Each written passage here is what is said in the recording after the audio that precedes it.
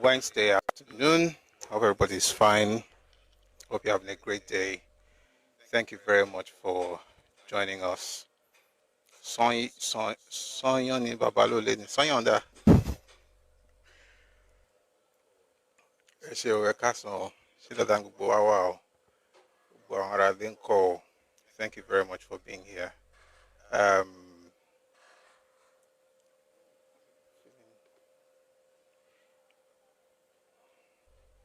Oh, 1 second, please.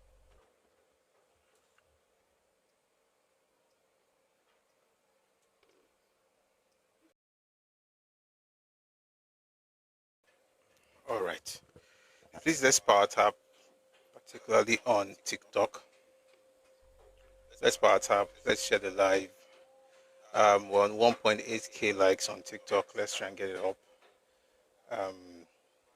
Also, I'd like to announce, and I'll say this later, that from Friday, the music will not last for this long. All right. So we'll be starting early because trying to work with the timetable now so that we can. I don't want to go beyond 6, max 6:30 p.m. So, and that will start today, by the way, because we want to make sure that we create a balance so that we don't, drag it. The beautiful thing is that there's the reason I usually drag it. I drag it primarily because I'm going to say this again later. I drag the live sessions primarily because of those.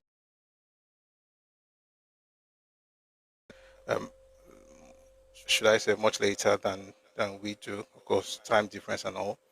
But since we now have YouTube to go to, they can always watch the session on YouTube, right? Because I don't want it to take its toll on me.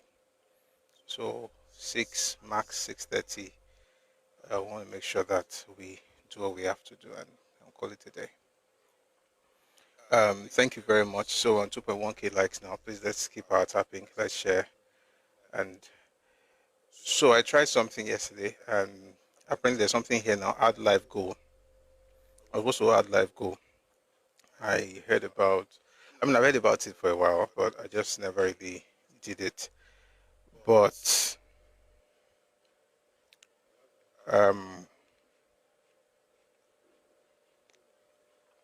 I'll ask that we please support the live.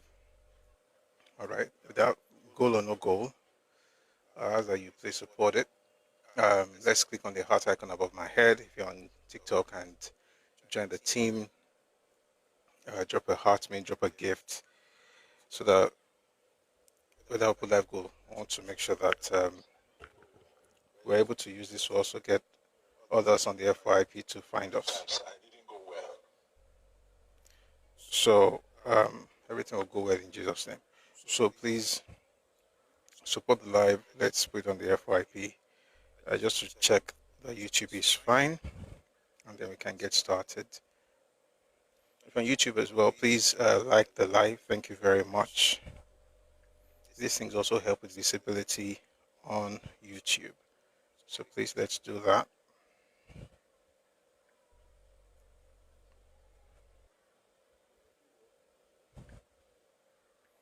Just trying to set some things up. And of course, I think we also have been able to find a way that this works even better than it used to. So let's do that in the next 1 minute. Let's share the live. Let's like it and also engage the live. Okay.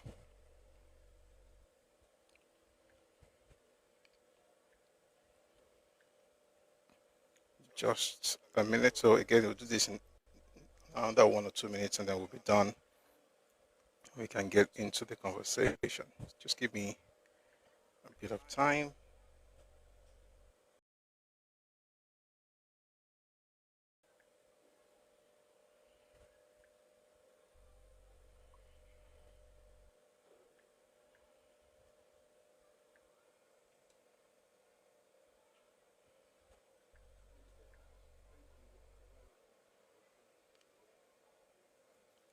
Thank you very much. Thank you, Olalekan Comrade. Thank you for the roses on YouTube, on TikTok.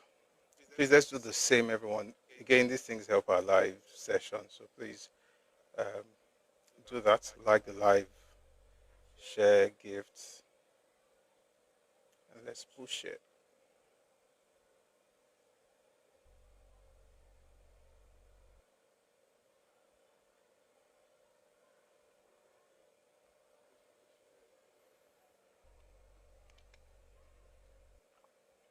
Just trying to share the live.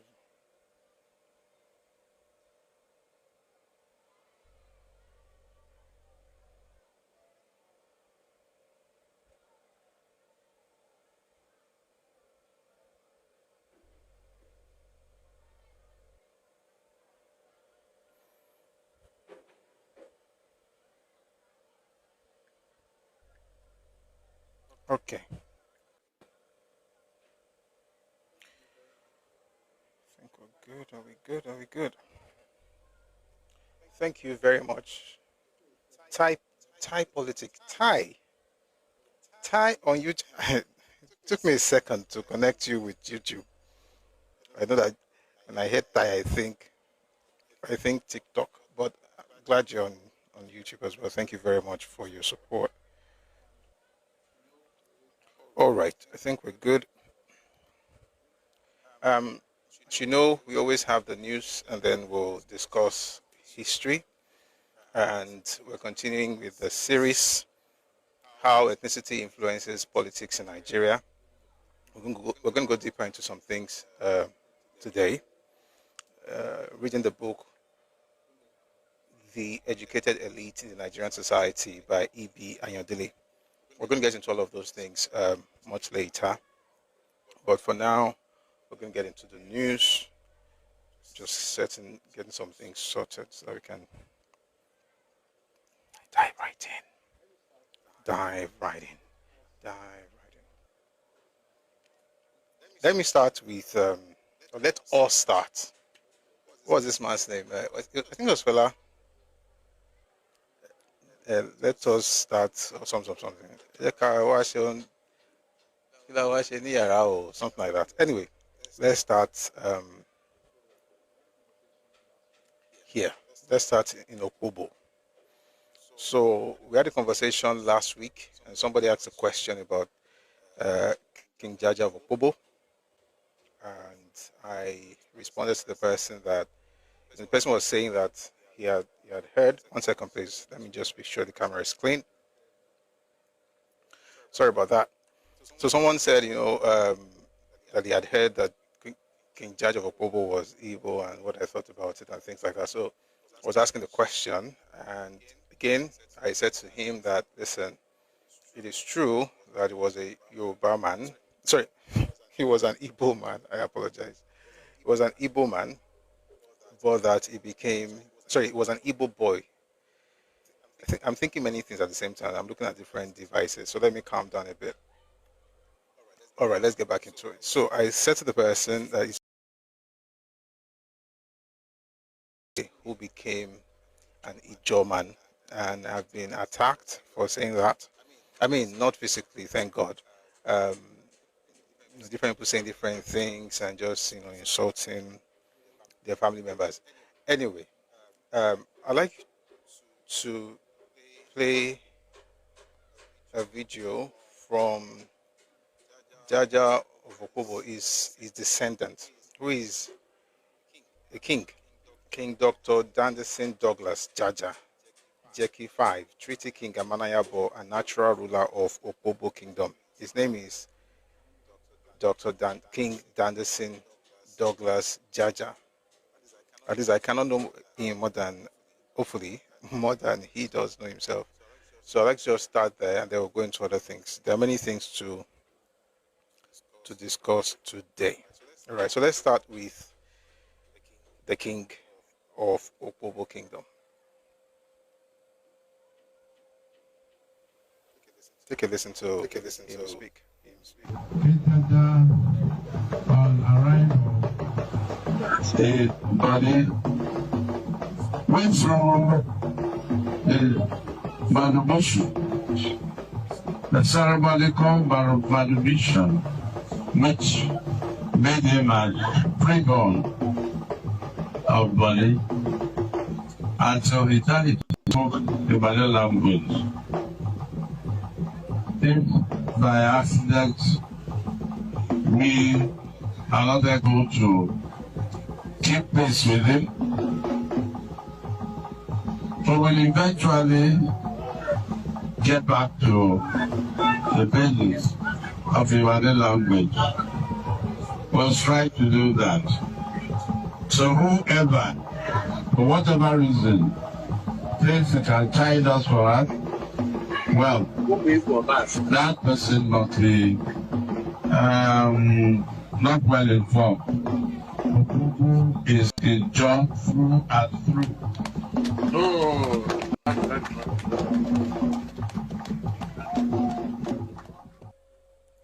So, by the way, the king, discussed two things at the same time: the ethnicity of Judge of Okubo and the ethnicity of the town and the kingdom by extension.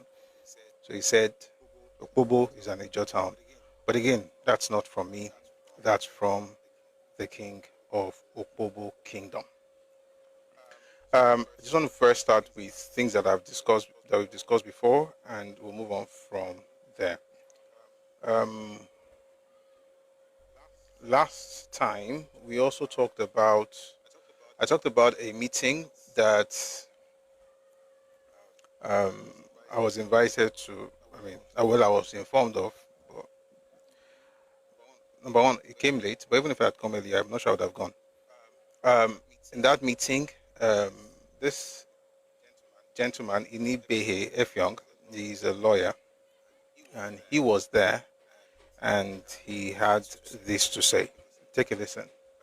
By the way, this was at the birthday anniversary summit of Mr. Richard Akinola, who is a journalist and also an activist. And so he had this thing, where he was talking about Yoruba and Igbo people being together. The normal unity begging, interesting things that we do, especially as Yoruba people, hoping for waiting no loss. Anyway, he had this event, and I think he's a lawyer correctly. So this is what he had to say. Please take a listen. Your cry will not be heard. Mark you Igbos, your cry. Wait though, if I send out two videos, they play at the same time. Most take one by one. Inibe now, please. Candidates are concerned. They are all Yoruba. The leading candidates are concerned. They are all Yoruba. But why is it that any candidate that does not contest on the platform that Tinubu supports, they will attribute him to the Igbos? Who is the Igbo man that wants to be the governor of Lagos? Who is the Igbo man that is going about grabbing people's land? I have clients and defending that are Yorubas. It is Yoruba people that are grabbing their lands. Let us stop these politics that we are playing, deceiving ourselves. We cannot change Nigeria without being honest. This tribalism is meant to keep APC in power. And I'm speaking as someone that has documented hatred for PDP. So you cannot say I'm speaking because, and by the way, when they say Igbo, where do you put some of us? I'm from Akwa Ibom, I don't speak Igbo. I've never lived in Igbo land. I'm a proud Ibibio man. But when you look at me, what do you see? Nigeria has an Igbo problem. And we have to be honest about it. Nigeria has another problem from the Civil War. Nigeria was out that conversation. And please, in summary, the solution to this issue is rule of law. Everybody should be subjected to the law. When you violate the law, you should be treated as someone that has violated the law. The law should not look at you as a Yoruba man. The law should not look at you as a Hausa man. The law should not look at you as a Muslim or Christian. All right. So one of the things that you notice with passionate people who are in the obedience movement primarily is that they speak more than they think, and they have no idea what they're talking about. When a person, especially with social media is a very wonderful space. We can all be platformed, and before you know it, they think you know. Anyway, Anyone who thinks that there's an Igbo problem and that it began with the war, that person may just be speaking based on what they know. But when they begin to use that to throw jabs at Yoruba people, they are ignorant. And I can say that without having to think about it twice. Very, very ignorant. This one is very loud, but very ignorant. This whole thing about whatever Igbo does, this thing goes beyond, before independence, forget the war. At least 40 years before the war. 40 years before the war. So this is not about the war. And when people say, let's have the conversation, we're having the conversation, but then they get to insult, they just keep insulting us. In other words, the conversation they want to have is where they get to be the ones to talk. But guys, we've been listening to a particular group for many years, for decades. It's time to listen to what really happened, rather than just being carried away with all this nonsense, single narrative, like they call it. And then when he said, oh, they're not trying to get Yoruba land, it's not Yoruba people that are contesting. Again, it's what you say when you're not really thinking very deep. So if, for instance, you have a Yoruba candidate who is always pandering towards a particular group, and you have a group who, in a bid to do something, they're telling you that your land belongs to nobody, do you not understand the fact that that's a way of actually disenfranchising you in your own space? But you see, because you don't come from that kind of place, you may not understand what it means. That's, and it's very difficult to say some of these things without, remembering where some people are from. It's not about Igbo, Yoruba, Hausa. It's about understanding boundaries wherever you go in the country. And the kind of politics we're going to be playing, that we should be playing in Nigeria, is the one that recognizes those boundaries. You can't be moving mad everywhere and say people should not say anything because we are one Nigeria. And that Igbo problem you mentioned, we're going to say something about it today because it's a particular, that phrase became popular after the publication of the book by Chinua Achebe, the first one, A Trouble with Nigeria, and then he repeated some of those things in There Was a Country. So we're going to read The Trouble with Nigeria later today, when he said that Nigeria would not be able to reach a consensus about anything else but hatred for Igbo or resentment of the Igbo. And I'm wondering, who do you really think you are? That the whole country will have nothing to have consensus on apart from hating you. Who are you? It's not that you are that important to people that they will now hate you. Like, they cannot do anything but must hate you. Anybody who always say that people hate, most times they're narcissists. And they know how to gaslight you to the point where you now be wondering if you are the one at fault, even though you can tell what they did, but for some reason you can't even put your finger on it anymore. And it's something that you've heard again and again. And when you hear, people talk like this, you the things I'm saying, but no, you're not wrong. And certain people who have been made to go through this in time, in the past, one of those groups is Ekwere. And I'm going to play something to you from, not the full stuff, but it's from an Ekwere man talking about the experience of the past. And I'm going to probably just buttress it with some things from a book by another Ekwere man, Elechi Amadi, and what he said about this. Please take a listen to this. I think it's Dr. Uche. I'm trying to remember his name, but I'll find the name before he's done. Take a listen to this. By the way, no. I should finish my thoughts on that thing. When people say things like Yoruba and Igbo should come together, number one, you're not apart. So again, it's what you have with all this unity begging thing. Give me a second, please.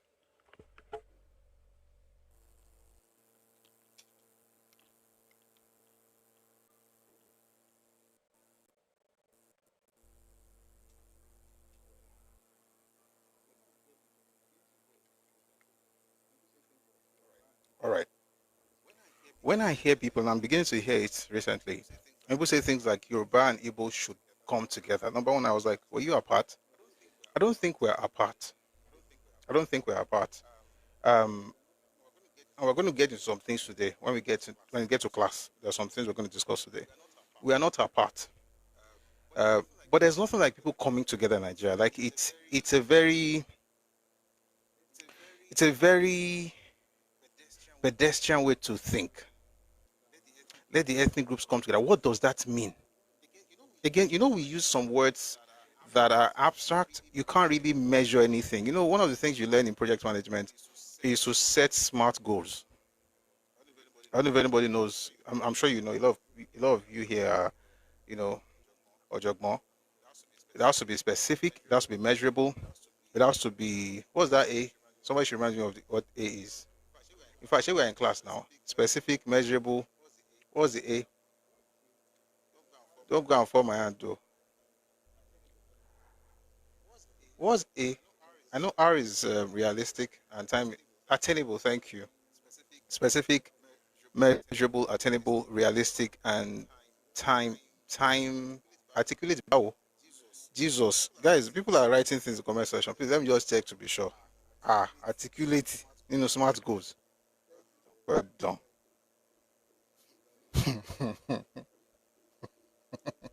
Thank you for help. At least you tried to type for me. Thank you. But let me know. Am I a king baggy? Yeah, it's specific, measurable, achievable, or attainable, then relevant or realistic and time bound. So it's smart. So for your goals to work, especially in the corporate space, they'll tell you that, do you have smart goals? Is it specific? Is it measurable? Is it achievable? Is it realistic? Is it time bound?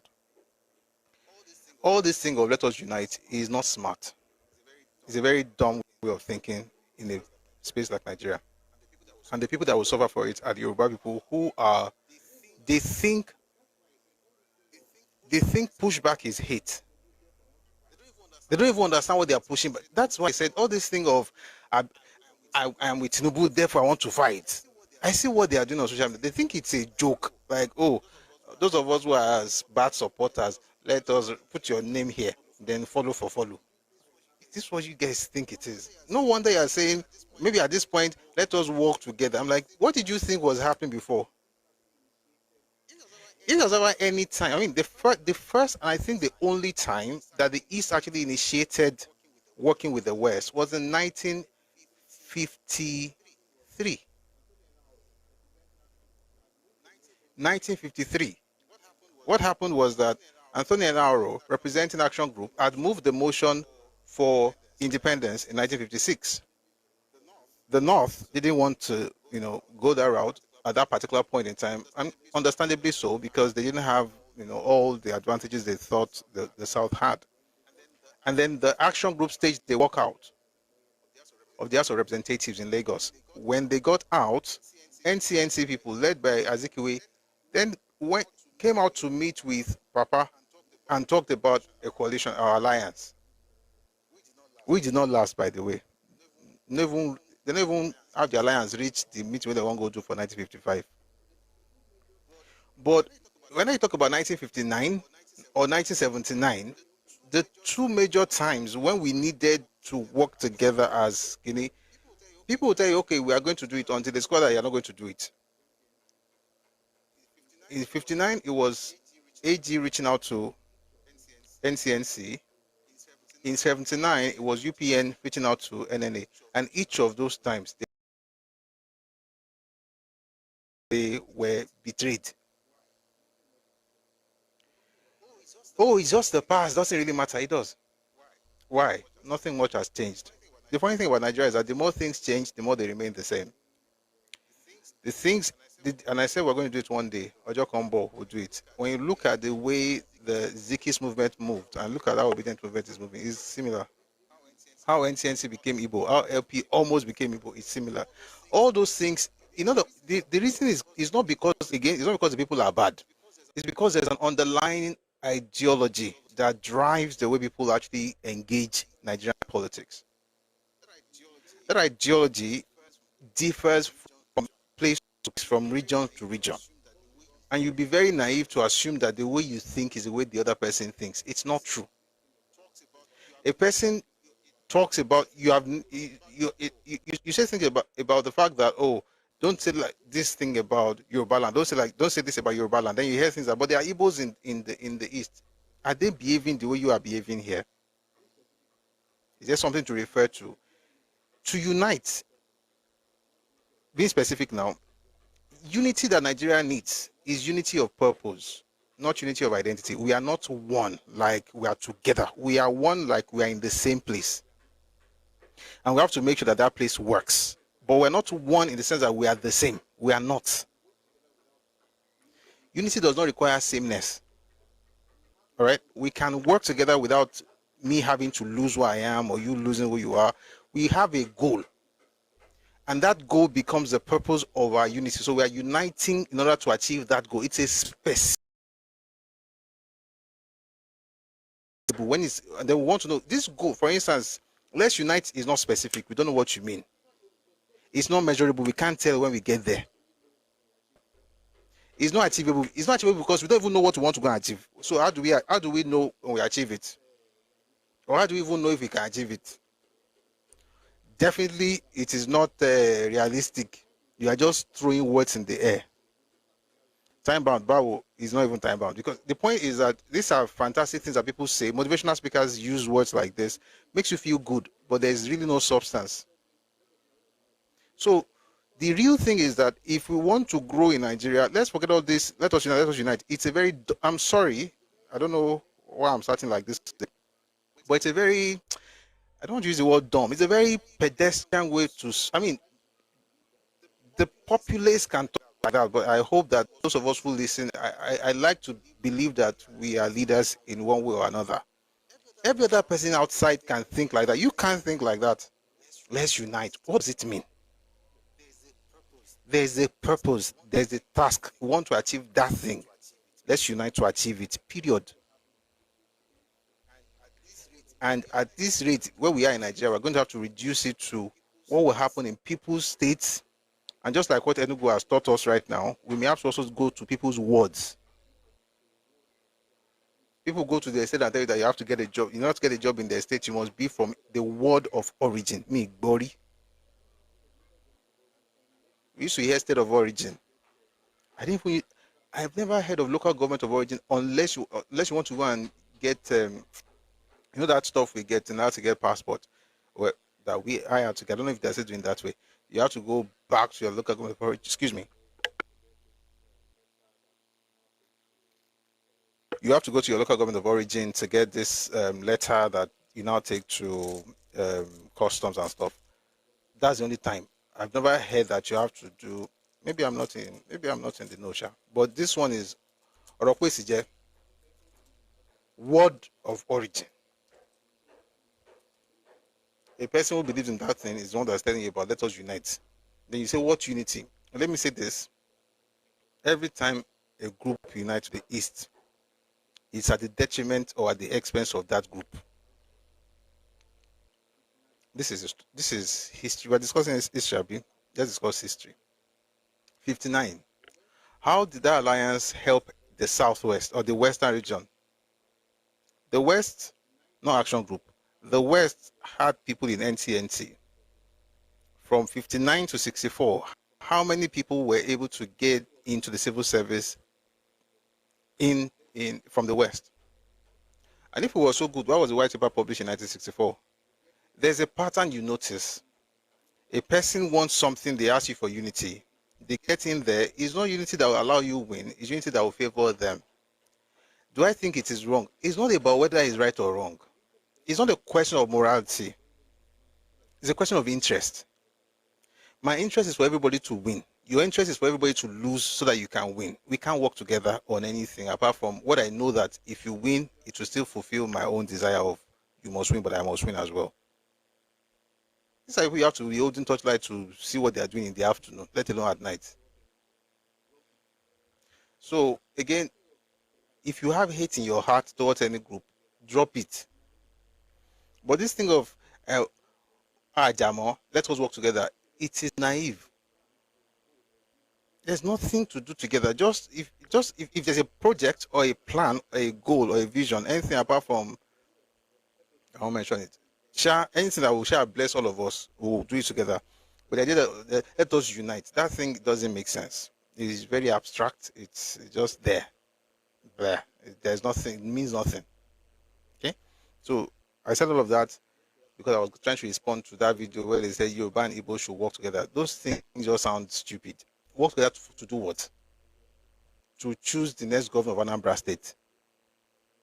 To choose the next governor of Lagos State. Or your state. Or the next president. what it should be is this: the same way everybody does in the north is how everybody should be. Go to the north, do well, but nobody has to tell you to respect your host, because those ones, they will kill you. They don't have time. Sure, we are speaking English. They don't have time. So, and I'm not saying it's right, too. I'm not saying it's right. Killing human life is very precious. So, but we don't have to have that in order to have sense. So, you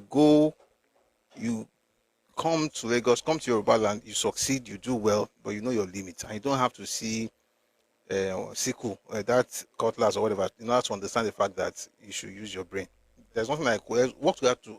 Again, if you think I'm wrong, when it's time to come up, please come up and correct me. Work together. What does it mean? If you can explain to me, maybe I'll learn. But as we are right now, let everybody do well, let everybody succeed, prosper. But work together for the East means dominate your politics. And nobody should come here and tell me something like, Igbo man doesn't really care, just want to sell his goods. It's a lie. It's a lie. Just want to sell. He doesn't want to do it. It's a lie. It's a lie. I've not seen these things since this. We've seen it every decade since 1930s. It's a lie. All right. That was for that or that thing. Let's listen to. I'll find you his name, the Ikwere man. Speak on what happened to them in present-day Rivers State. Take a listen to this. The typical Igbo person will not speak your language, will not like to speak your language. We speak his or her own language to you. You must speak his language. And this happens in the marketplace. And Igbos are all over our markets. Most of our people married Igbo women who took time to teach their children Igbo language. They will never teach Ikwere language. So obviously that child grows up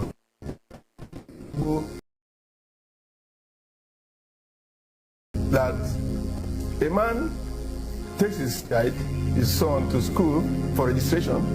The headmaster says, what is the child's name? My child's name is Ovunda. What is Ovunda? The headmaster is an Igbo man. What is Ovunda? That's his name. No, I don't know. I don't understand what the meaning of Ovunda. Ovunda means the heart of the father. The headmaster quickly put the name as Obinna. Automatically. You can see the movement from Ovunda to Obinna. You can imagine what will be happening in other Ikwere villages like that, where the Igbo is at the helm of affairs. They are in charge of the churches, they are in charge of the schools. Recall also that during the Eastern region, Igbo was the language that was compulsory mandatory here to be taught in primary school. One second, please. I'd like you to listen to like another version of that video. It's a bit longer. We won't listen to everything, but I think it should give us a bit more context than the short one we just listened to. 1 second, please. Number. The conversation as to whether or not Ikwere is Igbo has been a controversial one, and it doesn't align well with the Igbo community. So today we have the privilege of sitting with an Ikwere son who is of the opinion that Ikwere is not Igbo. Ladies and gentlemen, my name is Okapis and I'm standing in for Ikwere TV. Welcome, Mr. Okachukwu Dibia. So please introduce yourself to the audience. Thank you, Ikwere TV, to have me here. I am Dr. Okachukwu Dibia. I'm from Rumakun, Nemoha local government area of Rivers State. I have been interested in this issue for a long time. Today, I would like to express myself properly on it. Yeah, thank you. Okay, so there was an interview by a Nollywood actor who is also a lawyer, and the person of Kenneth Okonkwo, where he mentioned something about Azok Awabara and Simfubara, that they have the right to decide whether or not Ikwere is Igbo. What do you have to say about that? Basically, you and I know that it is not up to a human being to determine where a group of people comes from. Okay. It is for those people to say who they are and where they come from. No one else says that. It is suspicious for somebody to say Mr. A should say where the people of Ikure come from. That is not acceptable, logically and reasonably.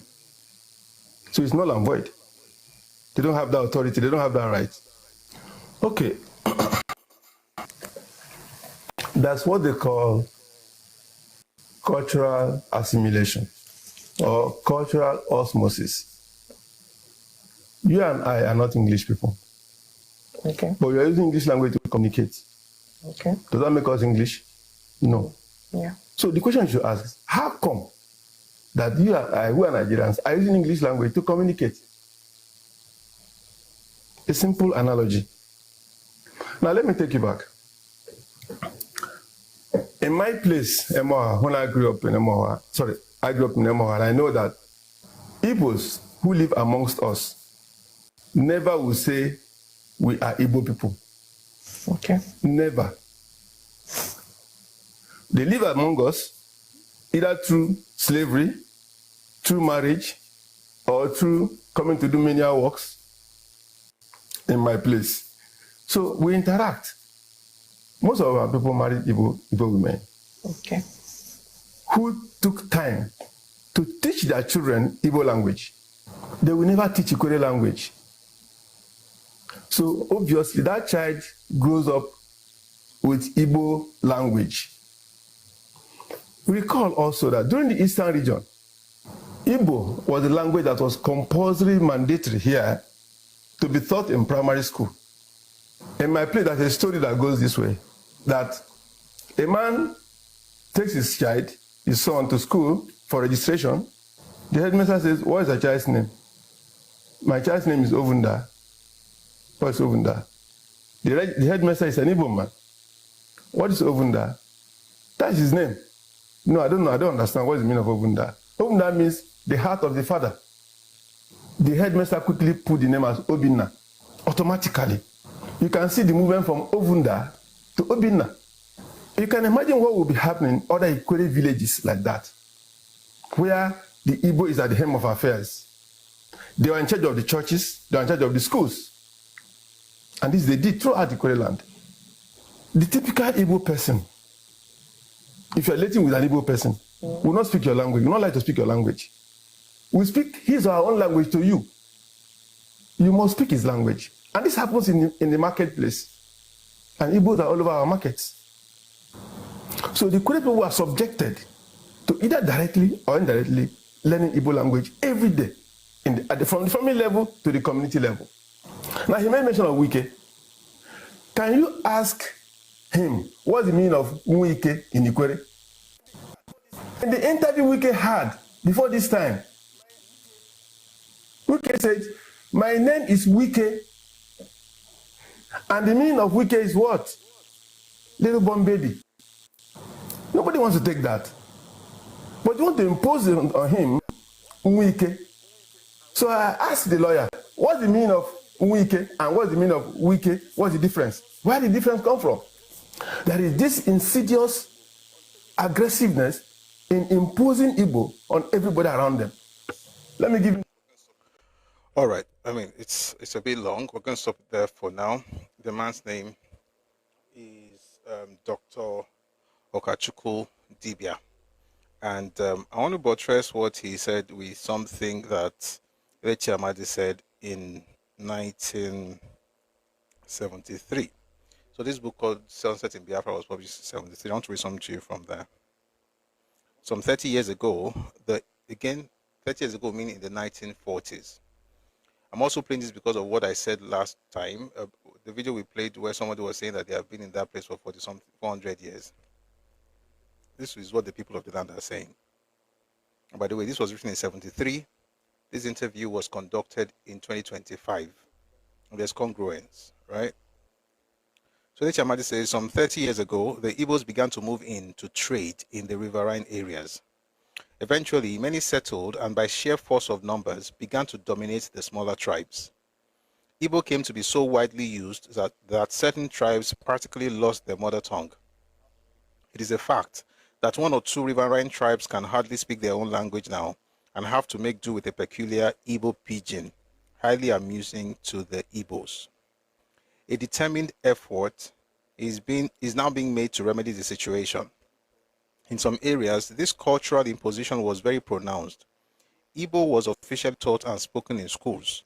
It could hardly be otherwise, since most of the teachers were Igbos. Gradually, many local languages were eroded, as the Bible had not been translated into the minority languages. The Igbo Bible and prayer books were used in schools and churches. Now, I mean, it goes deeper than that, but I think it's important to just say that when people say things like he's lying and stuff, and I'm seeing somebody on YouTube saying Yoruba people are in Enugu. I've given you a challenge on YouTube. Give me 5 names. Give me 5 names of Yoruba people who are in the high offices you mentioned in Enugu. I can assure you, you are not going to find, but might as well try. Maybe you're going to be able to disprove me. But please, give us those names. The point is that a lot of people are speaking up now about a particular group. It's not because they hate the group. It's because they have worked with the group thinking that, they have worked with the group thinking like others or like themselves, they will just come in and be okay and everybody will be fine. Let me give an example. You see in Yoruba land, if you enter the person's house and they say, "Why jẹun?" It means come and eat. If you take a spoon, if you go look for a spoon, I'm not talking about someone you are very familiar with. I'm saying maybe you go to a person's house and they say, "Come and eat." And you then go ahead and without spoons, you just go there, just sit down and say, "Oh, yeah, let me put my hand." It just shows that you are uncultured. You may go on and say, if he doesn't want to give me food, how come he called me? It's courtesy. It's courtesy. It's for cultured, civilized people. The way we are playing politics in Nigeria is we are doing come and eat. Because we expect the person to say, I'm fine, thank you. That's what we say in Yoruba land. Okay. Why jẹun? Agbabire. Ebi le ma pe, once we agbabire. What is agbabire? After, so if someone will say, come and eat, you say, "Oh, thank you, I'm okay." The person most likely, if they want you to eat, will now insist. You'll be like, "Oh, but that's hypocrisy." Well, that's because you're not cultured. They have to say, "You must eat in my house." I'm like, well, if you insist, then they get you the food and then you eat it. And even when you eat with some decorum. You don't just the thing about this some people in Nigeria, just say come and eat, just take everything for me, it's me. You're not wanting wait to. Now me cook the food for myself. I don't even know say they come. When they chop with the 2 hands, they chop. Once they not tell you stop, that person has become a tribalist. That's one of Nigeria's issues. The person who is not cultured, who goes to eat because he hears come and eat. The person who is not cultured, who when he gets there doesn't even eat like a civilized person, just uses both hands. It's one who turns around and says, "Why are they denying me my right? Is it not my friend? Are we not supposed to be related? Is this not one Nigeria? How come I can't just come and eat whatever I want to eat in your house and let me do it the way I want to do it? If you know you don't want me to eat, why did you call me? If you know you don't want me to misbehave anyhow in Nigeria, how come you came to bring me back after the war?" You are dealing with different cultures. What you think means courtesy in Yoruba land, in some people, someone that has been hungry for days. Very hungry. Just hears comma before you say eat, he's eating already, and he's going to eat like there will be he won't have another chance. All of that to say that words mean different things in different contexts, and clearly words mean different things in different cultures. And one of the things you notice with this person is they will allow you to just chill. Before you know what's happening, you have the whole place filled with certain people. Again, nepotism, we talked about this last week. Filled with certain people, then they begin to influence not just your politics, but your way of life. So that you will be changing things to make people feel comfortable at the insistence of the guest. If you're a good host, most likely you're going to change some things naturally. I mean, we work together. We're going to I'm going to pick some things from your language. I'm going to pick some things from you. It's organic. But no, not this way. For certain people, it has to be done because they want it done, even though they have no clout to even ask for that kind of thing. Which brings me to the other topic of what's happening with Owambe. And by the way, they always have some of us who are useful idiots will be the one doing the work for them because you are one of us. Therefore, you begin to speak, and apparently, because you share ethnicity with us, Yoruba people, only bow to get into us. One of such people is a young lady whose name I will not mention because I don't think she's that important, who went on social media yesterday to say that, again, like I always say, on this artist Owambe thing, it's not the spelling that's the problem. It's not the spelling. It's the appropriation. That's the issue. But this other lady went on social media to talk about how Owambe is not really a Yoruba word. Sorry, it's a Yoruba word, but it's not Yoruba culture. I mean, the mental gymnastics that the girl went through in order to spew that rubbish, I don't know why they don't have that kind of sports in the Olympics. Man, she would win gold. You know, she would win gold. And I'll see if I can find what she wrote because can you put back a local and no, but come out and sorry like Cotton so. And don't worry, I'm going to explain in a bit. Let me see if I can find that stuff. I mean, she really did well. I mean, she was just going everywhere. So let me read to you what she said. This is false. Owambe is not Yoruba culture. So somebody has said Owambe is Yoruba culture. So it says Owambe is not Yoruba culture.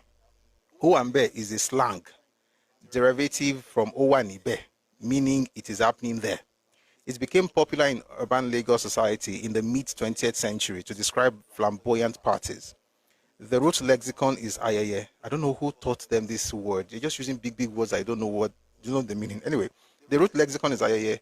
Linguistically and historically, Owambe is not a root cultural concept. It is a modern coinage that has been absorbed into Nigerian popular culture.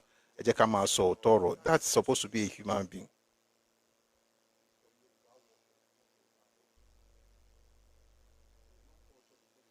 It's from Yoruba word, but it is not Yoruba culture.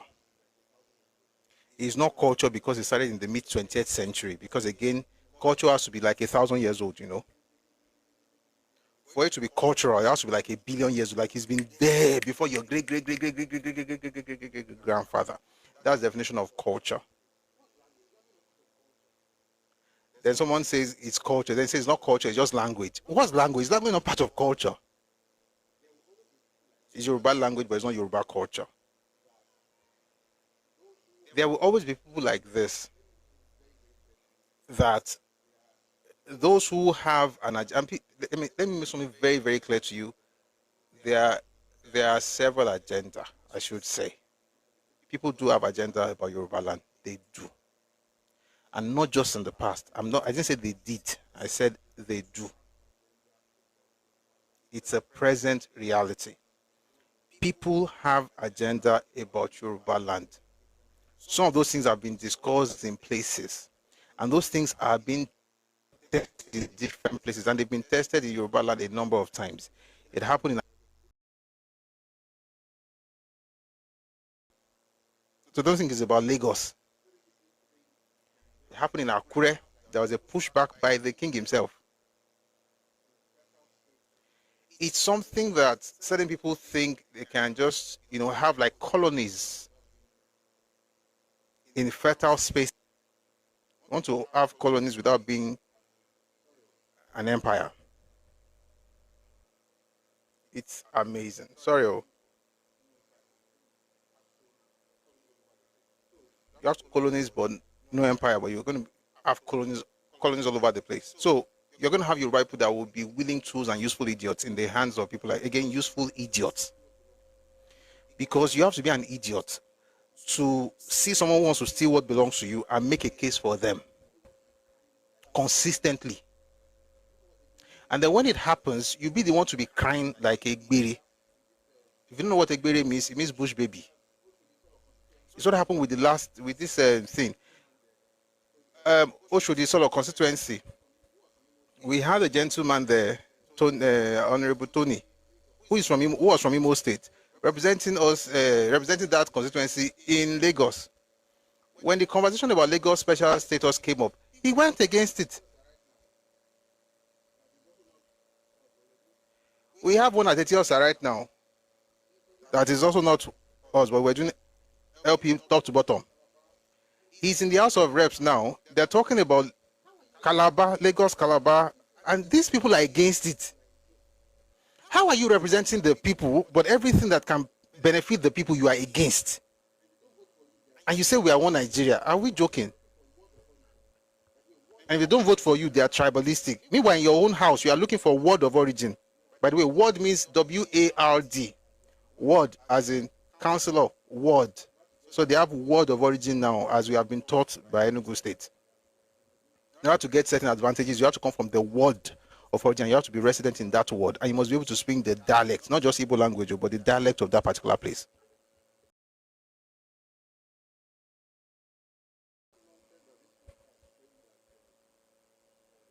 Meanwhile, that nonsense that this one typed, saying that it became popular in urban Lagos society in the 20th century to describe flamboyant parties, but it is not. It is not Yoruba culture.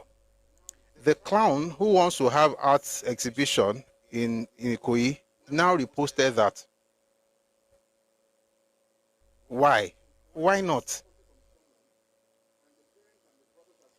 If you want to steal something from someone, and the parents and the brothers are saying, don't do that, and one clown amongst them, who is a family member, tells them that, why are you even doing like this? Why? What's the big deal? What's the big deal? You will repost now. Because you found somebody amongst them that panders. Guys, I say the truth under God. A town, there are certain local governments, not even towns, certain local governments in the south that cannot move like that amongst themselves.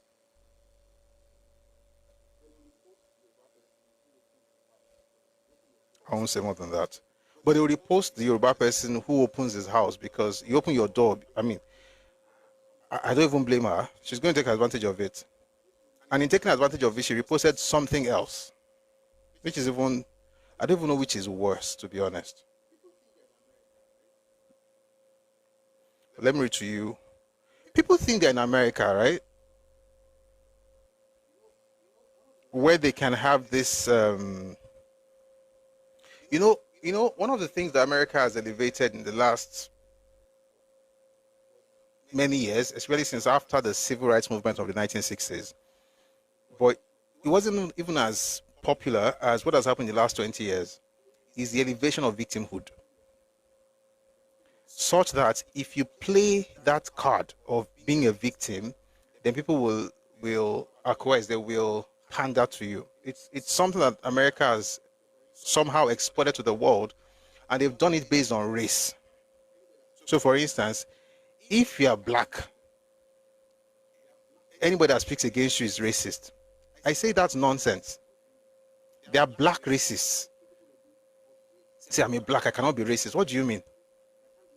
Are you incapable of being prejudiced towards others? I can only be prejudiced, but I can't be racist. It's a lie. Say only white can be racist. It's a lie. Say only white own slaves. That's also a lie. Anybody can be a racist. Anybody can be stupid. America has put these people on this place. By the way, that's changing now. It's changing. I saw the news earlier of a judge who got a job, I mean, because of DEI. And again, I'm not against DEI, but like I say, owners of the land are thinking straight now. Got a job because of our color. If they give you a job because of your tribe or because of your ethnicity or because of your color, do you not even think that makes you, I mean, you can take advantage of it, but at least when you get there, what do? You now have to prove yourself so that more of your people will be able to get into that space. She didn't do that. The first thing she did was to start clamoring for increase in pay. The white man who left that position was collecting $93,000. She came and said they were paying her too little compared to other judges who were doing 10 to 13,000 cases. She had to do only about 800 and something cases a year. But guess what? By weaponizing ethnic color and race, She eventually got over $100,000 per annum. And then she got to keep other monies that got into that court. Essentially, she was making over 200,000 at the point. The point I'm trying to make is this American thing. There's a problem we also have. We think if it's foreign, there must be right. Not necessarily. Why am I saying all of this? Because of what the Uzo girl reposted again, written from an American angle, that is absolute nonsense. I'm going to read to you. It says, Lagos is now officially a xenophobic state. I know where this is coming from. It's definitely American. And now you see, by the way I keep reading, you have to say you are, if I speak against you, I mean, especially if you're white, if you say something that the black doesn't like, it's because you are racist. If you're black, you're Uncle Tom. Oga, I'm Uncle Busui, and you will collect. This is rubbish. Let me read to you. The road here, you are welcome. Putting the, it's not even there, it's the winter cap that came from the Oyinbo. Anyway. It says Lagos is now officially a xenophobic state with over 16,000 signatures. This is the person that wants to organize exhibition in Lagos. So, with over 16,000 signatures, a petition against Igbo American artist Uzo Njoku exposes the ugly face of tribal prejudice in Nigeria's largest city. Uzo Njoku, a Nigerian American artist known for her bold work and lively Twitter presence, announced plans to stage a show in Nigeria. What followed was one of the starkest displays of tribalism since the 2023 elections. She became the target of online abuse. What are you seeing right now? She's not the victim. It's a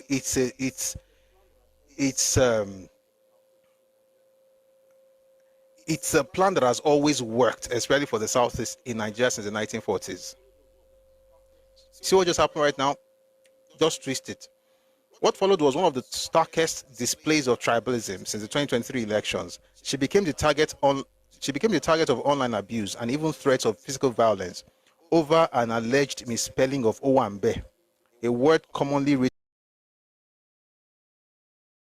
That flimsy pretext has since snowballed into a petition against her, which now has more than 16,000 signatures. Why does it matter? Tribalism and hate speech towards Igbos in Nigeria are not new. You know what? I'm going to be reading a small mark because rather I don't know is absolute hogwash. It's people that maybe again, if you have hate for anybody, deal with the hate in you. I can say what I want to say because I don't hate you. I just love me and I love myself and I love my people. And I love my space. I love my heritage. I love my culture. I don't have time to hate you. You don't matter. So for those who are always saying you hate us, you don't count like that. But if you are here, you hate Igbos or you hate Yoruba or you hate anybody, deal with it. It's not necessary. So having said that, let's get into this thing. Number one, she said, she plans to stage a show in Lagos. And the next thing, that was tribalism. And she became a target of online abuse because she misspelled a word with an M instead of an N. If you misspelled it, over an alleged misspelling of Owambe, number one, and I remember saying this on the very first day, this thing has nothing to do with the spelling of a word.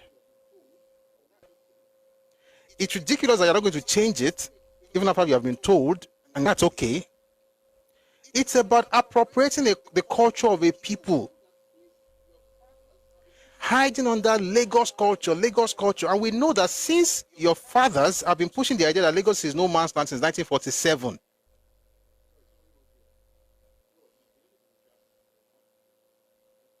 Sorry, somebody wrote here. You know what? No, you're not going to distract me. No, not today. Not today. Since your fathers have been saying this since 1947, that Lagos is no man's land, if you call it Lagos culture, it means the culture now belongs to nobody. That's the point. This is Lagos culture. That is Lagos culture. This spirit is Lagos spirit. And there's nothing wrong with that. If it's coming from a sane person. But since we've seen like a history of insanity, when people start saying things like it belongs to nobody, it's no man's land, once they begin to say that place that belongs to nobody is also the place that owns this culture, it means that place belongs to everybody. Which means you can't really call it anything Yoruba like that because it belongs to all of us. And people are telling you it is Yoruba culture. If you have sense and you are trying to sell a product and the people you want to sell to tell you that that's not the right way to say it. Number one, you may decide not to say it that way. But you may even decide not to listen to them. One thing you cannot do, you cannot make yourself the victim. If they said you want to sell to them and they said they don't like the way you wrote it, and you said, I'm not going to change it, that's fine. You know why? If they come to buy, and if you want to sell and don't come to buy, that's okay. Like, it's okay. I'm not going to change for you. It's fine. Like, you have a right. What you don't have a right to do is to act like you're a victim. Oh, they hate me. It's because I just misspelled the word. It's not because you misspelled anything. It's because you don't understand. You're not civilized. And for somebody who doesn't have so much where they're coming from to share with the world, you should at least appreciate the people whose culture you want to use or profit from. That's the point. It's not about you didn't spell the word right. People have used M, they have used N. It's about the way you move and say it's all of us, it belongs to nobody. And then you start saying, this culture is Igbo culture, this King Kong is Lagos culture. All those things, if you want to do well in life, you have to understand how to... What's his name again? Sorry. Dr. Dibia mentioned, he said it, but I won't repeat it. I want you to hear it, then I'll say something based on it, because he said something very, very important. Take a listen to this.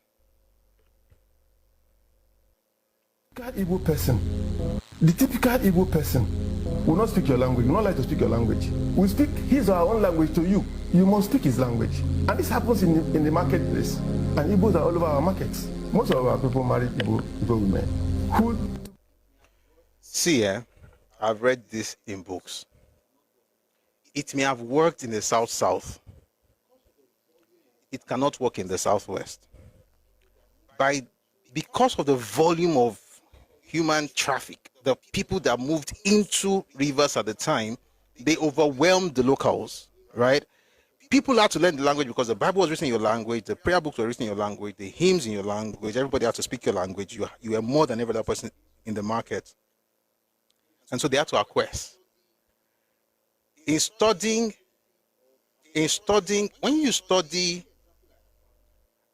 ethnicity or acculturation in Nigeria, the only example I have found where an outsider moves into a place and the people there begin to, it's called cultural imposition.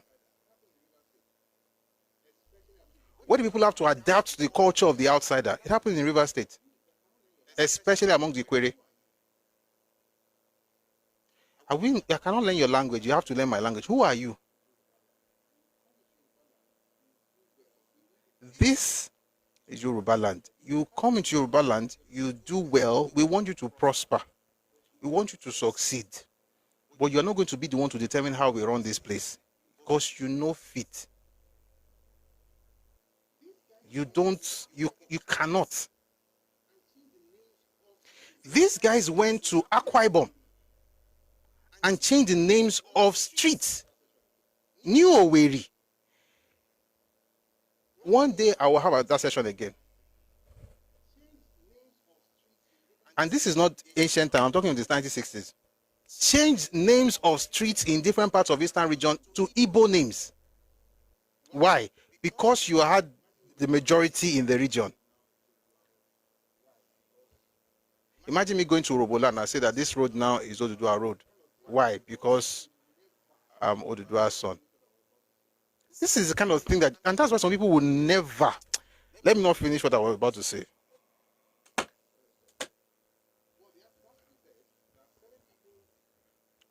Let me stop there. But it has to be said that certain people think that being one Nigeria means that they must be able to come to your place and redefine. And a lot of young people may not even, oh, 2023 election, and everybody is now tribalistic. It's not because it started in 2023, it's because that's when people started pushing back. This is our 1948 all over again. This is our 1948 all over again. It's not that you were not doing it all this while. You've been doing it. Yoruba women are dirty. They just be speaking Yoruba. Ashake is speaking Yoruba too much. All these people are just dumb people. Just be dirty Yoruba people. Lagos is smelling. Ibadan is brown roof. All of us have name for it. All of us. He don't insult all of us. Tire. Akure. Anything you just insult. Meanwhile, we go back to your house. At the time, they were using corrugated roof sheets in roofing sheets in Ibadan. Then and now, you're still using thatch roof. Insult everybody. Nobody responded. You know why? It didn't really matter. What changed? The only thing that changed is that a people said it is enough. That's what has changed. The people are saying it is enough. And if you were properly raised, you will read the room and know how to move and you adapt. But since you were not properly raised and you are undercultured or underdeveloped and uncultured, you will just move anyhow and expect them to still keep quiet because after all, we're all in one Nigeria.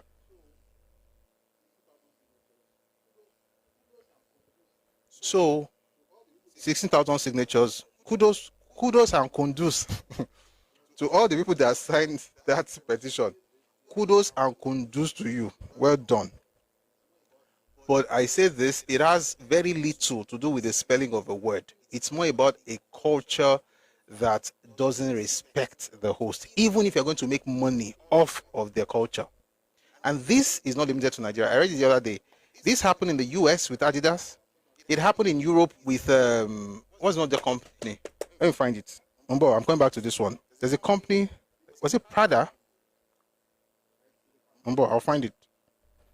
The Mexicans got very angry, right, with a particular design,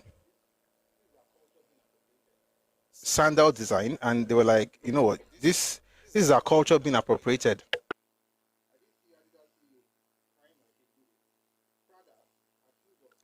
I didn't see Adidas CEO crying like Kegbiri. Prada accused of cashing in on Indian culture with Kolhapuri-inspired sandals. That was in the UK. And then the ones from Mexico. Mexican-American designer apologizes for Adidas sandal design, accused of cultural appropriation. You know the crazy part? It happened this year. It was published in August 12. It was published on August 12, 2025, just last month. So this is not a million years ago. The point, and by these things happen. The point is that these things happen all over the world. It's how people protect what is theirs. You don't think about it because you have nothing to protect. That's on you. You think it doesn't really matter because you have nothing to protect. Those who have something to protect will speak up. It's India, it's Mexico, and it's not fight. What you see with this person, this Mexican American, is apologizing. Oh, I'm sorry. You can't appropriate people's cultures and tell them to keep quiet because you are one Nigeria. That's not how it works.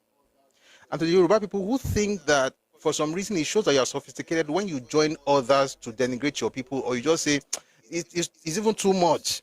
We are spray. We'll go to Ikoyi, go and enjoy the number one. You can't even afford Ikoyi. All this your fine boy ends on social media. You can't.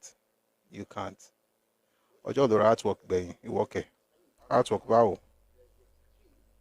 Just before me like you are better than everybody who is. I mean, again, there is the extreme where people go down and begin to curse people out and curse Igbos and curse that. I don't agree with that one. But speaking on the topic, you can't be moving anyhow in other people's spaces. That's what the point is. So if you had a modicum of wisdom, you'd have done the needful, which is Yoruba culture. And you keep it going. But no, let's continue with you will not stop there. So let's continue with the next thing they said. Why does it matter? Tribalism and hate speech towards Igbos in Nigeria are not new. They date back to the Biafra War of 1967. They have taken a more dangerous form. If you are Yoruba, please listen to me and listen carefully. This is something you must have heard over and over and over again in the last 50 years, whether you were born at the time or born after 1970. But I assure you, it's a lie. Last 55 years. They've been saying it for 55 years, but it is a lie. Victimhood is the currency of certain groups in Nigeria. As a matter of fact, the entire existence, if not think about careful, is as though it's as though the entire existence is built on victimhood. And this is why I mentioned American culture earlier. It's like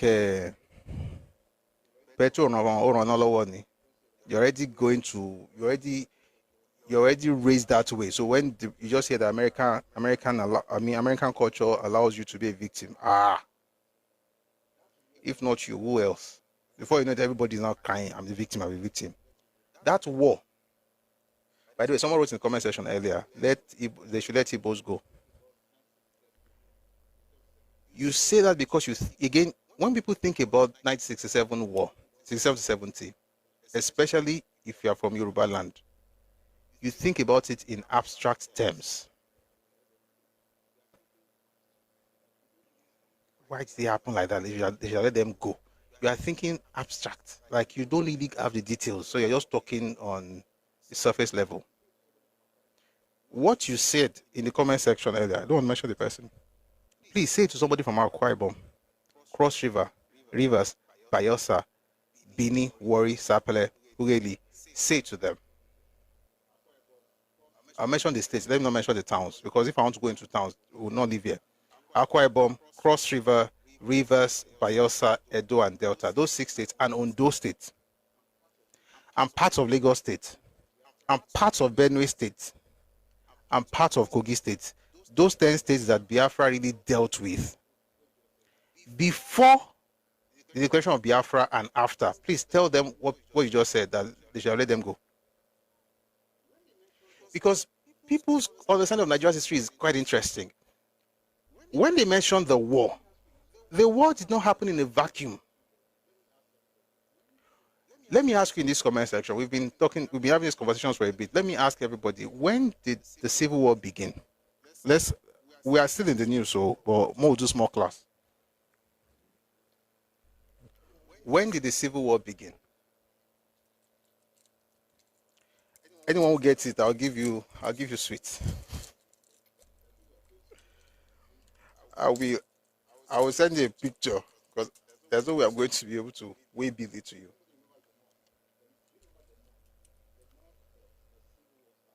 Anybody remembers the month? Do you remember the month? The month the Civil War started. The month. I need the month. And I'm not being pedantic. I'm trying to make a point. The month. Thank you very much on YouTube. Bola Ogunaike, Kubo. I see you guys on TikTok. Limestone, Observer. I've seen September 67, May 67, July 67, January, September. Thank you very much. Thank you. So let's just quickly talk about this. The Civil War started July 6th. No, July 10, 1967. July 10, 1967. Ojukwu declared Biafra May 30, 1967. That's about 6 weeks before the war started. What if I told you that Ojukwu began to blow up Lagos in September of 1966, before he declared Biafra and before the war began? What was the occasion? The occasion was a conference, was a constitutional conference in Lagos. September. It was going to be held at Federal Palace Hotel. Ojukwu's boys went there and blew up that place. September. That same month, they blew up the Ore Bridge. September. This is not the north where they had issues. And what caused those issues? We talked about it in some other. We will talk about it again, because apparently we need to remind ourselves. Started bombing places in September. October. So you have September, October, November, December, January, February. So by May, which will be how many months now? September to December is 3 months, right? So 8 months before he declared Biafra, he was dealing with Yoruba land. That's one. When he declared Biafra in May, was there any, he declared Biafra May 30. That's 3 days after Yakubu Gowon created 12 states. So, in truth, River State, parts of Bayelsa State, Cross River State, Akwa Ibom State were not part of the Eastern region when Ojukwu declared Biafra. Why? Because Yakubu Gowon declared declared those 12 states, the creation of 12 states, on May 27th. Ojukwu came with his own announcement on May 30th. And even then, Gowon did not fight. You know what he called it? He called it police action. We're just going to go quickly and come out. Just surgical strike. Get in there. Let's quell this problem, and everything will be settled. Why? The question should be this. Number one, did Nigeria declare war because Ojukwu declared Biafra? The answer is no. So what happened? What happened was that Ojukwu went into Benue State and began to blow up places. The Idoma, the Igala, they bore the brunt of what he did in that place. This was before Nigeria now came into the whole picture, coming in through the Nsukka sector. That was where Ojukwu was crying when they dealt with him. Let me not go into that. But if you want to know it, please read the book by Hilary Eminjoko, A Tragedy Without Heroes. They're shouting, "Go on, Afuna Uzo." Ojukwu sent Dibia, Babalawo. No, not Babalawo. Babalawo is higher. What am I saying? Babalawo is a priest, a respected person. This one is just one winter cap wearing person carrying cock all over the place, shouting, "Go on, Afuna Uzo." When Dibia heard, boo, bah, head mortar, shelling, Aba ran away. That was when Nigeria began to really answer them. That was on July. Something tells me I'm getting the dates wrong. Give me a second.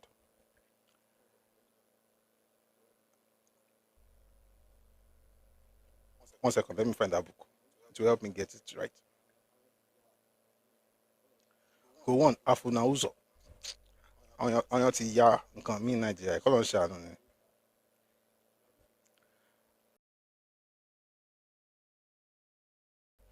Ojukwu began to cry. That guy, may God forgive him in heaven, because what he did to his people is even beyond the war.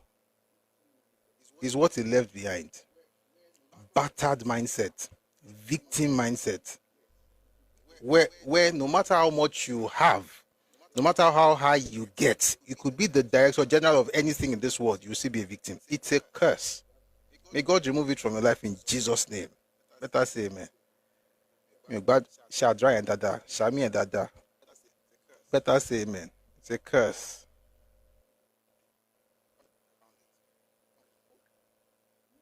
I found that book. And I found it.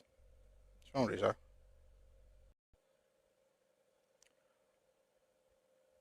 Oh, I knew something was off. 10th of July was when they dealt with them. The war started on 6th of July. I apologize. I knew something was off. I just couldn't place my finger on it. Let me read to you what happened on the 10th of July. Since we are here, we're going to come back to some of these things later. The most crucial day of this particular phase was the 10th of July, 1967. That's the date in my head. So this was 5 days after the war began, July 6. The head of state, that's Ojukwu, had earlier poured into Enugu a large contingent of mixed age of males from Abam, Abriba, and Ohafia. By the way, the person writing this book was the commander of the Biafran army. His name is Hilary Njoku.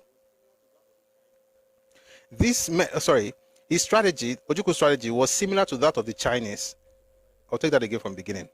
The most crucial day of this particular phase was the 10th of July, 1967. The head of state had earlier poured into Enugu a large contingent of mixed age of males from Abram, Abriba, and Ohafia. His strategy was similar to that of the Chinese, the human wave. These men, armed with machetes, Dane guns, and a few 12 boss-spotting guns, were sent to the Nsukka front. At the sound of mortar and machine gun fire, they ran like drunken monkeys to different directions, but certainly not forward. Sincerely, I would not have used those words, but it's their gas, so he knew how they ran. It was like monkey. Anyway, let's move on. Then he says, on this particular day, 10th July, the 5th day of the war, we got information from the front that the Biafran positions at the Nsukka sector. His Excellency took Colonel Philip F. Young with him to the front. They met the forces at Okehe Secondary School compound. They did everything to get the troops back to fight, but did not succeed. His Excellency returned to Enugu. On arrival, he telephoned me to see him. He was in tears. He said all is lost. 5 days after the war started, 5 days. All is lost. But he needed morale high. I reassured him and told him I was leaving for the sector. That's Ojuku's fantastic. In fact, let me read one of that fantastic idea. It may not be like, say, I come here, I no can give you that one before I come out. In talk, say,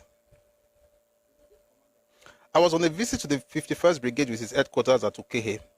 The brigade commander, Colonel Anthony Eze, who was formerly the head of the Nigerian Army Signal Corps and one of the dynamic founding fathers of the Biafran Army, called my attention to a message from the defense headquarters. The bearers of the message came in a Land Rover bearing defense headquarters signs. The message was addressed to the brigade commander, direct from the defense headquarters, and signed by Brigadier Imo. In the Land Rover was a white cock. Adiye fufun ohun lagba adiye awa lagba. Akuko fufun. The message was that the head of state directs that the bearer should be attended to. In quote. The brigade commander talked to the man. He was a juju man, sent apparently to do what Napoleon could not do: drive away Gowon from the territory of Biafra. At that juncture, I boarded my car in disgust and returned to Enugu. The juju man's chant, the one I said earlier, Gowon Afuna Uzo, Gowon Afuna Uzo, and his reaction to artillery shell that fell near the brigade headquarters as he was about to perform his ritual spread like wildfire throughout the Nsukka sector of the war. That was the last we saw of him. All of this to say this. The war started July 6. Ojukwu declared Biafra May 30. Gowon created states May 27. Gowon, by the way, passed promulgated decree number 8 March 17 or so. That was a few months after Aburi Accord, January 4 and 5 of 67. All of this never happened when Ojukwu don't begin to destroy Yoruba land.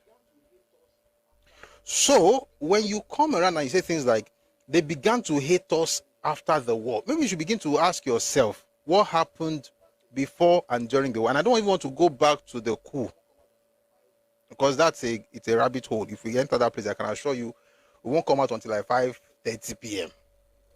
I like that part of history because it's exciting for me, maybe because, when I get into one thing, now go into another thing, there's another book, and I enter another book. So let's not do that today. But the point is, the coups, but even before the coup, the structure of the civil service, the nepotism.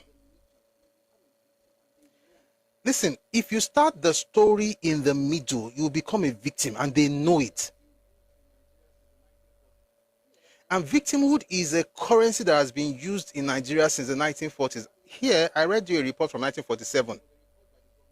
January 1947. That means that it began before 47. It was a report by the Governor General of Nigeria at the time, Sir Arthur Richards, when he was complaining that the people were always clamoring and saying that they needed more road, more education, more this, more that, but they contributed the least in Nigeria. Read Azikiwe's speech of 1949. What did you see there? We are the victim. It is literally, I'm serious, it is literally there. It's there. We are the victims of Kidikon. We are victims of the British. We are not represented. We are paid tax. That means our tax is developed other places. Meanwhile, your tax is the least in Nigeria. When was this? 1949. So if a person does it in 2025, you really think I will feel sorry? I mean, see, the war was bad. People died. I feel sorry for those people. I feel sorry for people that lost people. But I don't take responsibility for the loss. That's on Ojukwu. This thing where you blackmail people and you weaponize empathy to the point where after a while, I can't look at myself and say, oh boy, you smart like this, because they don't use this Sub story, collect things from you. See what they did to us. What did they do? And what did you do? What happened in Abonema? What happened in the Gema? How many people were killed in their homes? What happened in Ikorekpene? What happened in Ikorabasi? What happened in Cross River State? What happened in Ogoja? How many people were killed in Asaba? And this was even before the Asaba massacre, which was terrible on its own. People that were killed at Osiomo River, in Benin, in Ugeli, in Wari, in Sapele. What thing they look for in Okene? Person will want collect Eastern region. What thing carry you go Okene? What thing they look for Ondo? Say they go Lagos. To do what? And if you're Yoruba here, people have told you that he was just going to Lagos. He wasn't going to do anything. Just to get to Lagos is a lie. There's a letter that he wrote to Victor Banjo in August of 68. I've read that letter here before.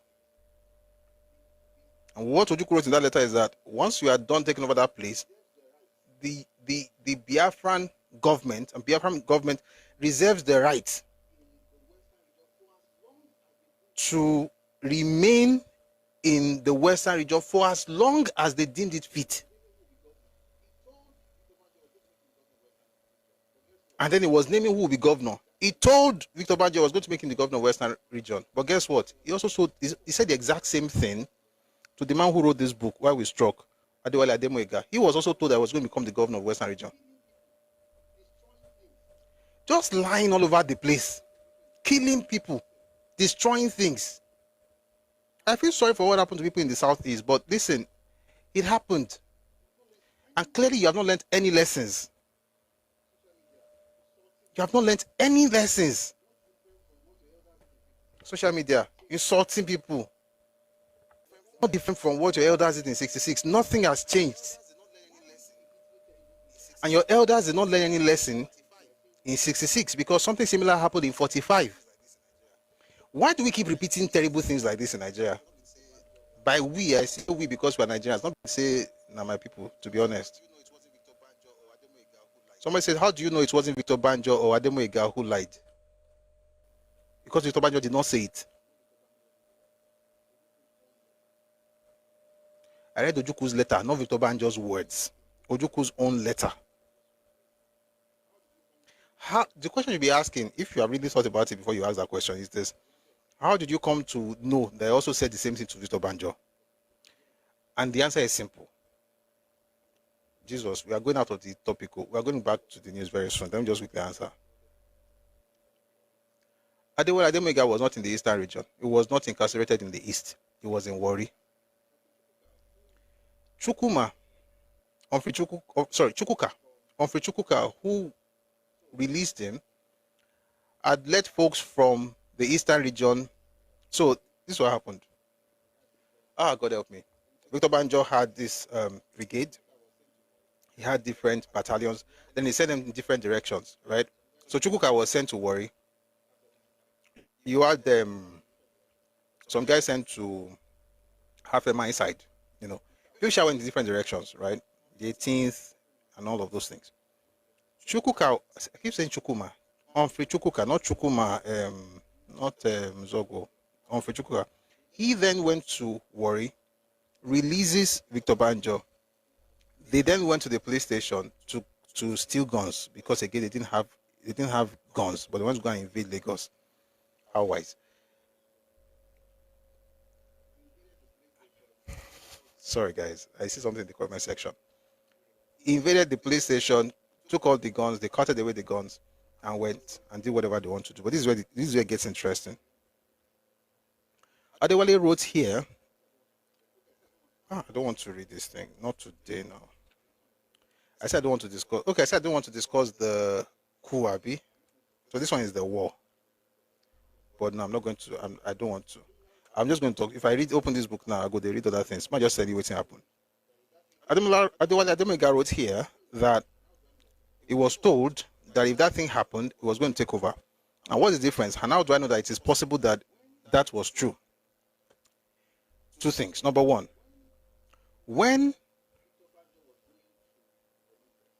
when Victor Banjo was going to the Midwest, or when he got to the Midwest, he had a plan, or he had an idea of who should become the governor of the newly declared Republic of Benin. Ojukwu had his own idea. Ojukwu's idea was to install or impose Konrad Nwanwo. Banjo said, don't do that now. I'm going somewhere, please stay with me. Banjo said, don't do that. Let's take somebody who is not Igbo. So he gave him 3 options. There was Chimnel, who was a Shekiri. There was Ogbemudia, who was Benin. And David Ejo, who was Urobo. He gave him 3 options. Ojukwu said, no. He chose another Igbo man, Okonkwo, which was what he would have done in Yoruba land. All those I would make you Kiniko is a lie. He chose an Igbo man to become the head of the Midwest, just like his elders did with Osadebe in 63. He did the same thing in 68. But here's where it gets interesting. Before that meeting, or before that conversation, Victor Banjo had a conversation with David Ejo, telling him that it was safe, his safety was guaranteed, not knowing that the same Chukwuka was actually sent to kill this David Ejo guy. And if you're looking for the books that you can find this in, I'll give you 3. Read, no, let me give you 2. Read Colonel Victor Banjo, Revolutionary Betrayed by Niya Borishade, and read The Trial of Biafra's Leaders. His first name is Nelson. I can't see the surname right now, but his first name is Nelson Otta. The Trial of Biafra's Leaders. He was assuring David Ejo that they were good, not knowing that the other guy was sent to kill him. And David Ejo barely escaped. Which means that he didn't tell him everything. That's the first stuff I want to say. The second one, the first one is about what's going to become, I forgot the second one. Someone said, this is the issue I have with you. Tell us also, we have the Igbos in the Midwest and no Igbo in Yoruba land. Your name is Jeep Jeep. Is your brain jeeping? Sean leaking. Is it leaking? Are you high? What's the second one? I'll remember later. And actually, if interestingly, the second was the one I wanted to mention earlier. I should have written it down. I'll think about it another time. I remember the third one. The third one was when this man was summoned to the east, Victor Banjo, right? And this other guy, Ademega, was at Agbo. You said he was going to install Igbo in land because some was done in Midwest. I disagree. Jeep. Let me tell you something. You don't have to agree with me. You don't. I don't even expect everybody to agree with me. I think that would be naive. All I ask is that when the opportunity comes for you to come up, please come up and come with sources and references. That's all I ask. You don't have to agree with me. You don't have to agree. But come up, if you have the opportunity, please do so with references and tell us exactly, and tell me where I'm wrong. If you are able to prove I'm wrong, of course I'm going to acquiesce. But if you come up and you come and do like the other guy that did something the other day, please, that means I will throw you away. But I hope that doesn't happen.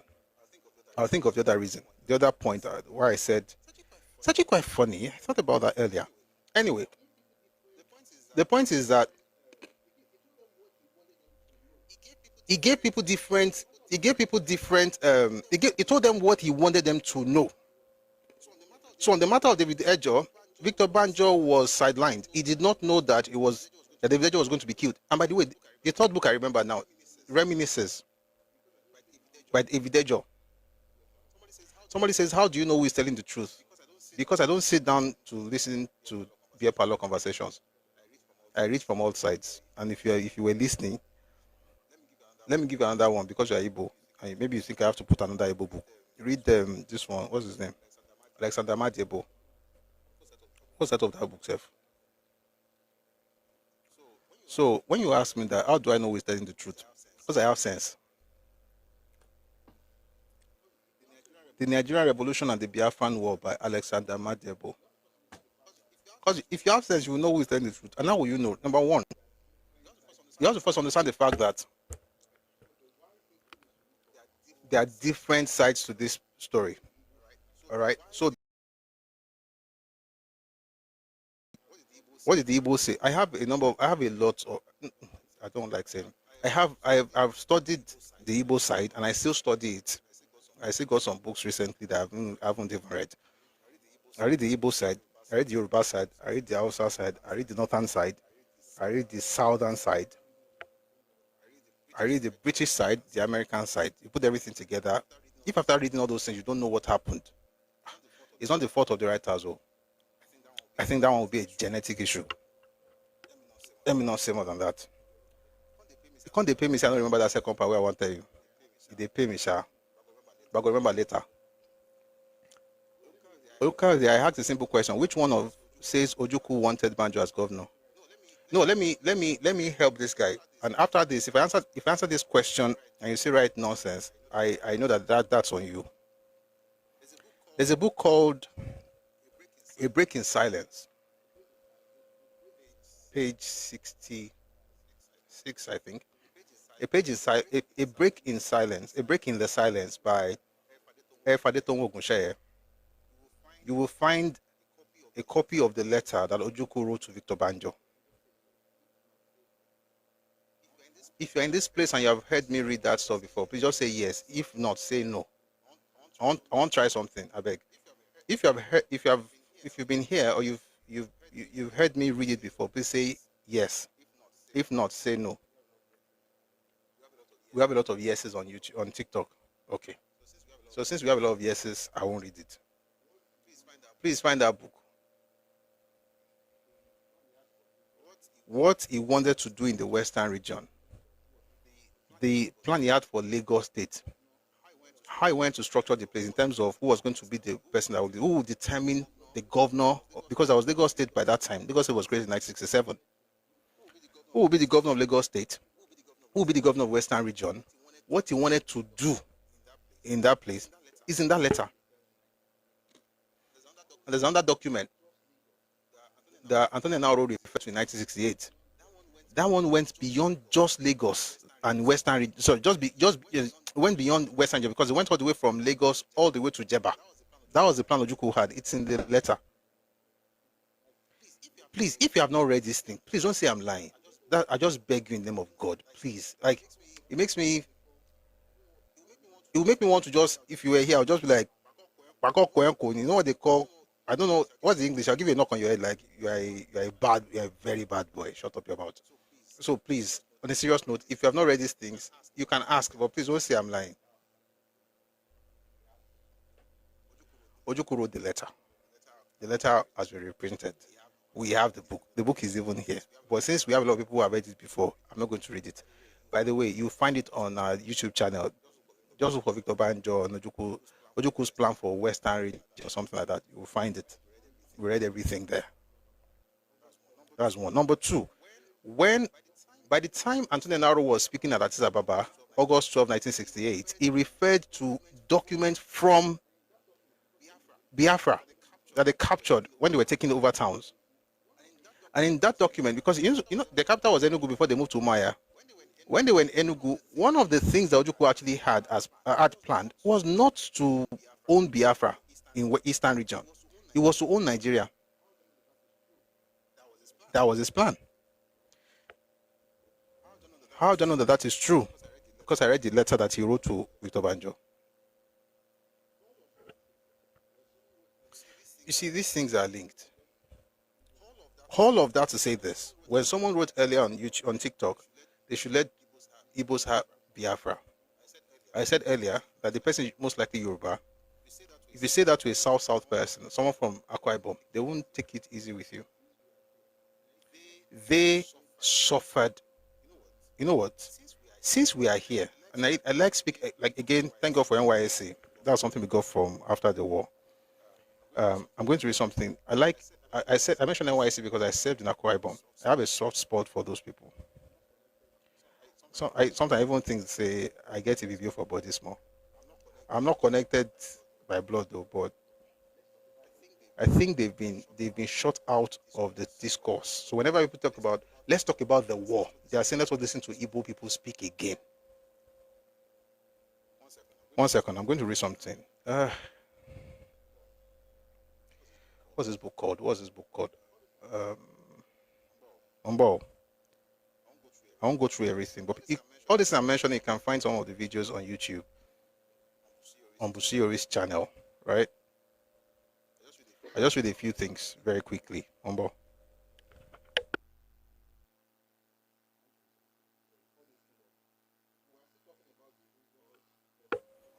I want to read something to you because all this thing of we're still talking about the Uzos person that they said though.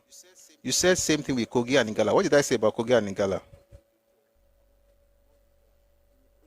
Ojuku's people were just moving everywhere. What was he looking for among the Igala people? No, it wasn't even, no, it's not Igala, it's Ibira. Okene is Ibira land now. Oloye Saba, there are Igbos in the Midwest who has the right to that position. Guys, no. If I choose to respond to everything, we no go come out here. So let me leave you alone. Because you are wrong, go. Federal forces drove out Biafran it claims the federal forces have been driven out of Uyo, Anang, and Eket. I'm looking for the stuff from Dr. Mumbo. I found the book. I need to find the page. God is good. Dr. Inkeme. He's from Calabar. He talked about situations where Biafran forces will go into villages, park about 400 people inside a church and burn it down. Let me read it. And the same thing, about 300 people, I think, 300 people, and burn it down. And the same thing happened in Rivers. You find that in the book by Nebo Graham Douglas, Ojuku's Rebellion and World Opinion. That book, by the way, Ojuku's Rebellion and World Opinion. It's available on the Telegram channel. You can get it free of charge. Redomi Global. Just check the resource section. You'll find it there. It was published in 1968. You can't really find it around. That's why we have it there. In Atanonoyo, another town in the Enoy division, the whole town was burnt down together with all the people of the Igbos, with all the people the Igbo soldiers could lay hands on. An uncle of mine was killed together with his wife and 4 or 5 children. The only surviving child is a girl of 10 years, her right arm severed, who now lives to tell the tale of how they were all lined up by the riverbank and shot. Luckily for her, she did not die and is being cared for by me now. Town, the Igbo soldiers rang the church bell one Sunday afternoon and forced everybody in the village at gunpoint to assemble in the church building for a special prayer for the survival of the so-called Biafra. When all were assembled, the Igbo soldiers surrounded the church, set it on fire, burning down the villagers and shooting those who tried to escape. It is estimated that more than 300 men, women, and children were massacred in and around that church that day. Why don't we hear about things like this?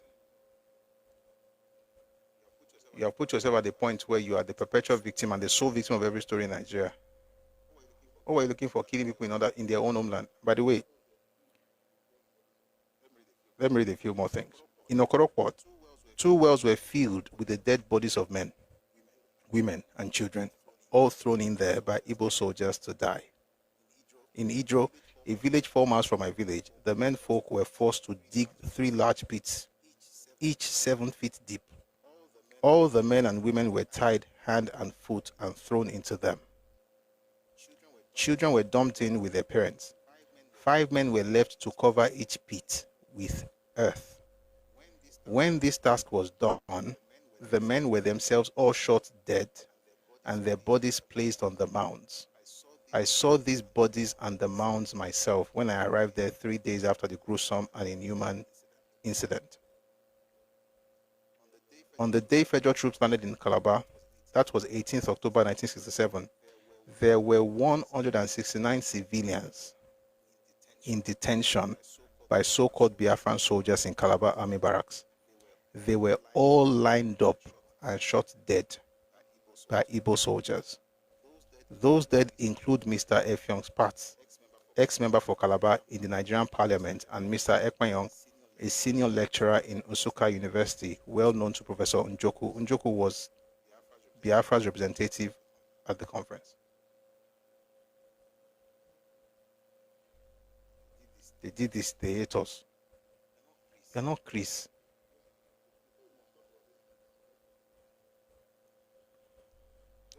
Just a few months. They say we must talk about these things, so let's talk about it.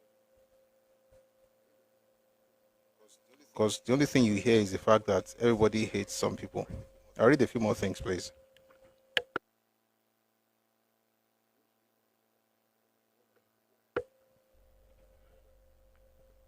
I'm going to read from the book I mentioned earlier, the one by Neil Graham Douglas. When the area came to have its first crop of Marine commandos recently passed out, it got as well to witness a new mode of killing.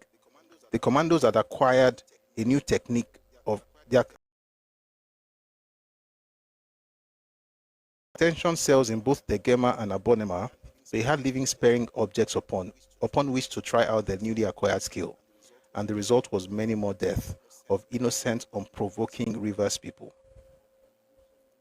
And all the time, the rivers and creeks around offered gruesome real evidence of unmitigated genocide, competing for places on them with the bodies of persons disposed of in the manner already described, were those of poor innocent fish traders plying up and down the rivers and creeks of the river state in search of their daily bread in their traditional merchantmen who had fallen prey to the greed or just sport of Biafran soldiers patrolling such creeks and rivers. The usual manner in which they were disposed of was that their canoes were forced to stop with warning shots from Biafran rifles. Then they were boarded, and the occupants thereof were either shot without much ado and thrown into the water, or had their hands tied behind their backs before being thrown into the water. And in any event, all the contents of the canoes were transferred into the patrol boats, and the canoes were left to float unmanned on the rivers and creeks. Hundreds too did perish in this way.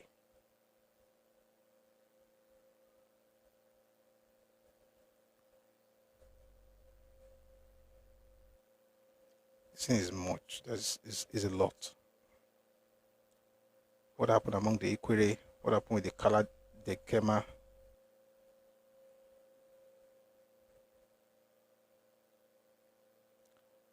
Let me read this one very quickly.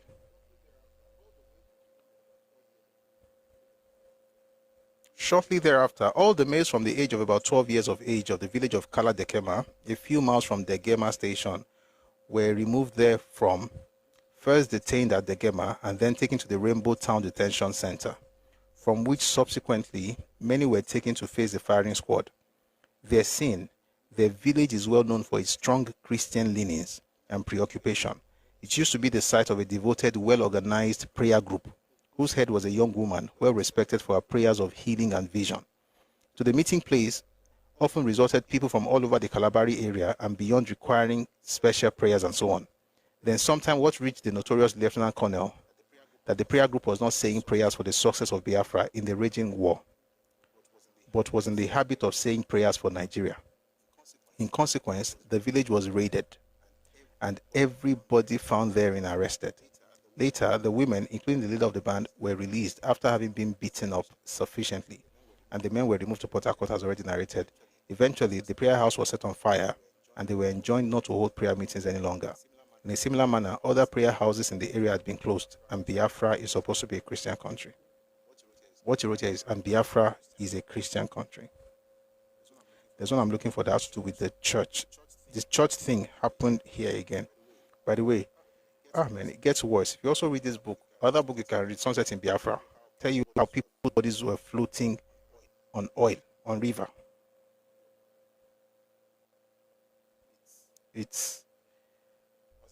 I'll see if I can find that one.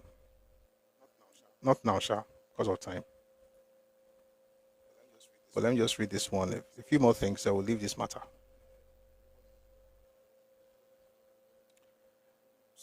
So after my own arrest and removal to Port Harcourt, I was kept under surveillance during the period and preceding my actual physical detention. And during that period, like other Rivers people in Port Harcourt, I was shocked by news of the treatment of the River State villagers of Bolo and Ogu in Okrika clan and One in Eleme clan.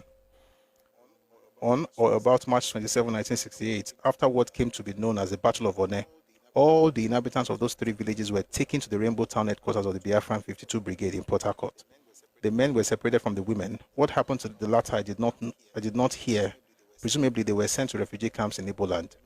The men, upwards of 300, I saw at Rainbow Town myself, they were detained there, accused of having offered facilities for military operations in the area to Federal Port Harcourt. But soon they became Hausa soldiers, and before long, all Port Harcourt was talking about the Hausa soldiers, whose bodies, let me read that in slowly.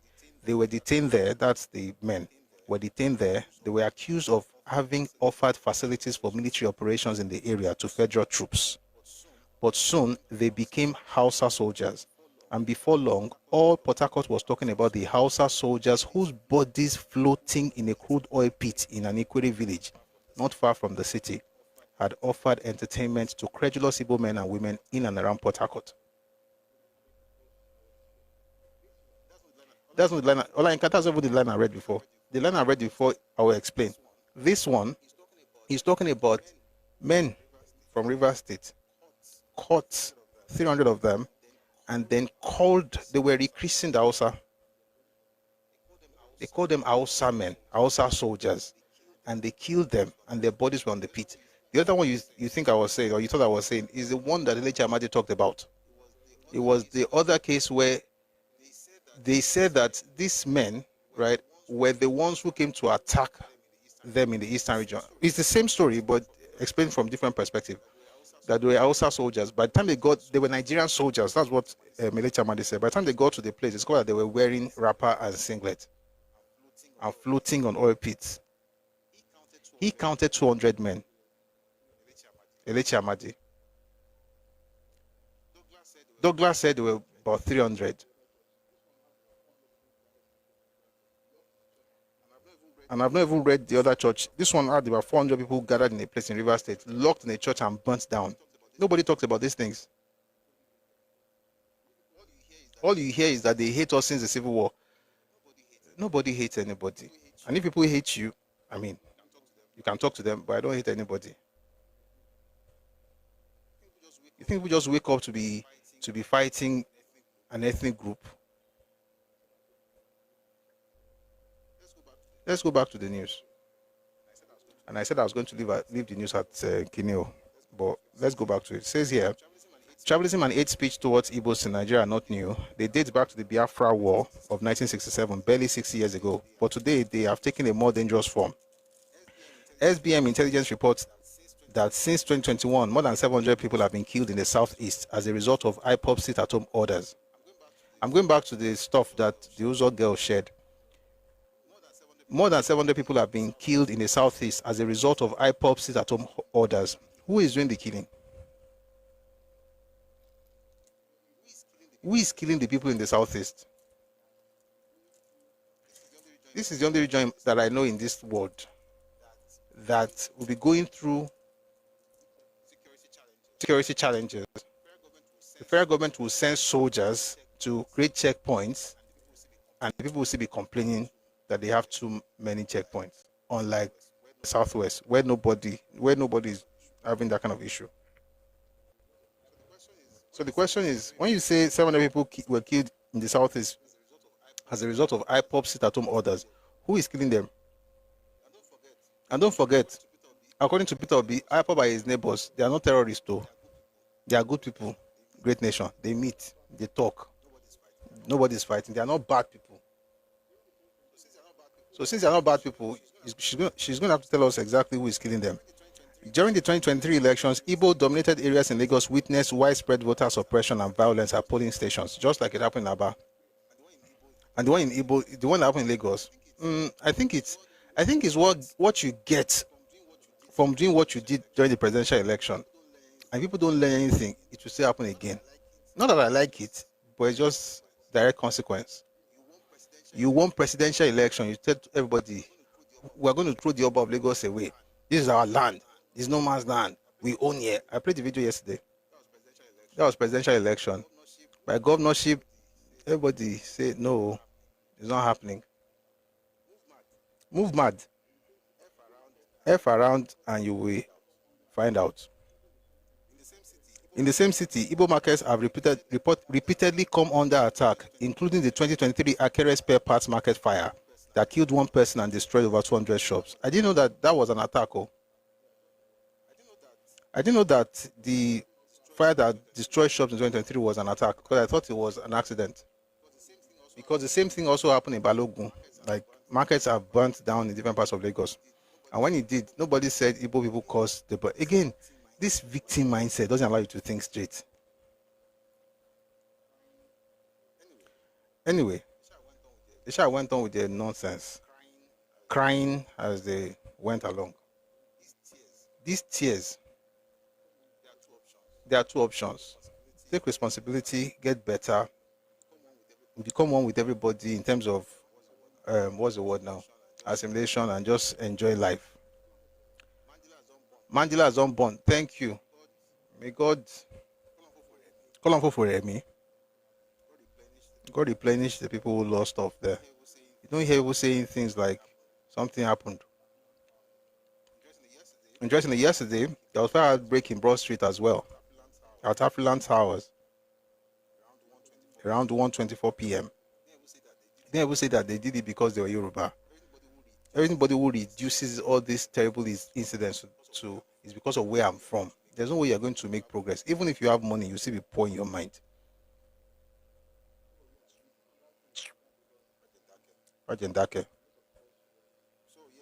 So yeah, we stand on that thing about that Lagos event, unless of course we notice that the person is not a human being that understands how to engage matters like this. I'm not sure. I don't. Well, may God help her and her vision of having that event. But if you're Yoruba, please listen to this. You are doing nothing wrong by telling somebody who is disrespectful to respect you in your land. I can buy your tonka fanini tonya. Tell what tongon yetonko. All right. Moving very quickly, Ogun State gets approval to establish Court of Appeal. So that the Court of Appeal in Ogun. I can't read all the news right now because I don't spend time. Thank God I didn't even go inside. I didn't go to discuss that cool matter because that one, if we're still there somewhere in the beginning right now, not even middle. FG suspends 4% FOB levy on imported goods. Dangote still they find money. It was in the news yesterday. Maybe I'll play the video. Let me just read the ones I can quickly read before. Probably just play the video and then.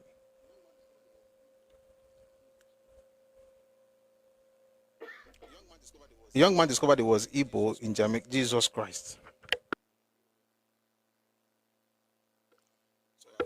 So I read this before, but I just saw something I didn't see earlier. My Jamaican granddad got a DNA test. Apparently, we are Igbo. His name is Zealous. And somebody says, welcome, brother. Then he said, I rebuke this. So he has this heartbreak emoji. And then someone quoted him and said, LMA, this is how I felt when I didn't get Yoruba on my DNA test. An Igbo person, Oyeka, now said, you wanted to get Yoruba in DNA? Then the guy said, they have a big influence on African diaspora all over, even in the West Indies. This one's been swearing for everybody. I don't want to read the things he said. Just cursing everybody. Just they swear for people say, then they call an Igbo. Everybody should fix up so that people will not be angry of being connected to you. It's not good. It's not good. But what do I know? I'm a Yoruba man. Hundreds of Shackman truck heads assembled for Dangote by TSS at Anamco, Emene, Enugu. That's good news coming out of Enugu State based on what Dangote is doing. Dangote formed a strategic partnership with Anamco in Enugu State to assemble Shackman trucks. He has placed an order for 3,500 trucks. And those things are coming in through the Onne port. The one that they said does not exist. That's the port that the trucks will be coming in from. Everyone who is lying, they know exactly what they are doing.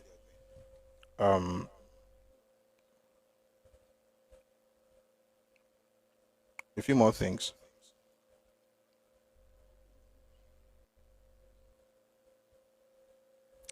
I'd like to listen to a gentleman from Onitsha say something. I think I don't know if you'll be able to hear. I'd love you to see it, but let's see how it goes. Please take a listen to something happening in Onitsha.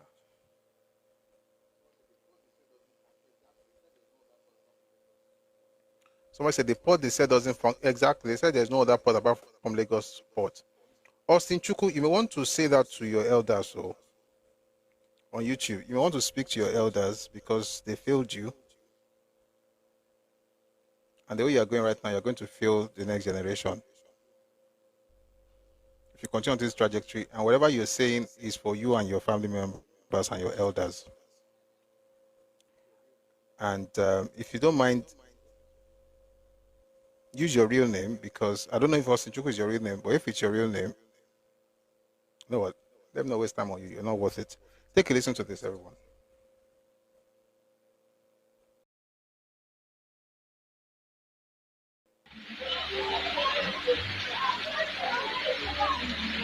See you in Onitsha City, Onitsha Anambra State.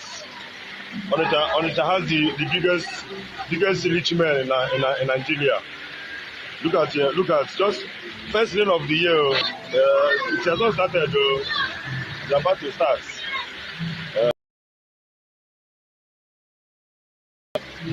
Congratulations to Willoughby and Co. Congratulations to people of that dumping all those things inside gutter. Look at tonight. All right, you're going to have to see that video to actually appreciate what's happening. But I don't want to talk about it because it's terrible. But there's another woman from the same place also saying things. I think again, this one I'm doing. This one I'm doing right now is public service.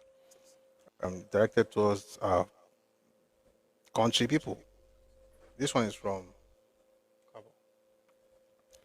a lady whose name I don't know, but I hope it helps people if you want to be honest with themselves. Take a listen to this.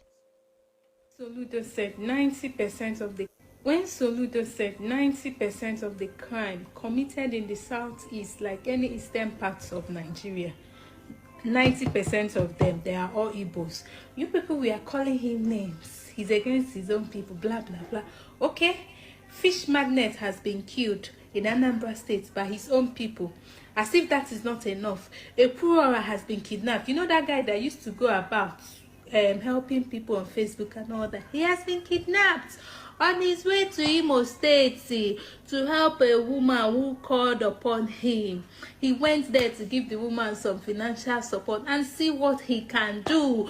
The people of Imo State kidnapped him, and after calls, negotiation, paying ransom and all that, they released him. They did not release him because of anything. They released him because someone from somewhere called, and it's still the youth that kidnapped him. It is still Imo State youth.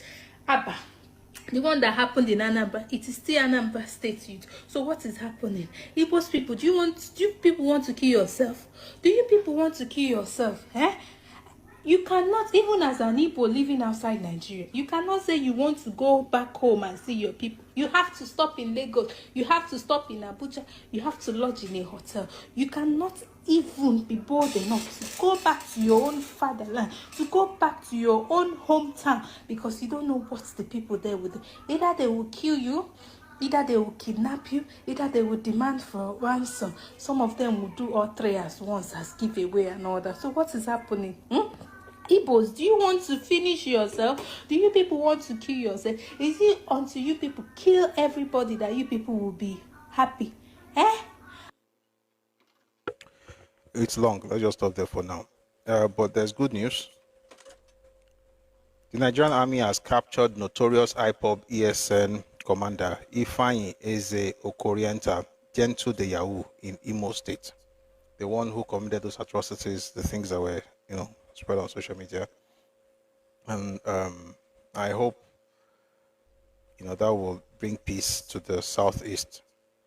For instance, the person who is doing homecoming in Lagos should be doing it in Alhambra. Because let's not lie to ourselves, Lagos is not home for her. It's a town, it's a place all of us can be, but it's not home to everyone. Your homecoming is Lagos, Abuja. They will be fighting the people that own the place. You still be fighting them on what you can say or what you shouldn't say. You're not thinking about to make home better or no. That one not necessary. Now to fight with person will get house, say, how you going to tell me waiting at fit talk? Say they are bigots. You are dumb. But this thing is still long. Let me bring people up. Have this conversation for the next few minutes, and then we'll get into class. We'll discuss how ethnicity influences politics in Nigeria. Let nobody gaslight you. If you are thinking ideologically, you're right to think so, but not everybody thinks that way. And there's a lesson I learned years ago. I'll just share this lesson, I'll bring people up. If you want to come up while I'm talking, please send your request.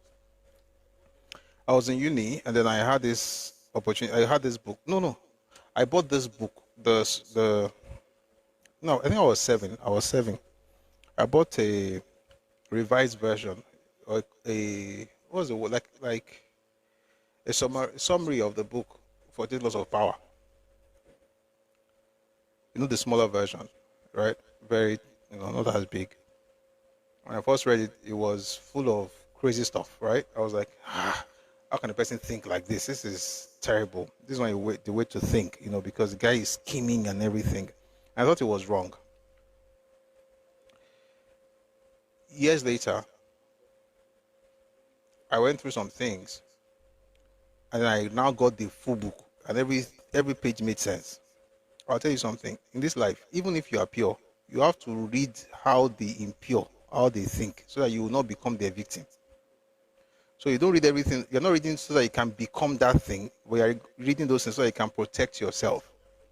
People are dangerous. Nigerian politics, there are people, the entire destiny is built on what their own people should get. Even if you're not thinking like that, you must understand that so that you know how to work with them. Not so that you can hate them, but at least, say everybody not be like you. All right. I'm currently reading Nigeria Political Power Imbalance by Sir Olaniun Ajayi. Okay. Thank you very much. All right.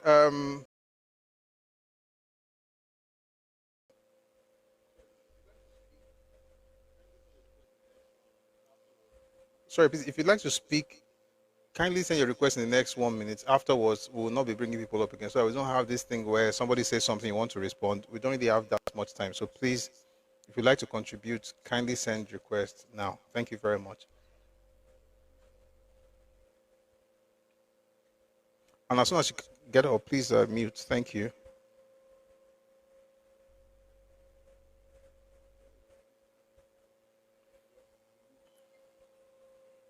And when you come, please try and speak to the topic. Well, the news. So let's start with Elo. Please mute. As soon as you get up, please mute. Let's start with Elo. Good afternoon. Good afternoon, sir. The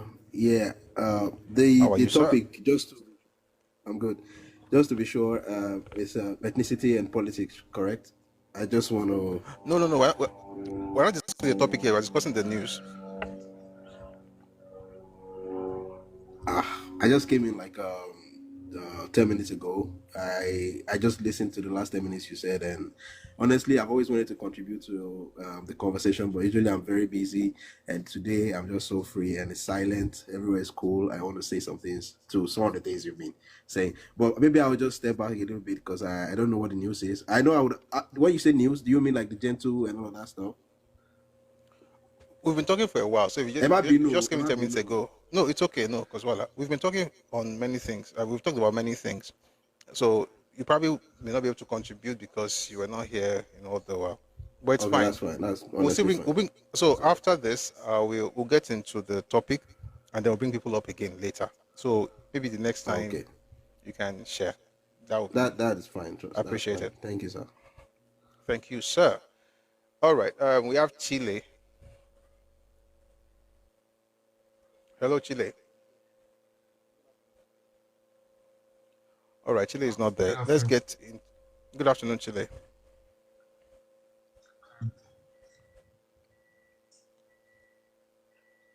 I can't hear you.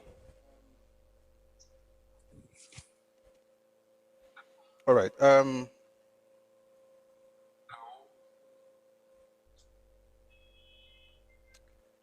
Let's just go on, Avec.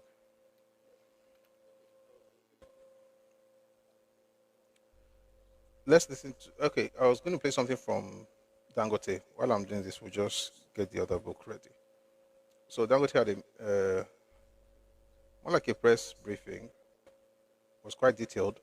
Just going to listen to, you know, beats here and there. Take a listen to this. No, not this one.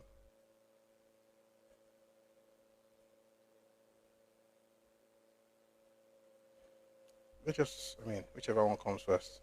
Take a listen, please, guys. We all have to be very careful because there are more, what I keep saying, there are more people who have more liquid cash than me, for example, in Nigeria. Maybe one or two or three without mentioning names. But then now, when they see us going through this wahala, they run to Monaco and just stay, JJ. They don't want to go through this hell. But me, I've already developed too much gray hair and I'm ready to just carry on. You know, so, so that is the issue. So we have to be very careful because you are scaring people who are supposed to. And as you are scaring them, then you are actually creating us to now become bigger and bigger and bigger alone. And you alone, you can't score football alone now. You need a team. So the only team is for everybody. We can't be now, we as Nigerians, we have problem, we don't have steel, we don't have enough, power, we don't have this. It's not done now. It's not everything that government will do. Just here now, it's supposed to be one of the big guys, either Tony Elimolu and Co, that will go and say, you know what, let me go and do, let me go and do hydro of 5,000 megawatts. Or let me go and work with the government and do infrastructure. So the fault is not only government, we also are at fault. Because the government is one, we are on the other side. And you cannot clap with one hand. So we must also do our own for government to succeed. So the support of government is mandatory on us. And we don't have any issue. Just like what I said, earlier on, I said that you look at it today, we are building a brand new 6 million tons at Itori. And the 6 million tons in Itori we are building is 100% export. Itori is not for Nigeria's market, it's for, am I right? Yeah. It's for export, 100%. And when we went to China, so people will know that, no, we are continuously going to be investing in our country, nowhere else. Despite all these people, because most of them now, they are actually staying on the fence. So since they are scared of investing, once we are there, they will start shouting, monopoly, monopoly, monopoly. So how? It's a game. Monopoly, you have to stop somebody, or you go now and you have a system where you block other people. But we are not blocking anybody. There is what you call a face setter. So when we set the face, the others will see that, okay, so this is like before now. Before we used to watch all these Maradona and Co playing. Our players were not up to that tool. But right now, you look at the French team, most of them are blacks. Today, when somebody like Burna Boy or W, they go and perform, you see 85,000 people, full stadium. An American cannot gather that crowd. So there are so many possibilities of life. Once you have life, you should not have limited ambition. Now, one more. You have to be very careful because there are more, what I keep saying, there are for nothing that really focus on industrializing our country, but I can tell you for nothing, there's no any foreigner that will come and industrialize our own country. Other nations were not industrialized by other nations. So we have to work and make sure we sort out our own issue. And if we, Nigerians, were not investing in our own country, how can we convince anybody to come to our country and invest? So the issue is that we need to come out and invest. And I can tell you, go and see any Indian, right from Mukesh Ambani down, including this gentleman here. They don't wear anything but Indian. I'm telling you. Anything they will not. They will not wear anything but Indian.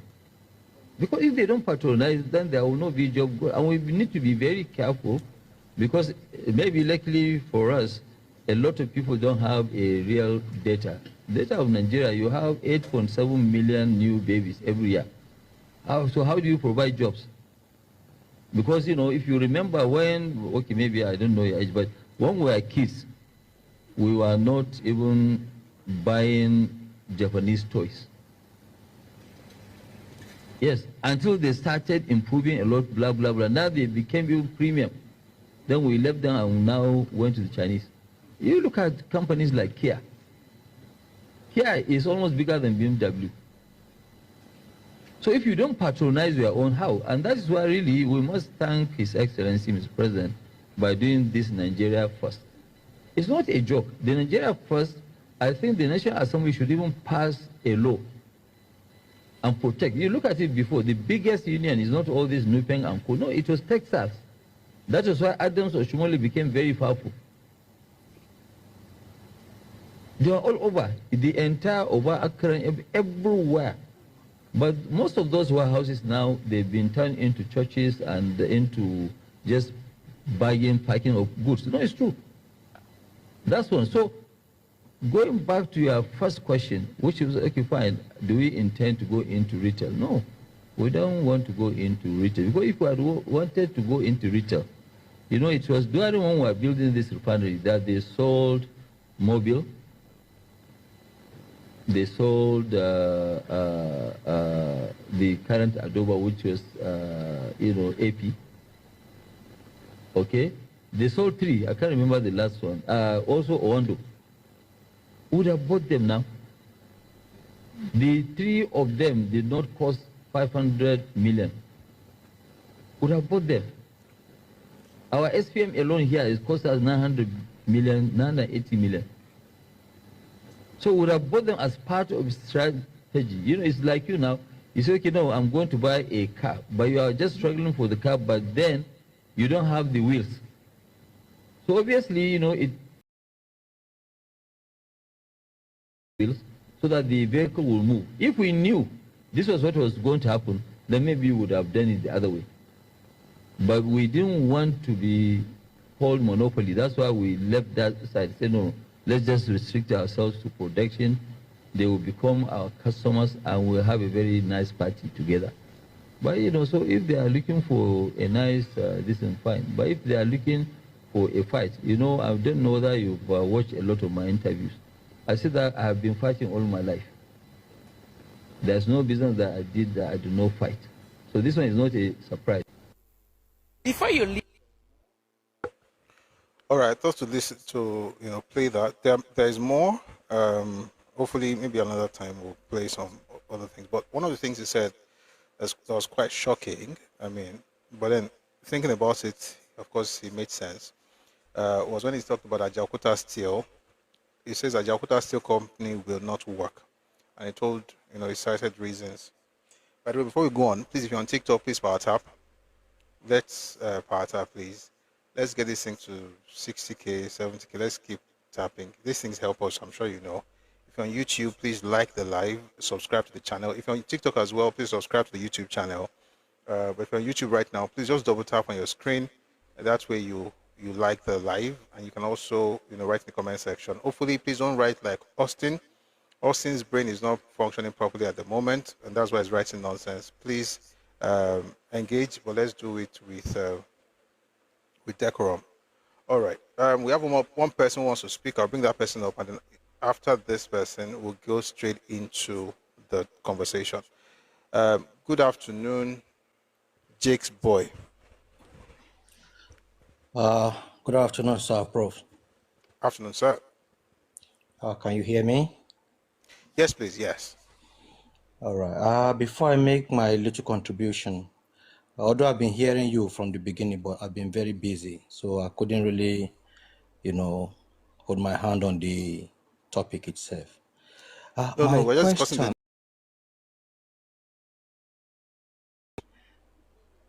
the news of Gentu de Yahoo.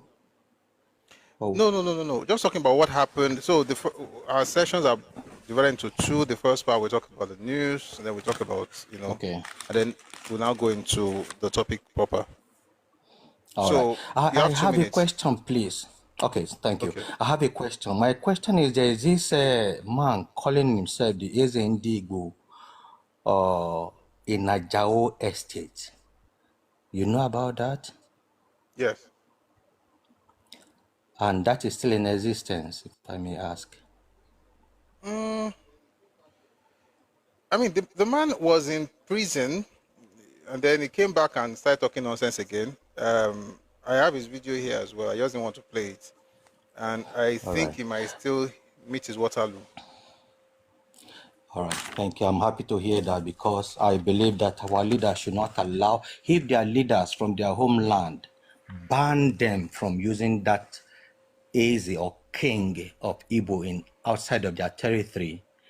It is not, I believe it is not in any of our constitution. So it's one of those things that I think we should not allow in our land anymore. That is one thing that I would like to say. Another thing I would like to say is, you're welcome. I don't know if it's possible, even from our side. I wouldn't call it agitation, but if there's a way we can raise the point to have like a referendum from our own side to ask the Igbos to go, because they are demanding they want to go. They are giving us problem all the time. So if there's a way, if there's anything we can do to even say we support their going with their 5 states, if that is possible. I'm not that, vast in this area, and that's why I'm asking to know. I don't know if you can hear me, sir.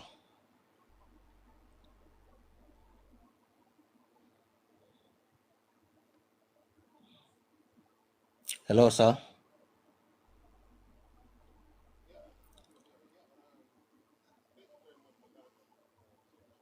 Yeah, I apologize. Thank you very much for that submission. But let me say this. So when it comes to referendum, nobody can do anything about it. Not you, not me, not anyone here. Okay. The Igbos of the Southeast, they have 58 representatives in Abuja. There are 15 senators and 43 House of Representative members. Okay. They are the ones that can do something about it, and I'll tell you why. Because there's no provision for referendum in the Nigerian Constitution. And since there's no provision for that, then there's no way you're going to have referendum. So what you need to have is to amend the Constitution. Now, here's a question. Okay. If leaving Nigeria is so important to the people and their representatives, how come nobody has mentioned that thing in the House or in Senate since 1999? And that is a question. It's a ploy. It's a ploy. It's a ploy. So it's like you say something, not because you really want it, but you want to use it as a leverage for something else, right? So something instead else of having for that other yes, but I have to mute you because every time you talk it affects my flow. But let me just speak, then I'm going to let you speak again. Here's the issue. There's something they want. They don't want a separate nation. That's number one. They don't. All this is a joke. Even in 68, they don't want their own nation. And I just remember now, I was saying something to someone earlier when he said, let's just give them Biafra. Number one, you can't give anybody Biafra. Because your question should be, what is Biafra? Biafra land is bigger than Igbo land. What happened to the people in the other spaces when they took it over in 1967? And I read to you what happened in the Gema, in Abonema, in Ikwere land. I just read part of it to you. It's their own ancestral land. So the people you see in Akwa Ibom State, in Cross River State, in Rivers State, in Bayelsa State, those people they know what they went through. They don't want to do with people. Therefore, to now cut them out and ask them. Now, how do you ask them? Number one, the people that you have to do this thing with are the people that say they want to go. So who is saying they want to go? Is an Akwa Ibom man saying they want to go? Do you have Akwa Ibom people? Ibibio people saying they want to leave? No. Oron, no. Eket, no. Uyo, no. Bareni, no. Ikorabasi, nobody from that side is telling they want to leave Nigeria. Abi? You go to Ogoja or whether you go to Calabar, they're not telling they want to leave. So the people that want to leave, they're the ones that have to now have that referendum that Scotland did a while back. The folks in Igbo land will now have the referendum to determine if they want to stay or leave. Now, here's the issue. They cannot have that referendum because it does not exist in the Constitution, which means they can get their own representatives to amend the Constitution instead of looking for indigenous status in other people's land.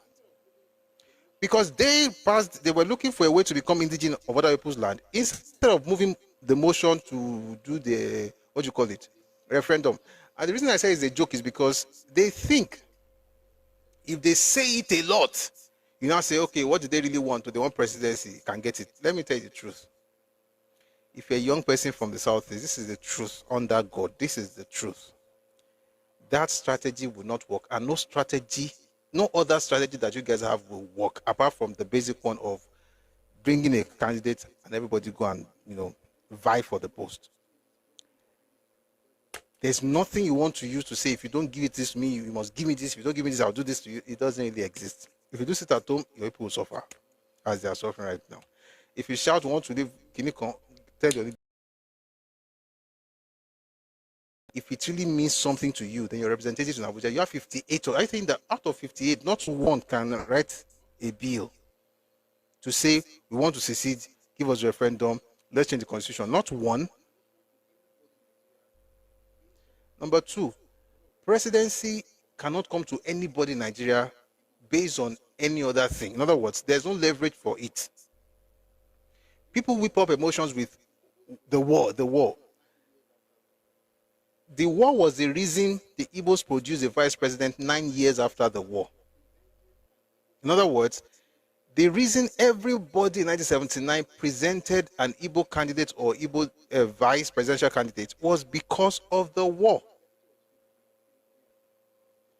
UPN had Papa Awolowo, and his deputy was Philip Omiadi. He's Igbo. NPN had Sheo Shagari, his deputy was Alex Ekweme, he's Igbo. NNA had an Igbo presidential candidate, Nnamdi Azikiwe. And you had a vice president 9 years after the war. That happened because of the war. And that has happened.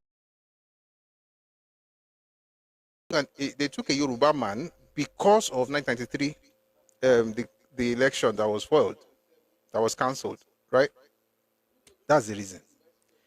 In 2007, Goodluck Jonathan became the vice president because of what was happening with Mend and the other people in the creeks. As a Yoruba man, I cannot say because of 1993, give me something. It's not going to work. You play the game like every other person. If you win, you win. If you don't win, you try again. And by the way, when Buhari tried 3 times and he did not win, he didn't cry that it was Fulani. He must make it Fulani. He did it 4 times. Think about it for a second. 4 times. Buhari ran from 2003 to 2015 before he won. Somebody ran once, lost, and we cannot rest in this country. We will even rest. Now you go. Oh, Asarika Bakaba. Now your mind no go touch ground, but everybody go rest. If you think Biafra is going to give you Nigeria presidency, you're not going to get nothing.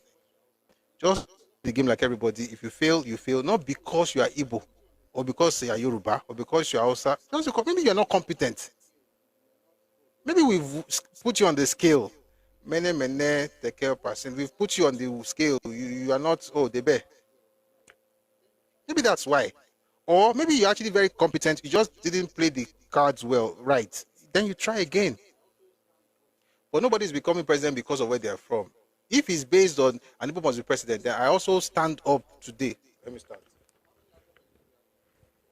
I stand to say a Hausa man must also be president. How many Hausa presidents have you had in Nigeria? Particularly since 1999. Are they not humans? Are they not a majority ethnic group? And then the minority ones, are they too small? My Ibibio people, how come they don't become president? How about Anang? Efik? Those ones cannot become president. Edo? Kanuri, thank you. Those ones don't want to become president. Nobody can gaslight us. If you want presidency, you play the game. And you may win, you may lose. If you lose, you try again. It's not because... You know what I hate most on this matter, in this particular issue, is they didn't vote for me because I'm Igbo. How? Olufala did not win that election in 1999. It's not because he's Yoruba. It's because the establishment preferred President Olusegun Obasanjo. Simple as ABC. Why must everything be reduced? And by the way, the group that reduces everything to tribe, ethnicity is the one that tells you that you must be detribalized.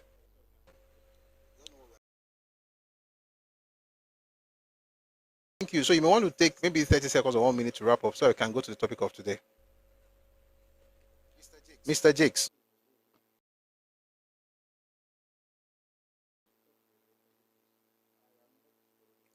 Okay, maybe it's a way, but I hope I answered your question though. If people want the name, you mute. I am not mute me. I'm here. Hello. Hey, Emma Binu. Mute me. Now this area, me Mobuya, she speaking Yoruba. Mo ti pẹ́ nílùú òyìnbó díẹ̀, mo ti kọjá ogún ọdún ní Europe. So mo ní idea díẹ̀ how the system works. Mo lò almost ọdún márùn-ún ní UK ní London kí n tó kọjá sí Europe sí side the EU. Now à ń sọ̀rọ̀ nípa structuring. The thing is, Andrew, the government can structure things fún wa. In reality, there are things that they structure fún wa. Ó lẹ́nìkan tí mo mọ̀ tó jẹ́ politician lẹ́kọ̀ọ́ yẹn tó yẹ pé mi àtẹ̀jọ́ ń sọ̀rọ̀ lẹ́yìn mẹ́ta mo á fún láwọn idea kọ̀ọ̀kan wá ní àwòtọ́ ni mo ń sọ. So, and one of the things jẹ́ pé mi mo rà tí mo dẹ̀ ń gbà àwọn èèyàn sílé. Now, kí ló jẹ́ kí n pay attention sí the issue of these people ni pé mo máa ń gbà wọ́n sílé. Mo dẹ̀ máa ń reduce owó tó yẹ kán san. Àwọn nìkan kó tó tó oṣù méjì àbò oṣù mẹ́ta wọ́n ti di àlejò nulé, wọ́n ti di onílé. Àwọn náà máa pàṣẹ fún mi. Àwọn neighbors mi máa complain pé àwọn èèyàn mi ń pariwo. Tí n bá wọn sọ̀rọ̀ kán máa pariwo mọ́, wọ́n á ní get out. The last time tí wọ́n á ṣe tí mo fi mi ìgbà yín mọ́sẹ̀. Mo sọ wọ́n pé àwọn neighbors wa ń sọ pé òun pariwo. Wọ́nú yàrá ẹ̀ lọ lower your voice. Onírọ̀ o, ká tó wí ká tó fọ̀. O ti gbé mobile jáde, o ti ń video mi. I will take the whole world. I will put you on the social media. I will let them know nǹkan tó ń ṣe, ó ń gbowó lọ́wọ́ mi, ó ń ṣe gbá ń ṣàwo, nǹkan kan ò ní jẹ́ kí n dáná, ò ní jẹ́ kí n sọ̀rọ̀ mi gbọ́dọ̀ sọ̀rọ̀. That was past midnight. I don't know. This is happening in Europe. Europe, yes. EU. Mr. Jakes, is this happening in what you just described right now? Having a tenant. This is in Europe. Oh, in Europe, EU, Schengen state. Okay. Just want to make it clear that it's not even happening at home. But no, it's in Europe. And other thing happen. It's very common with them. They are the systematic one. I always have problem with them. And these are the people who me need that much problem back home during my time. Although I want to come to one padà one boye since pé mo ti fi iná sí orí relation tipẹ́tipẹ́ tí mo padà rí pé those are things tó ń jẹyọ náà mo wá sọ bọ́ yẹn pé èmi mú nílé mi mo dẹ̀ fi message táwọn neighbors ń kọ sí mi pé à ń pariwo mo dẹ̀ ti promise wọn pé there will be no more noise because of my taking cut a short mo ní o gbé mobile òun pariwo òun video mi o fẹ́ gbé sórí social media ó fẹ́ bá mi jẹ́ lórí social media mi mọ̀ bóyá Nàìjíríà ló pé ó wà but màá wá kọ́ ẹ lọ́gbọ́n sìn wàá mọ reason why tí mo ṣe ti pẹ́ ń lu yìí láti survive ìlú yìí so mo pọ̀ ọlọ́pàá sí ìgbà táwọn ọlọ́pàá dé tí mo rojọ́ bó ṣe fẹ́ rojọ́ àwọn ọlọ́pàá ní òtí ẹ̀ ní láti rojọ́ ṣé ok anyway àwọn ọlọ́pàá sáà sọ pé kó jáde mo fún de parí oṣù ó fi jáde could you believe pé 2 weeks later wọ́n dẹ̀ máa ń ṣe meeting group wọn tó wá pè mí pé àbúrò àwọn kan bọ̀ láti Nàìjíríà àwọn méjì kan wá kí n jọ kí n gbà wọn sí ṣé kò kí n sú ilẹ̀ yín people yìí how do you expect me láti ti gbà yín sílé with all those you've made me to pass through gbà mo ti rí pé mi gbà wọn sílé mọ́ now part of the structure tí mo fẹ́ call attention wa since ni pé níbi ìta wà yín sìn. We have to run o. ẹ má bínú. 30 seconds please. Okay ẹ má bínú just 30 seconds. ìlú tí mo wà yín sìn téèyàn bá gbalé tó bá gbalé ìwọ ló dá gbélé wà ní contract pẹ̀lú landlord ẹ̀ o ò lè gba ẹlòmíì sílé yẹn because èkó yẹn ń sìn ẹnìkan ló máa gbalé èèyàn bíi mẹ́fà ló máa padà kó wọlé you cannot do that o láti inform landlord gbogbo àwọn structuring yẹn yẹ ká ṣe ṣọ́ọ̀bù tí wọ́n bá gba ṣọ́ọ̀bù ò lè sùn bẹ́ẹ̀ ò lè sùn ṣọ́ọ̀bù tó bá need the security wàá bá ìjọba sọ ọ̀ wàá gba security from an agency tó máa bá ẹ̀ ṣe ṣọ́ọ̀bù wa all those things ó yẹ ká bring them up. So let me just thank you very much for bringing that up. It's actually been done. It depends on the landlord and what the landlord is saying. If the landlord allows, if the landlord allows people to sublet, they will do it. If the landlord doesn't say anything, they will do it. It's not even about government, to be honest. It's about each landlord. So on your property, you have certain agreements that so before the tenant comes in, you have certain agreements. You agree to those things. If yes, you stay. If no, the only problem is this. There are some people like mine. Thank you very much for that submission. I'm trying to rush because it's already 4:30. So let's have Eshion. Thank you very much for that submission. Let's have Black. You're welcome. Just for 2 minutes, please. Yes, sir. Black 1, 2 minutes. Good afternoon. Good afternoon, sir. Good morning. Good afternoon. Oh, female voice. Good. Feminine voice. Okay, that. Yeah.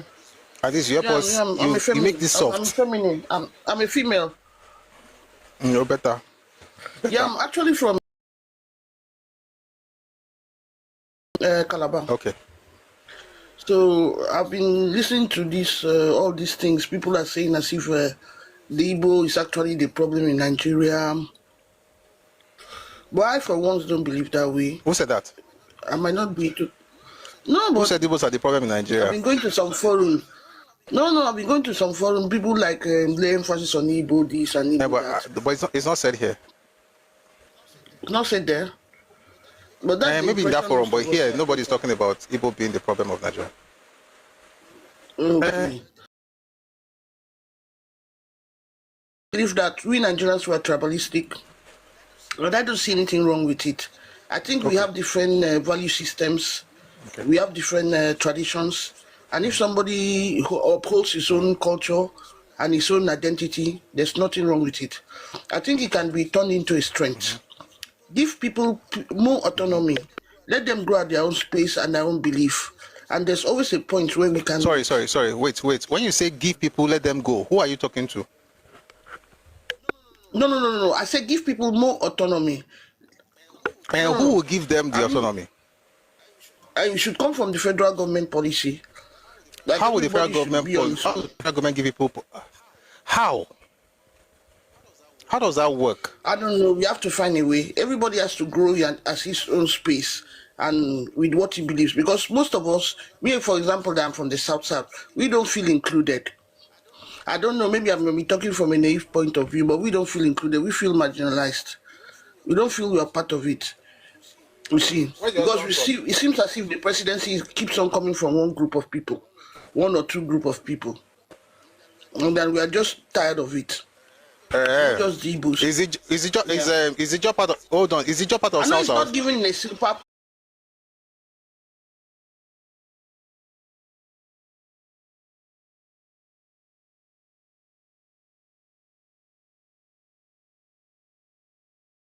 What do you mean by mistake? Did he become vice president by mistake? Yeah.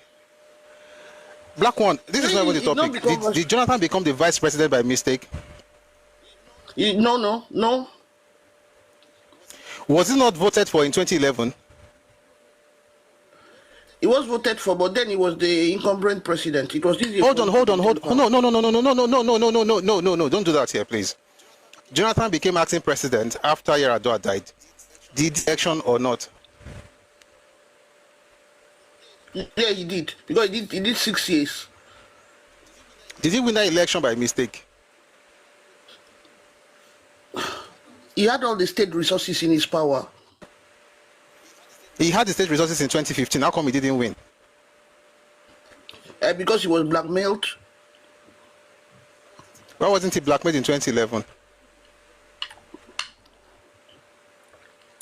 Yeah, I don't know. Listen, the thing is, okay, yeah, so let's just leave this matter.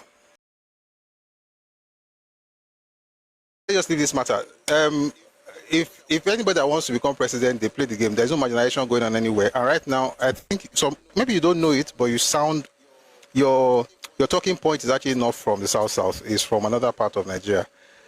When you start hearing the word like we are marginalized, we are victimized, all those things, and I'm not saying that's where you're from. I'm just saying that maybe you are mixed or you are married or whatever to people from that side. No, I'm not mixed. I'm not mixed. I'm not even married to a Nigerian. I'm married to an Italian. No. When I say mixed, I'm not talking about blood. I'm talking like maybe marriage or relationship or friends.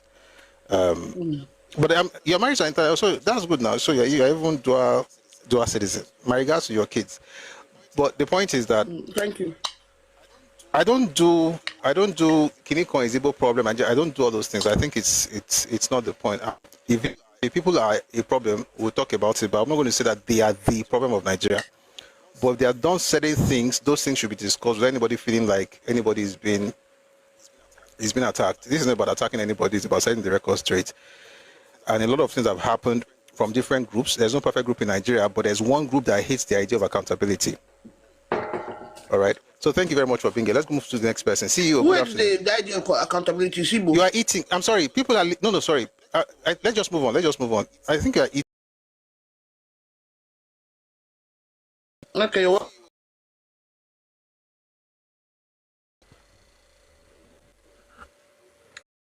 Go back. CEO, are you there? All right. Let everybody go down.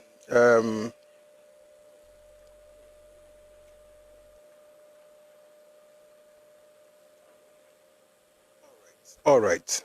So I don't want to say it with everybody up because we'll have to be explaining. Listen.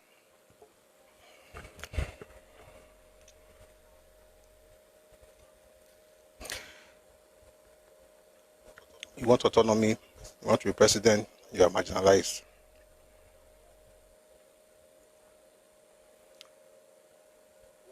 What do these things look like in real life? At the end of the day, what we're talking about is maybe a system where we want powers evolved so that it's not concentrated at the center. All right?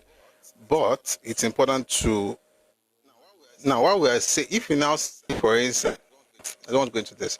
We don't want power concentrated at the center, so we want it to devolve, we want to have devolution of powers into the constituent units, and it makes a lot of sense, which is why constitutional amendment is going on right now. Let's be involved, interact with the system. But again, there's a lot of things that I hear on social media. When we say let them just give them something, let them just do this, let them just, who are they them? Someone said Tinubu should, not the lady, or somebody else said Tinubu should just, break this country into regions. Tinubu is not a dictator now. There is a legislature, and it's going to work with. But please, the thing of, I didn't laugh, but the funniest thing I heard today was that Jonathan became president by mistake. That was actually quite interesting. But let's just leave that matter because I don't want to go deep into it because we had a woman come up. And we don't usually have women come up, so let's just leave the matter. But no, he didn't become president by mistake. We voted. I voted for him. And it was not a mistake. I knew what I was doing when I voted.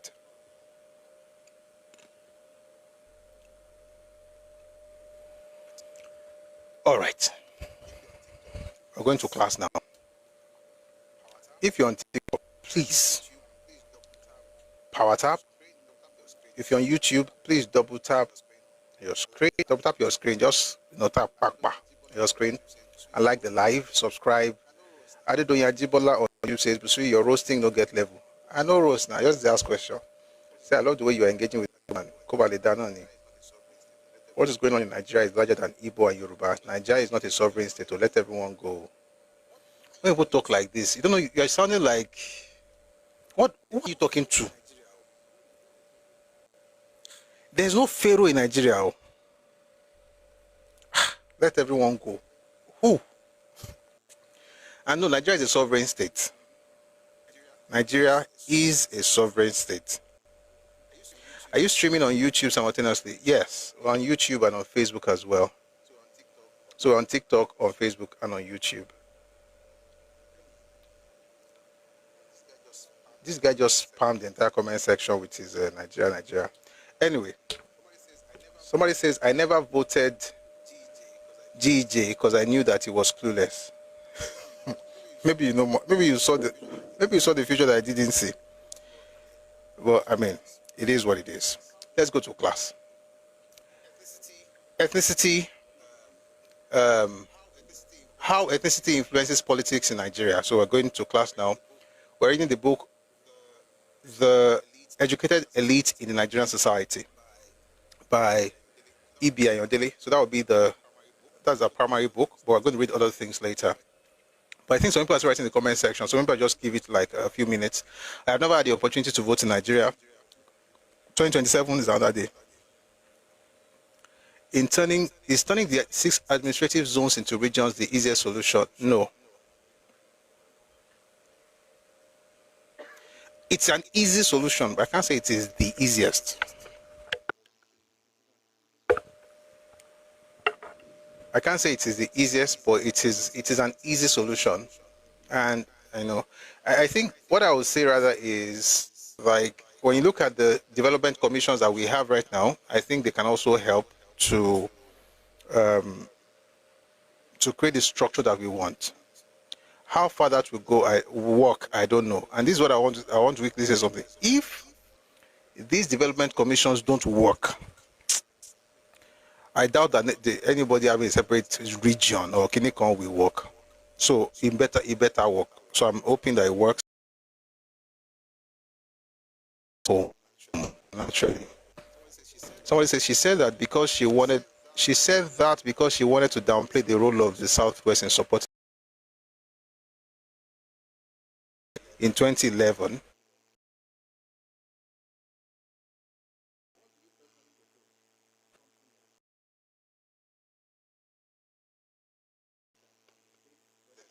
That he did that one for us. He personally proposed something else, but we'll talk about it at that time. I'll talk about it. Somebody said ethno-linguistic regions with their own parliaments and full control of everything.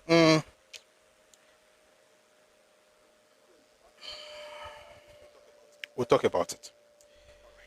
All right. So back to the book now. Please power tap you on TikTok, like the live on YouTube, share on Facebook and YouTube. Every one of us, let's share to your folks on WhatsApp, on Telegram. Let's spread the love. Spread the love. Spread the love. All right. So we spent a lot of time talking on different things as far as this book is concerned. Poor network, the rain is about to fall. Am I breaking? Sheng Bomi. This network thing, let me tell you something. It's about to rain. Sincerely, if we have any issues, maybe I'll switch another one. But let's just use what we have right now and see what we can do in the next few minutes.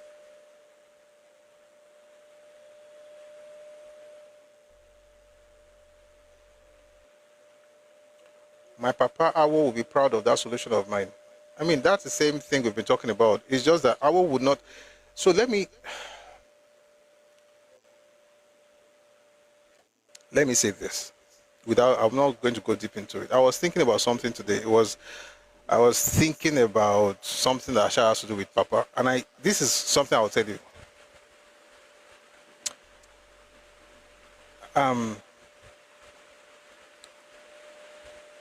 the vision is the same.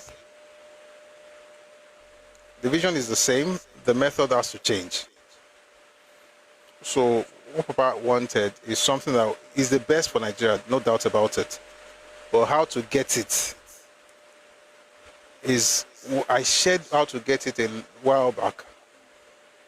And it's based on certain things. And I discovered that I was saying something that maybe it wasn't yet time to say in public. But the method to, that method is available. But the goal is true. The goal is constant, it's the same, to have that. Anyway, I don't want to change this topic. Let's just continue. So, how was in the North? We'll talk about what he did in the North, how he campaigned in the North, and the plans that he had for the Northern people, and what the establishment thought of him, how they were against him and his plans. And then we moved on to azikiwe. So we're going to be saying on azikiwe today. All right. So again, the book is called The Educated Elite in the Nigerian Society by E.B. This book was published in 1974. So it's a very, very important. So it says here,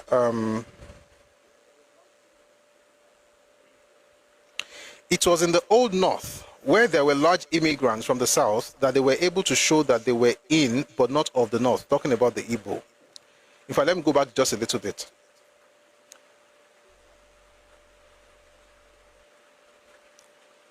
The Igbos had the peculiar habit, let me not start there, it's going to sound a bit negative. I hope our network is good. Sorry, the tech network to be sure say they're okay. Let's start from here. Like other Nigerian peoples, not content with staying in their own fatherland, which was patently too small for these extraordinarily prolific people, they dispersed themselves throughout the rest of Nigeria, taking advantage of Pax Britannica. Extremely energetic and enterprising, at least outside their fatherland, they succeeded in having a good share of retail trade and the transport business. Compared to their Yoruba rivals, no work was too mean for them. It is said that, like the New Zealanders, there were no beggars among the Igbo. It is said. It is said. Their literary skill was much in evidence, thousands of them being employed particularly in the civil service and commercial houses in Lagos and the Old North. However, they had the peculiar habit of ganging together, of retaining in a tantalizing fashion their identity in the alien lands. Sorry, 1 second. I'm feeling a bit uncomfortable with this thing. They had the peculiar habit of ganging together, of retaining in a tantalizing fashion their identity in the alien lands of other ethnic groups, and having the lot of their communities at home. It was in the Old North, where there were large immigrants from the South, that they were able to show that they were in, but not of the North, going to the extent of having Igbo schools. I've said it before that the more things change, the more they remain the same. What is saying here happened in the 60s is exactly what somebody is trying to do in Ghana recently, the one who calls himself a king. The idea to have Igbo schools in another person's land. The point is, assimilation is funny because it's considered as a loss. And that's one of the major reasons, but we've talked about it before, and I want to move very fast today. People are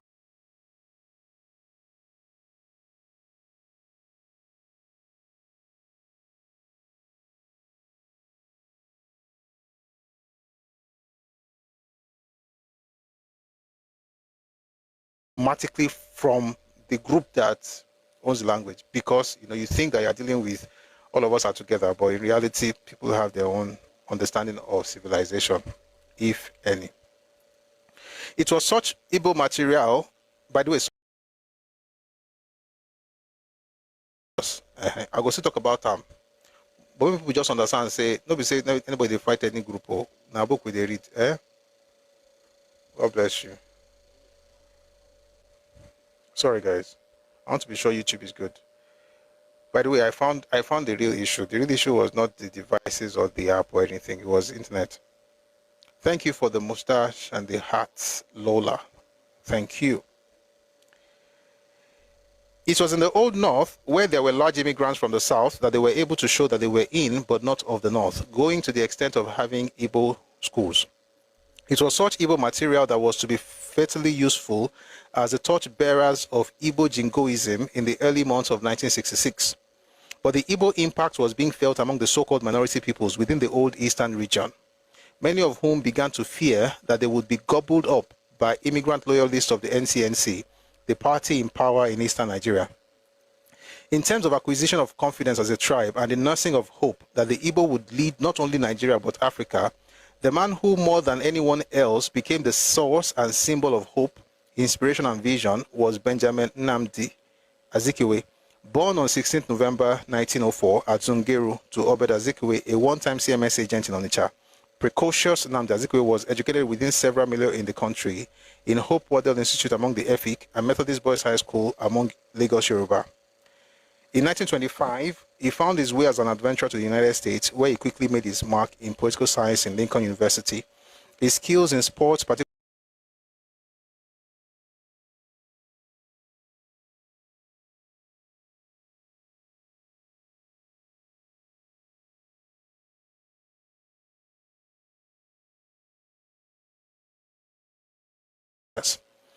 however, and quite naturally too, it was the Igbo who rejoiced most at his success, he being the first Igbo to boast of a distinguished university studentship. Azikiwe's achievement welcomed him with a reception at Aba on 27 November 1934. We are proud of you, for through you, the Igbo land has gained an enviable position in contributing to world professorships. You have laid bare the futility of some unfounded aspersions often but cursorily cast at us by the ignorant, the prejudiced, and the uncharitable as to the mentality of the Igbo youth. By your achievements, the Igbo tribe has been reassured that given equal treatment or given equal opportunities with her sister tribes, she can cut a niche in the African temple. We have watched with keen interest your career both at home and in the United States, and while you were prosecuting your courses of study there and pulling off one degree after another, we here were offering prayers and praises unto him who endowed you with the ability and stamina to achieve these successes.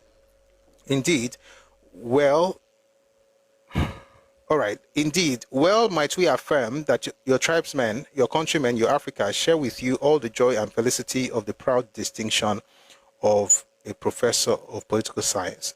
That stuff was published by Zik himself in 1934 in a paper called The Dawn. It was titled My Experiences in America. I'm going to move very quickly. I don't go back to some of the things we talked about. The things he did.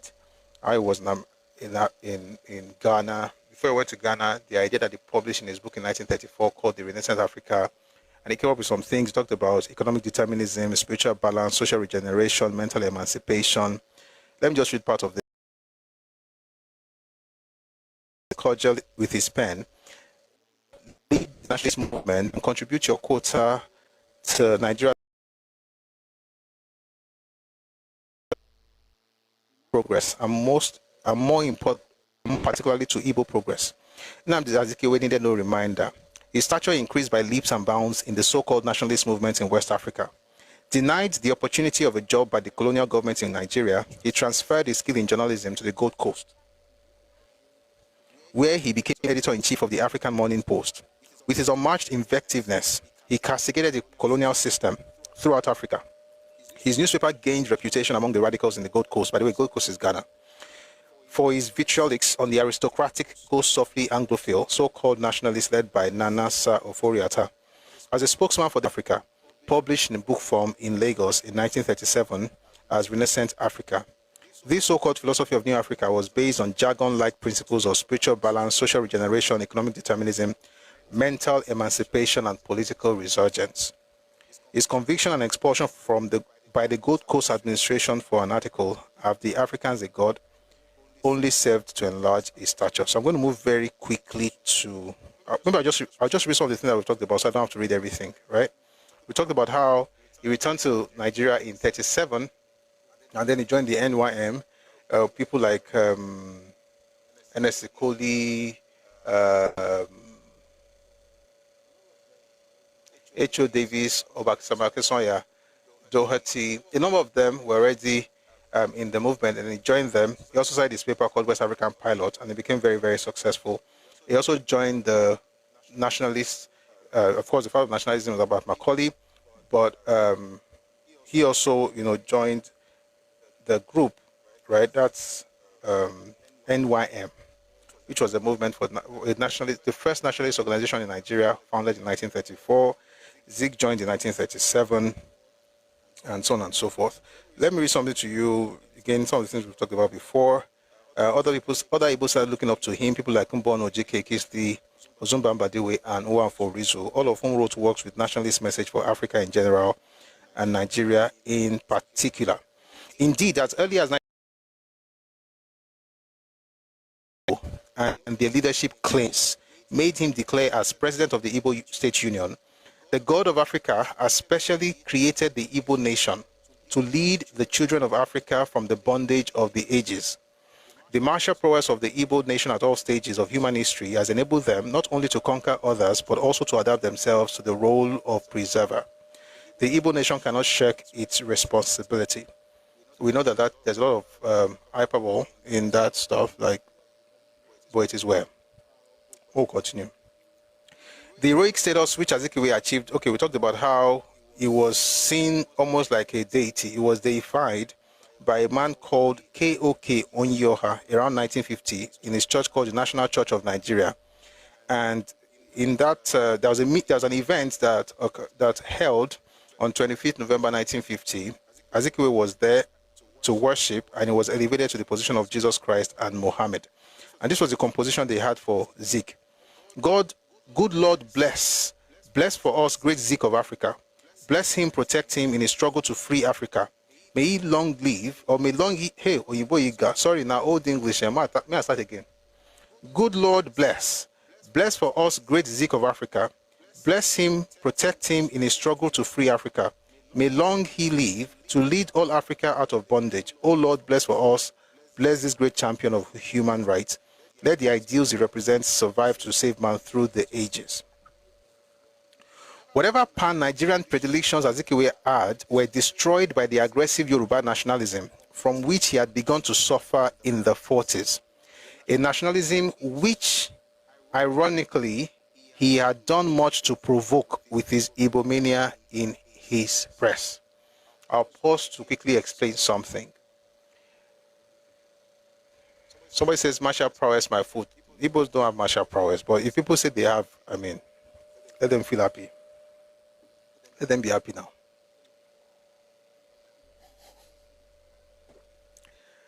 I've said it before. If Azikiwe achieved anything in life, it was his ability to plant two clearly disparate thoughts in an entire group. One is of superiority, the one is of victimhood, and he successfully planted it in their minds in the 1940s. So that even right now, it has happened this morning, even here, it happened. We are better than you, we are better than Yoruba. It happened today. The other person says, but they are not allowed to become president. You will see the two things. They are constant, what is it called? Recurring, I should use the word recurring decimal, like in conversations, you are better than everybody, but you are the victim of everybody. And in your mind, you've not thought about the fact that these two things don't even go gel. On a normal day, those two things are mutually exclusive, because if you are superior, then you should be the one dominating everybody. If you're a victim, then it means that you're inferior to every other person. But for some weird reasons, people can actually hold those two disparate thoughts and claim those two things at the same time, and they don't even know where they got it from. Guys, in case you don't know, you got it from Zik. Ojukwu used the same tool. What's his name? Nnamdi Kanu did the same thing. Ekpa did the same thing. The one they caught the other day, gentle one. Thank God they said it's gentle, was killing people. Anyway, God bless Nigeria. God bless Igbos. God bless Yoruba, Nigeria, Hausa, Tiv, Idoma. Everybody, God bless you.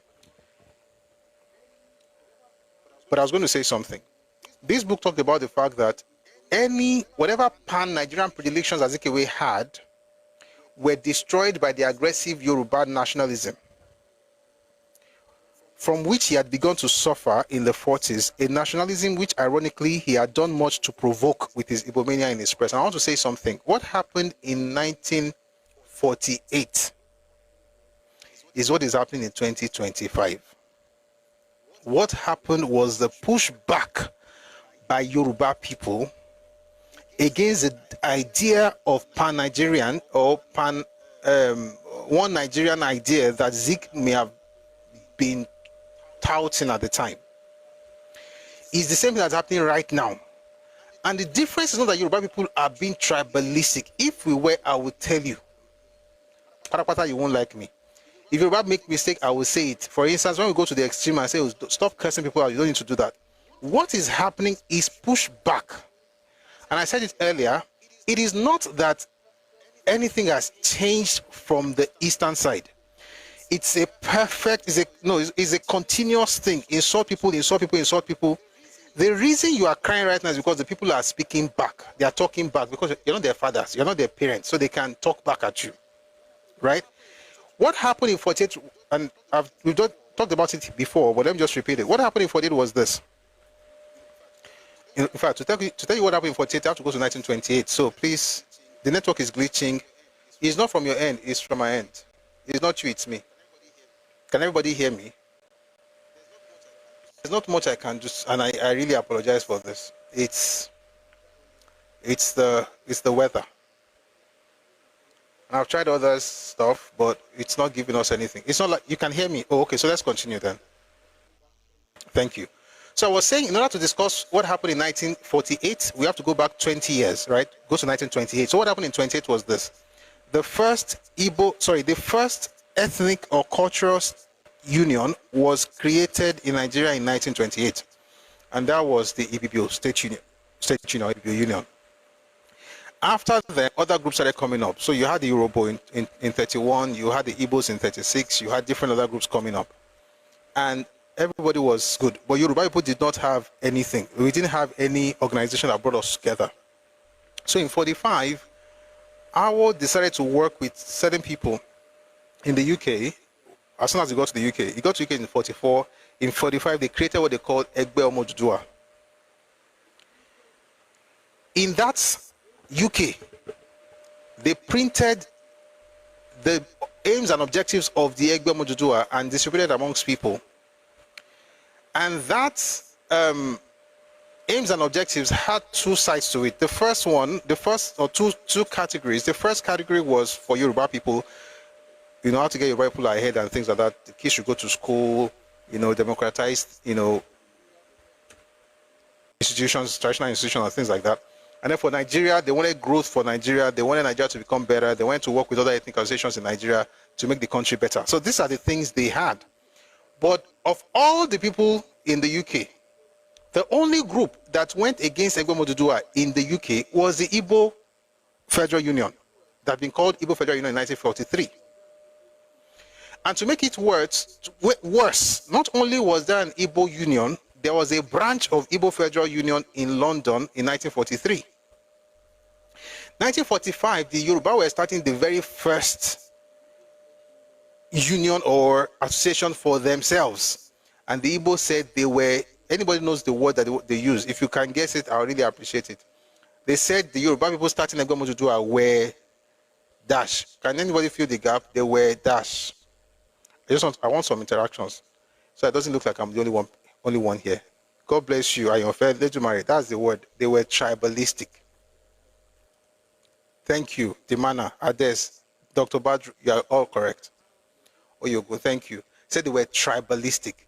You have your own Igbo union, but Yoruba people having their own Egbe Omo Oduduwa are tribalistic. And the crazy part, again, the Yoruba people who also supported the Igbos against their own brothers. It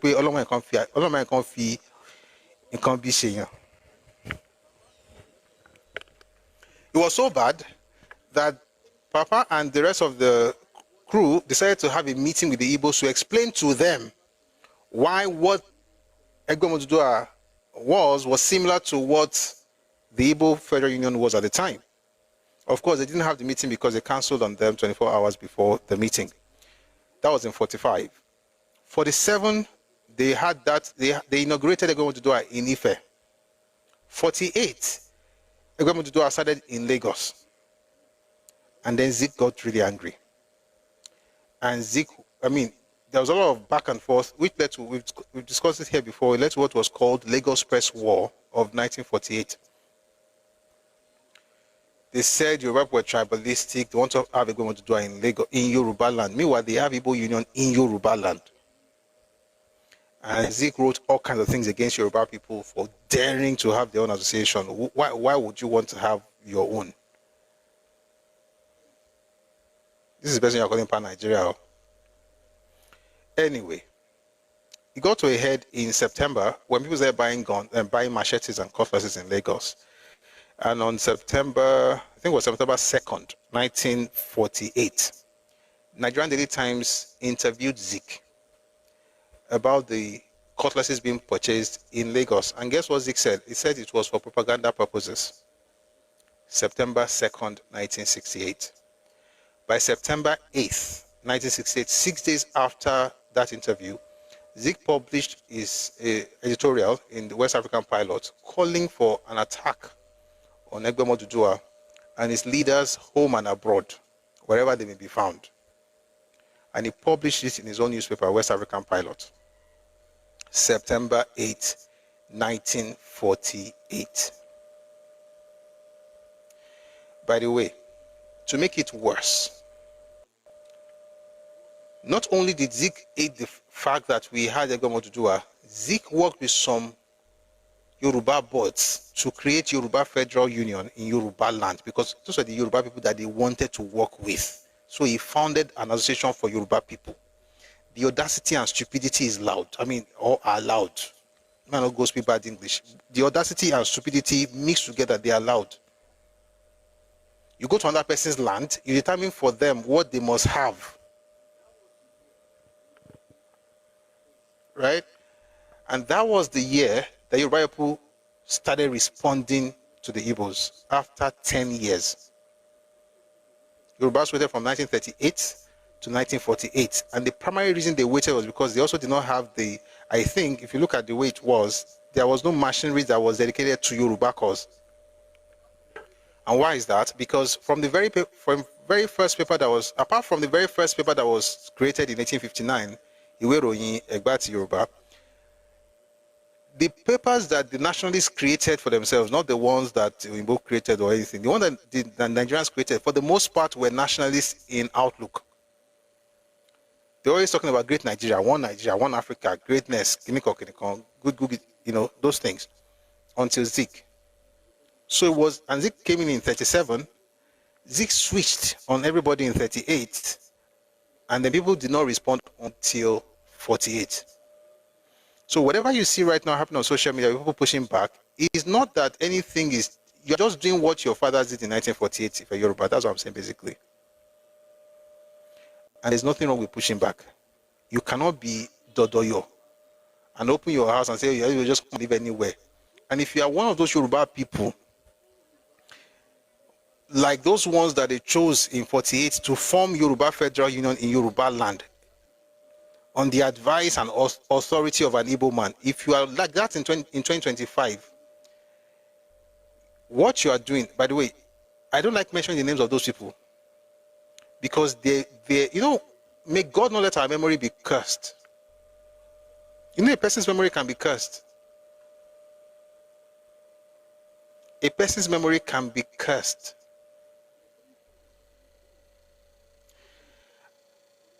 And there are certain things that you can do. I mean, nobody's perfect. But there are things you can do that can put a blight on yourself and your entire generation. For instance, if you hear Awolowo right now, no matter the fault of the man, you will celebrate his seed, his children, his grandchildren, his great-grandchildren.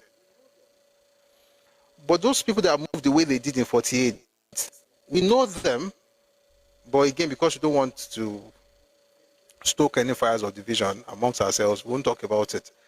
But their descendants, their ideological descendants, are the ones that are calling themselves Yoruba bots today. And I'm telling you, the end is not good. Because if you don't learn, people soft pedaled after the war. Nobody soft pedaled because nobody is praying for any war again. Nobody is praying that anything happens to Igbo people. So there's no soft pedaling anywhere. Which means that if you move mad, you just you be in Yoruba land, but ile Yoruba ni gbe.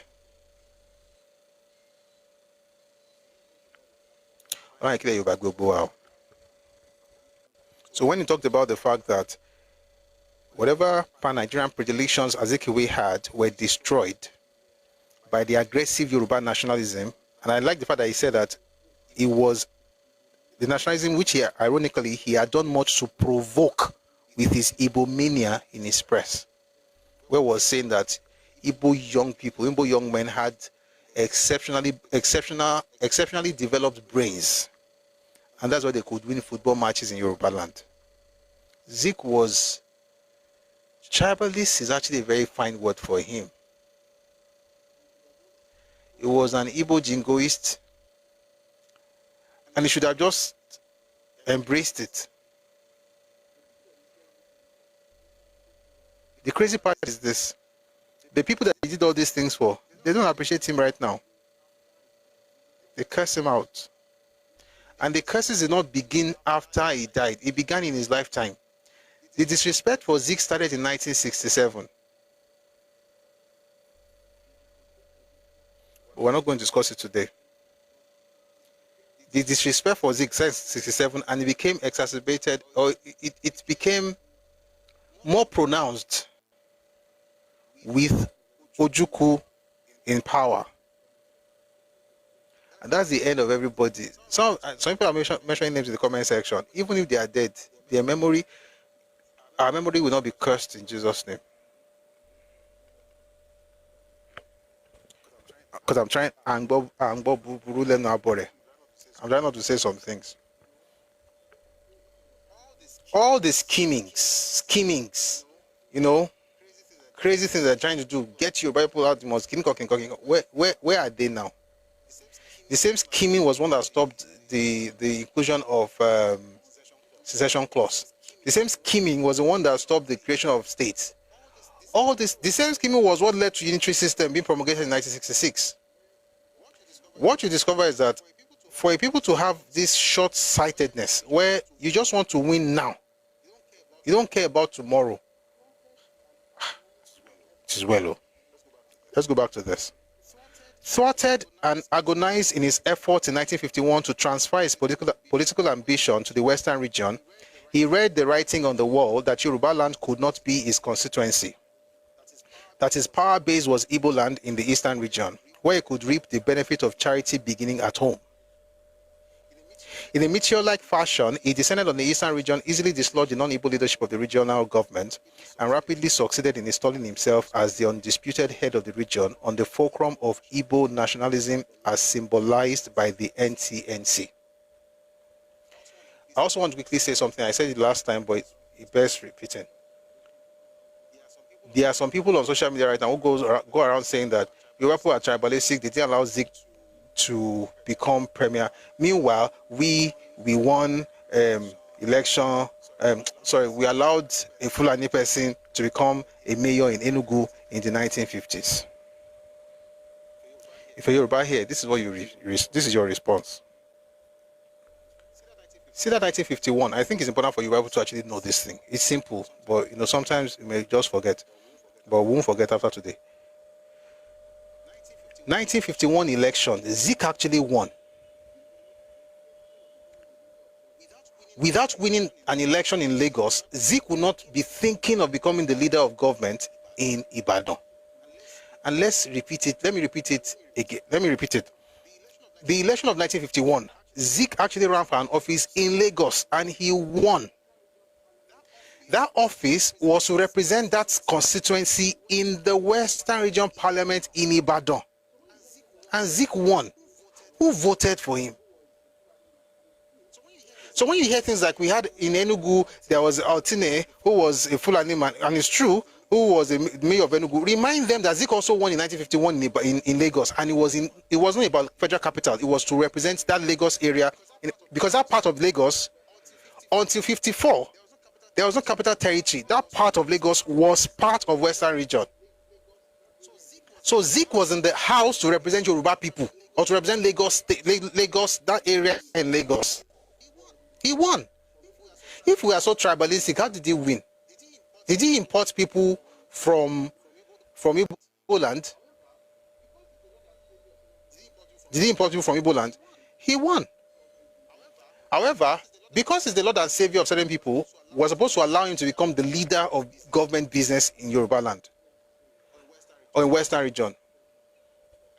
I know what, at this point, I'd like to read what he had to say about that election, because a lot of people have said nonsense, but right now I'm not going to read that whole. Let me quickly read some to you. I hope I can quickly find that book. Mumbo. I want to read to you what Zeke said about that election when they said, you know, Yoruba people did not let him win. Yoruba people, he won. He couldn't win more than one seat, and he won that seat. And he couldn't form government without the majority, which he did not have. By the way, one of the reasons one of the reasons I have no respect for Mbadiwe is that nonsense book he wrote. Again, it's a rubbish book. No apologies. The Rebirth of the Nation. Why do I talk like this? Because it's painful that those who were supposed to be elders would write things to destroy the nation in the name of building the nation. In other words, they will say they're doing national unity, but they're literally destroying the nation with lies. He wrote his book called The Rebirth of the Nation, and in there he said that Awolowo did something that he didn't allow them to become head. Why should we allow you to become leader in Europe, in Western region? Who are you? I want to read to you what Zeke himself said. Just give me a second. I'm going to find that book now. I found the book. I'm just trying to find the page. Because it will not be fair to just read it out.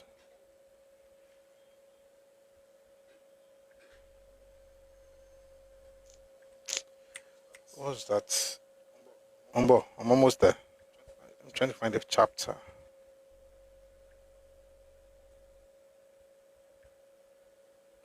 Working girl.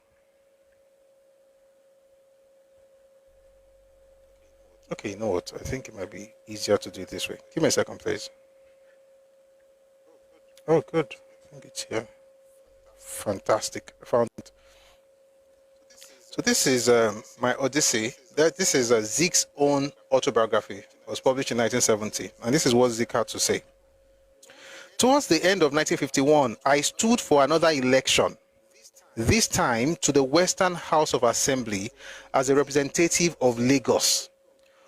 Again, please, don't say I just talk. They hear what's in the talk for himself. In talk say, in standard for election, this time to the Western House of Assembly. I know you know these things, but I want to make sure that we are together. Please, anybody knows where the Western House of Assembly was situated or located? Anybody, please in the comment section. Let's have this short interaction. Anyone? Where was this Western House of Assembly? Thank you. I see it on TikTok. Thank you. Thank you. Ibadan. This is not Ikoyi or Balinde, Ibadan. So let me start again. Again, this is Zeke, right?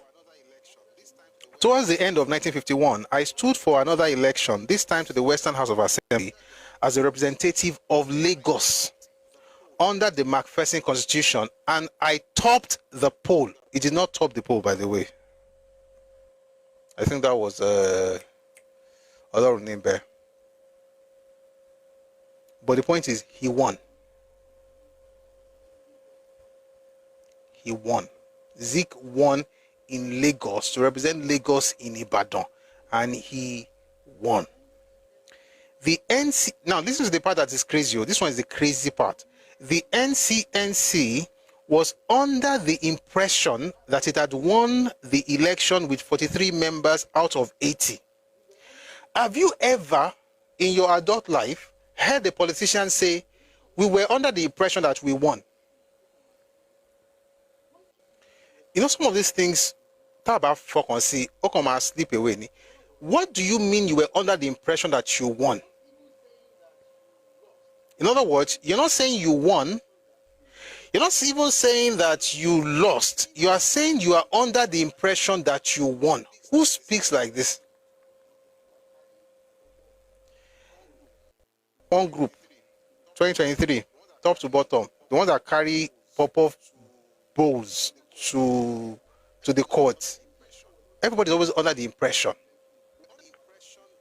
We were under the impression that, sorry, the NCNC was under the impression that it had won the election with 43 members out of 80. As it turned out, 20 of the legislators who were known or regarded as NCNC members or supporters or sympathizers decided to align themselves with another party. Lie.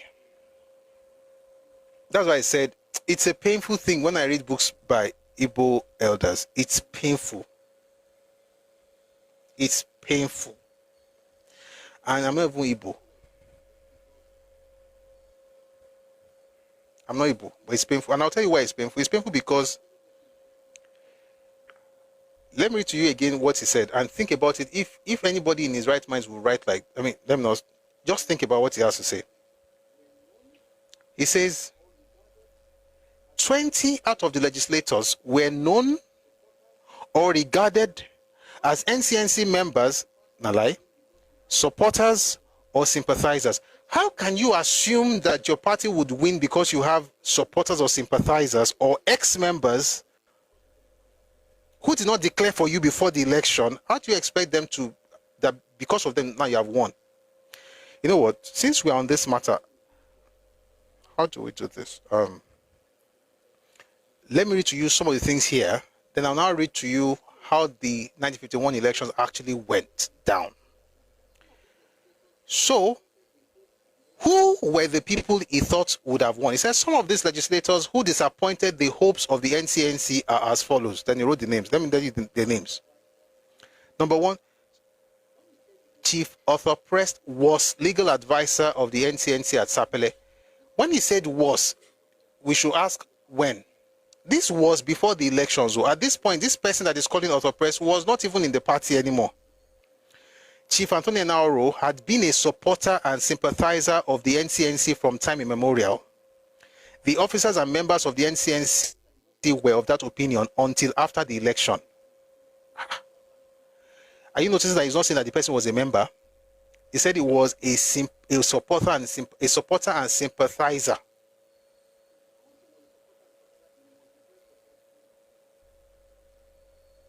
So because he was a supporter and sympathizer, he must declare for us when we win. Let's continue. Number 3, Chief W.J. Falaye was the NCNC representative at Akure. In fact, he was a local agent and correspondent of the Western African Pilot and was nominated by me as national president of the NCNC to fill a vacuum created when neither the Ondo NCNC nor the Ilori NCNC were prepared to accede to the wishes of the Akure NCNC. I was asked to use my offices to settle the dispute. Hence, the nomination of Chief Falaye, which satisfied this constituency. Number 4, Chief F.O. Awoshika was a candidate supported by the NCNC Ondo branch. Number 5, Chief S. Akinola was a candidate supported by NCNC Ilesha branch. 6 to 10, Chief M.A. Akinloye was a candidate supported by the, I'll explain all these things, with Mabolaje NCNC Alliance at Ibadan. Chief Saboderi Akinbiyi and Laleyin were also supported by the Mabolaje NCNC Alliance at Ibadan. Only the late Alhaji Adegoke Adelabu, also of the Mabolaje NCNC Alliance, associated with the NCNC after the election. You know what? There are other names, but let me quickly read. He mentioned the particular person's name. I think it was Aboderi. I want to read what he had to say. Mombo, stay with me, please. I have to go to another book. I have to remember that book. That's the issue now. Which one? Mombo.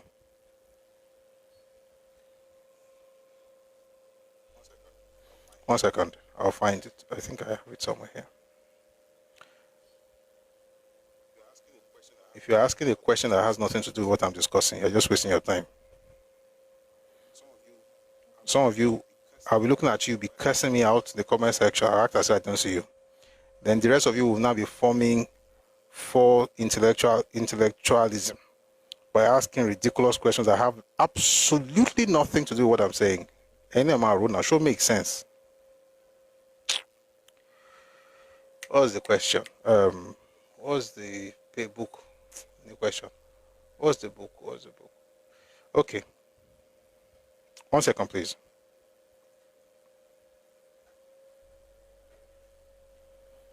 to take us like a minute. I'll find it.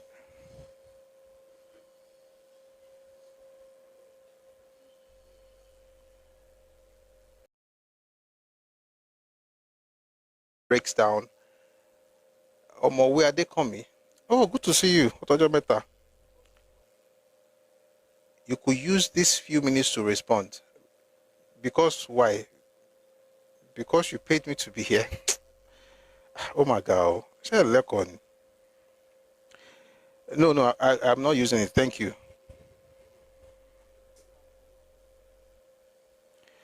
You know what? Let me even respond to you, but I won't answer the question that you want me to answer.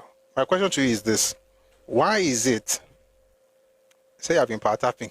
You're not serious. Why is it that an Igbo man from a boy who built his house in Anambra? Why was this? No, in fact, there's two cases. There are two cases. The one who built his house in Anambra and called it the street Abakaliki Street. Why did they change the name of that street? Then the lady who built her house in Anambra, the Ebonyi woman, why was her house pulled down? Those are my questions for you, because I don't want to do anything here. Let me read to you what happened. This book is called Chief Awo, 1952 to 1959. It's a journal, so there are many authors, right? You're going to like this, by the way.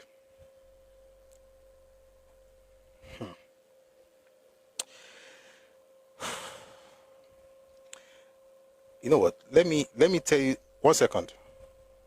Let me go to the beginning so I can find you the name of the author. Again, I do this because someone might want to check it, so not gonna be like say we just make things up. That way, we have full disclosure. Sorry, I'm trying to remember something. I might be no.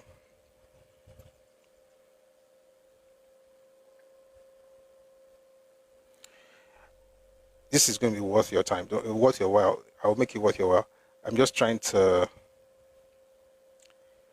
Chief Obafemi Awolowo.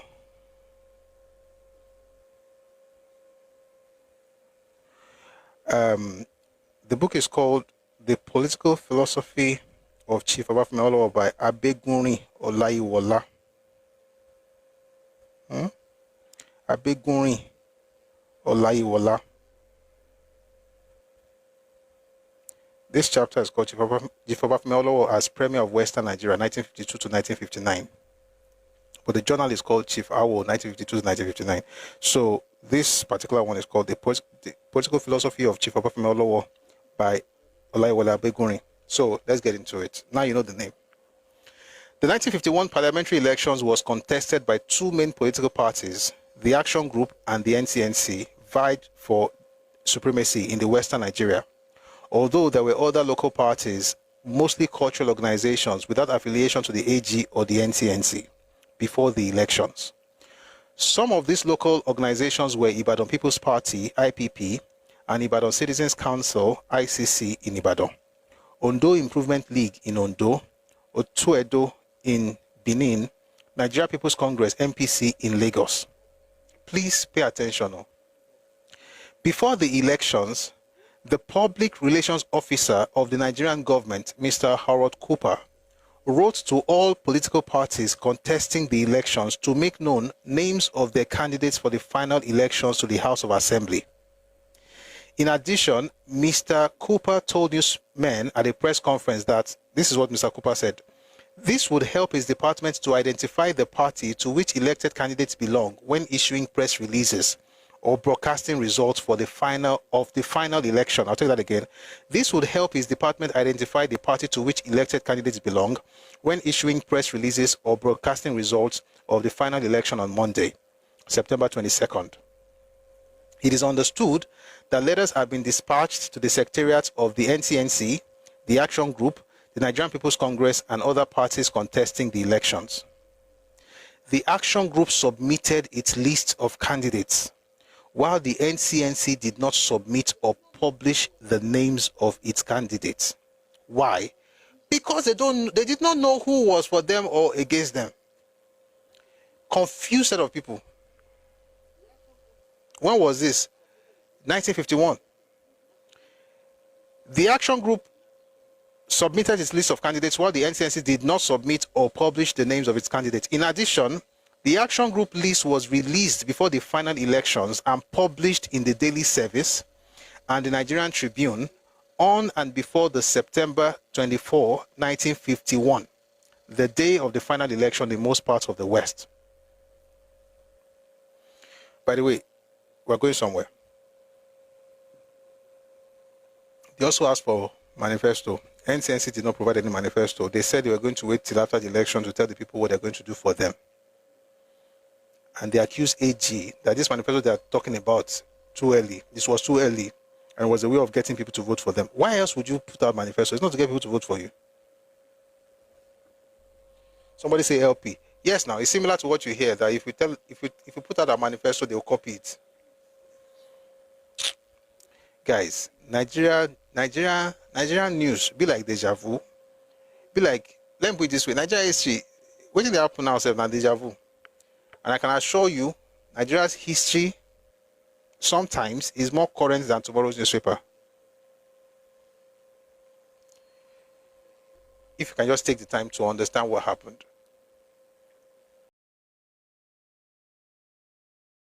AG provided the list, NCNC did not. Manifesto, AG had one, NCNC did not. But that's not even where I'm going. Where I'm going is I want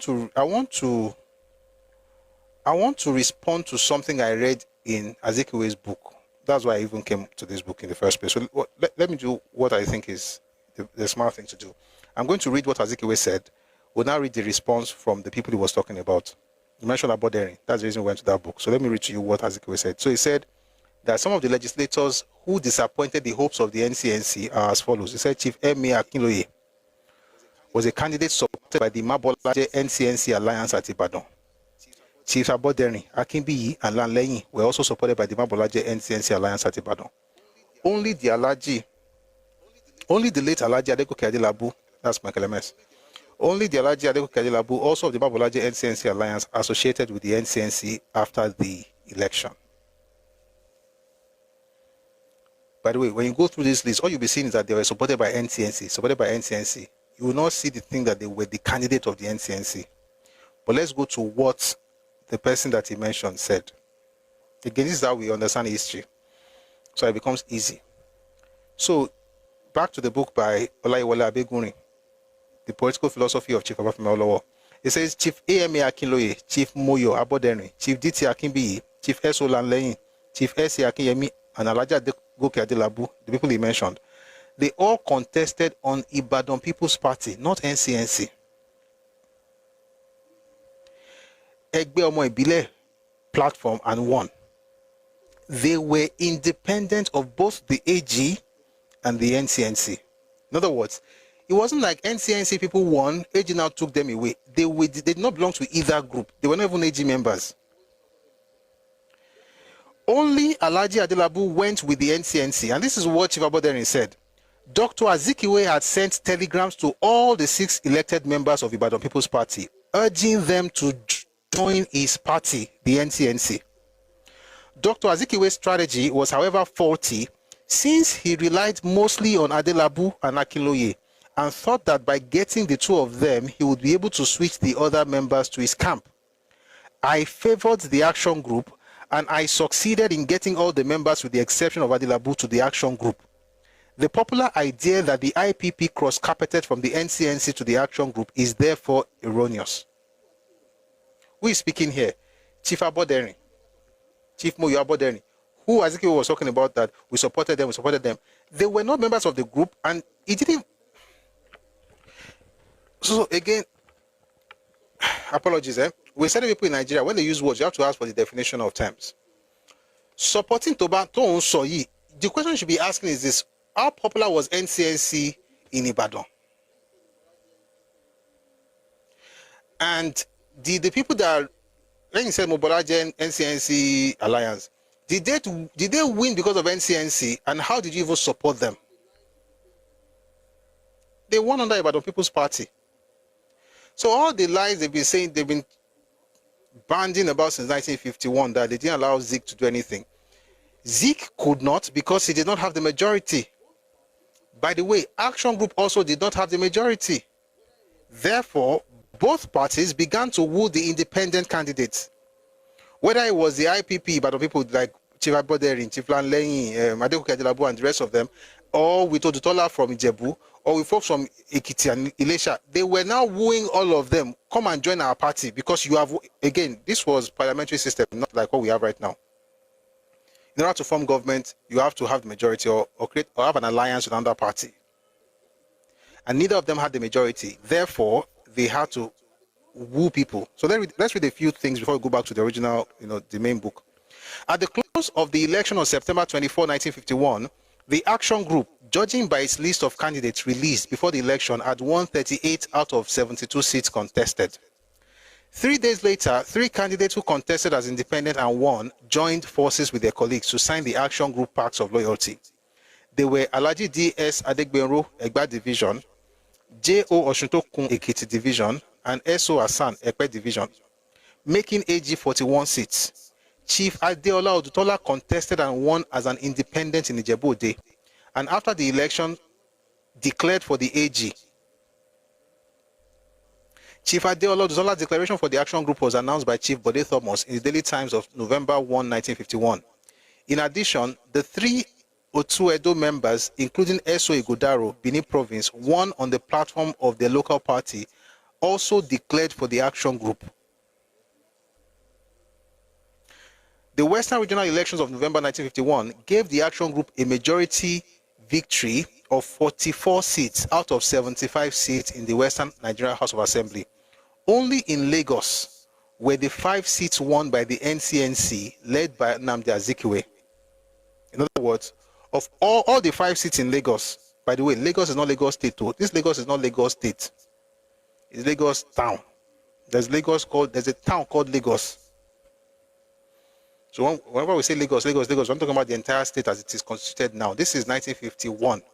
There was no Lagos State until 1967. Okay? So he's saying here that there were 5 seats in Lagos. Again, those 5 seats were going to be representing Lagos in Ibadan. And Action Group did not win any of those seats. They were all won by NCNC. And one of those seats was the one that Zik himself won. So every time they tell you that we didn't allow Zik to win, ask them the question. The one that he won that made him think of becoming the head of government in Ibadan, how did he win that one? Did he import Igbo? Yoruba people voted for him. That's why all this, you are tribalist, now lie. They're just lying. So there was an election in September, there's another one in November. At the end of the day, AG had 44 of the 75, and Lagos had, and of those, and NCNC had the rest. But NCNC had, how many? I think 22 or so. But 5 of those were from Lagos. The crazy part, by the way, was that, no, let me just read a bit more. Let's just continue. Because if I read it out, if I say it, I'll still read it, and I'll say it again. Only in Lagos were the 5 seats won by the NCNC, led by Nnamdi Azikiwe, and there were internal squabbles and indiscipline within the party, which led to all the 5 NCNC legislators contesting among themselves for the 2 seats allocated to Lagos in the House of Representatives. What does this mean? You see, back then, those 3 representatives that won in Lagos, again, it was Lagos. Even the Lagos town saw it gone. It wasn't FCT. There was no it wasn't capital territory until 54. So in 51, it was part of Western Region. Okay, the people that came into the Western Region House of Assembly came from all over Western Region, right? Now, of the 5 that got in from Lagos, 2 of them will represent the same place in the House of Representatives, according to the Macpherson Constitution at the time. So you have 5. Those 5 are in Western Region House of Assembly, but 2 of them will represent Lagos. So it's like think of House of Assembly and House of Reps, and think about it this way. Let's assume that you have 5 again, just to make it very clear, using our own terms of today. So think of 5 House of Assembly. Say there are 5 constituencies, right? Now,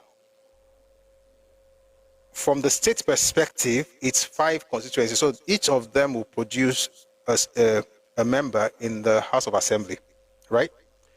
Then those 5 House of Assembly constituencies are now divided again into 2 constituencies for House of Representatives, all right? So that means basically that of those 5, 2 of them will then go to the House of Reps to represent Lagos again. Now, here's where it gets interesting. Please, let me change the audio source. This the battery is about to go off. I remember exactly where I am. We're going to go on from there. Let me just quickly switch. 1 second, please.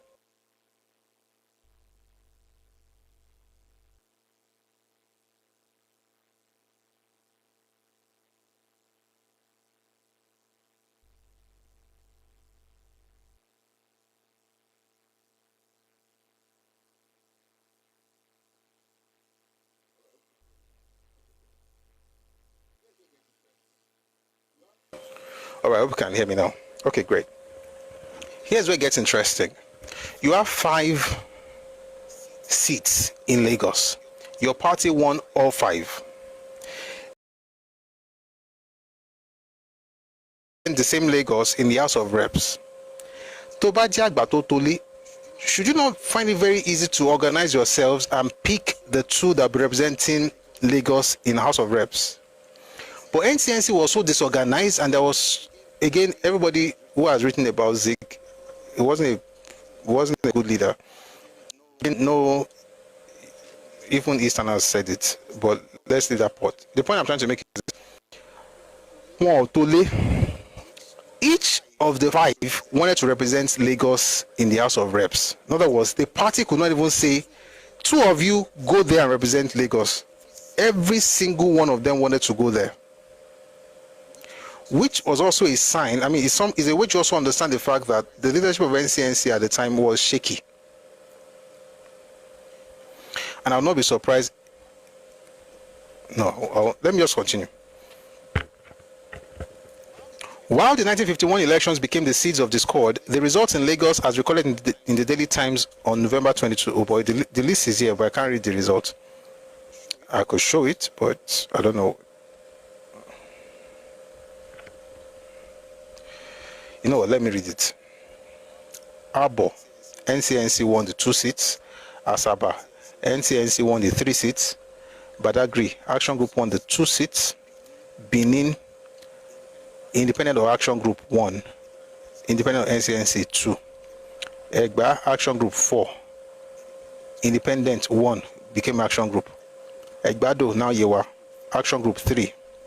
No other. I'm just reading the one we then win. Ekiti, Action Group 1, 2.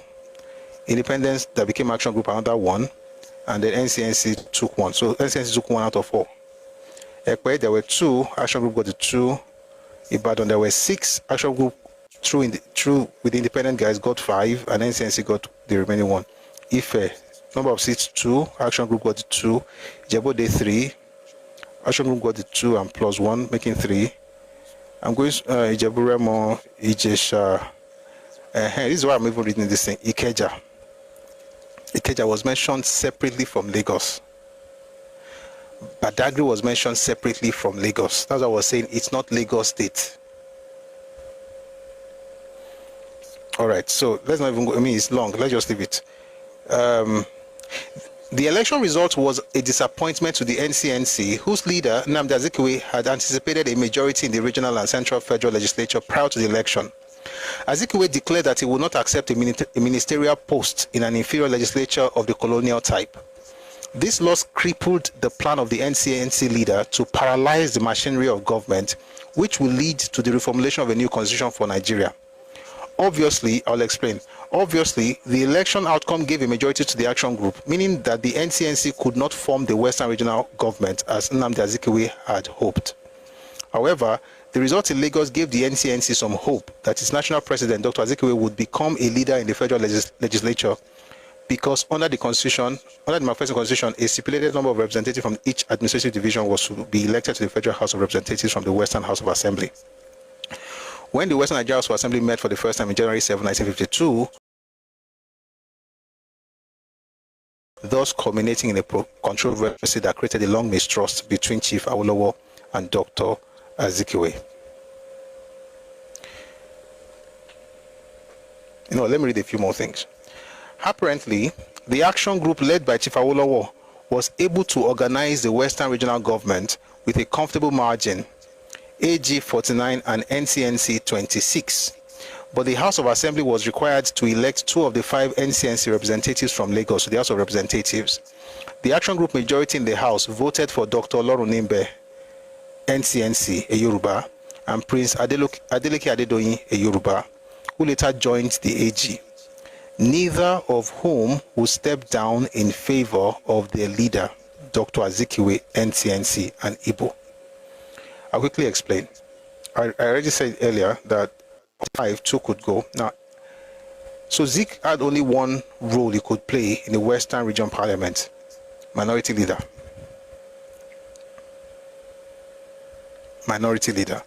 But he said that he would not accept a ministerial post in an inferior legislature of the colonial type. In other words, if he was not going to be the head of the Western Region government, he would not accept a ministerial post in the Western Region Parliament. So, which means that the other thing he wanted was to be able to go to Lagos, having been nominated by the Western Region Parliament to represent Lagos in the House of Representatives.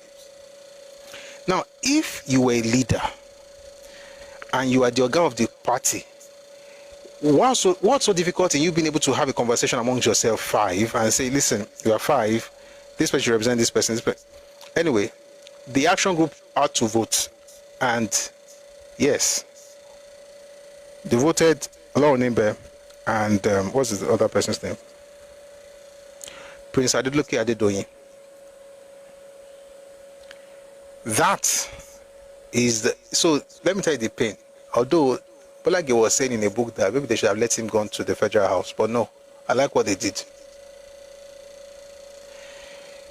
What you are saying basically is that, number one, I'm in this region. Listen, I'm in this parliament now. I'm Igbo man representing Lagos in Ibadan. But if you're not going to make me the head of this parliament, I don't want to have any ministerial post here. So you know what AG did? If you don't want to have a ministerial post here, you're not going to have anything at all, even in House of Reps. In other words, you will be in here, but you'll be a member like every other member. Mo like a baje. Baje. Odun. Pátápátá là ń poro ná. Obi bá wọn sọ ná. Omi ní poro ná jogere ló poro ọ̀gbẹlẹ̀. Pátápátá ló máa ń pẹ̀ka àròkọ.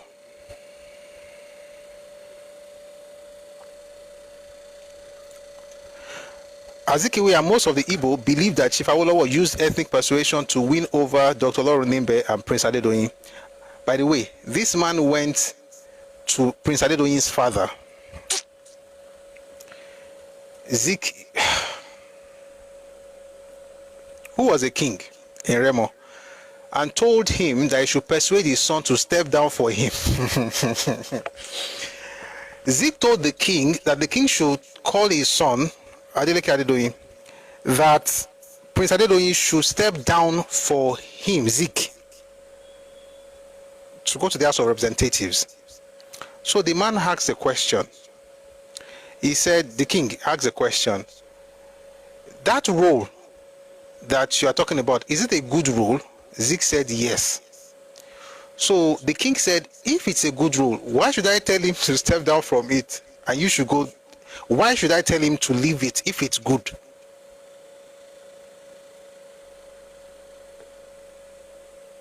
Sorry, guys. I think because people allow you to stay here, you think it's your tie that's making me keep you here.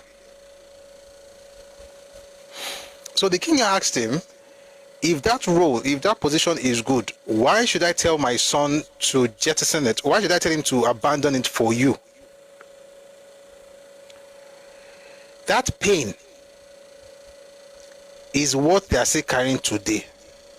It's not that Zik did not win a seat. Zik won a seat. It's that Zik was not allowed to lead everybody, because he's the Lord and Messiah. And you know the song they were singing for him in Abba is the Lord and Messiah of everybody. Is the king of his people.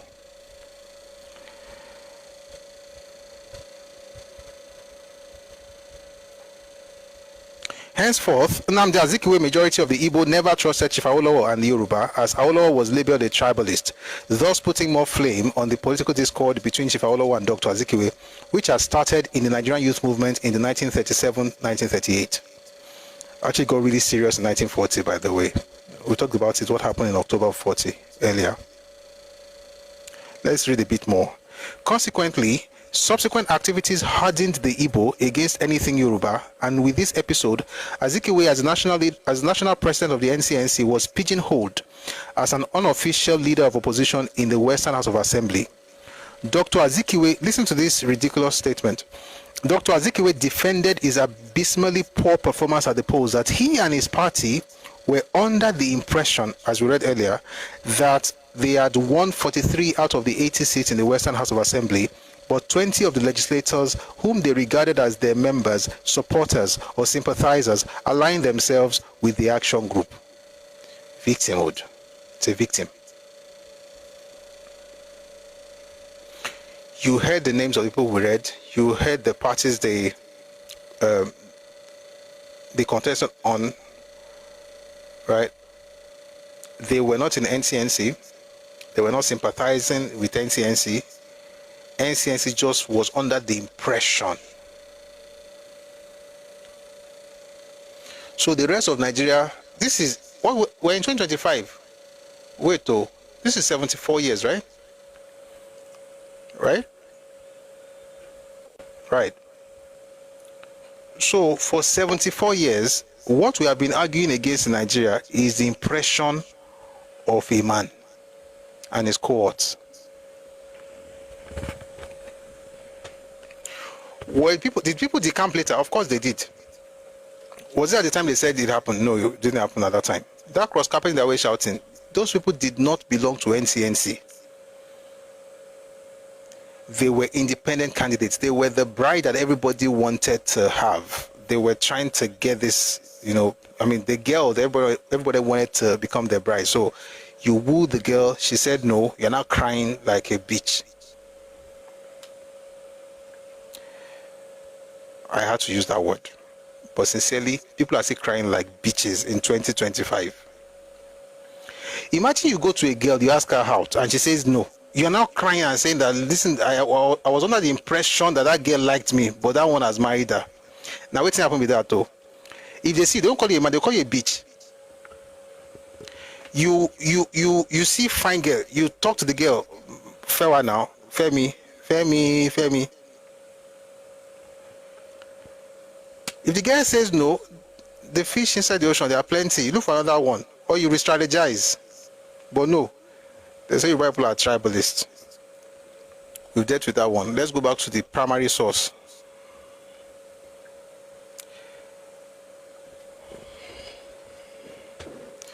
I'm talking like this because somebody sent me a video yesterday. And that video was saying, I was a bigot, I was a tribalist, they didn't allow Zik. I'm like, why do people even use a word they didn't allow? Allow as how? Let me speak like this guy that used to say, kwiti, as how? Is that how they say it? That's how he says it. As how now? As how? Like, based on what should you be allowed to become the leader of people in Yoruba land? Or in Western religion? And let me also quickly say this, because I think it's also a mistake we make. People say it was not allowed to become the premier. There were no premiers in 51 or 52. There were no premiers. We didn't have premier until 1954. What you could become was, you could become a minister, and then you could also become the leader of government business. That's what you could become. And that's what Awo did. And that's what your Ita became in Enugu. But when Zik could not take being the minority leader, I'll repeat it 1,000 times if I have to. Zik was in Ibadan representing Lagos. He won that election.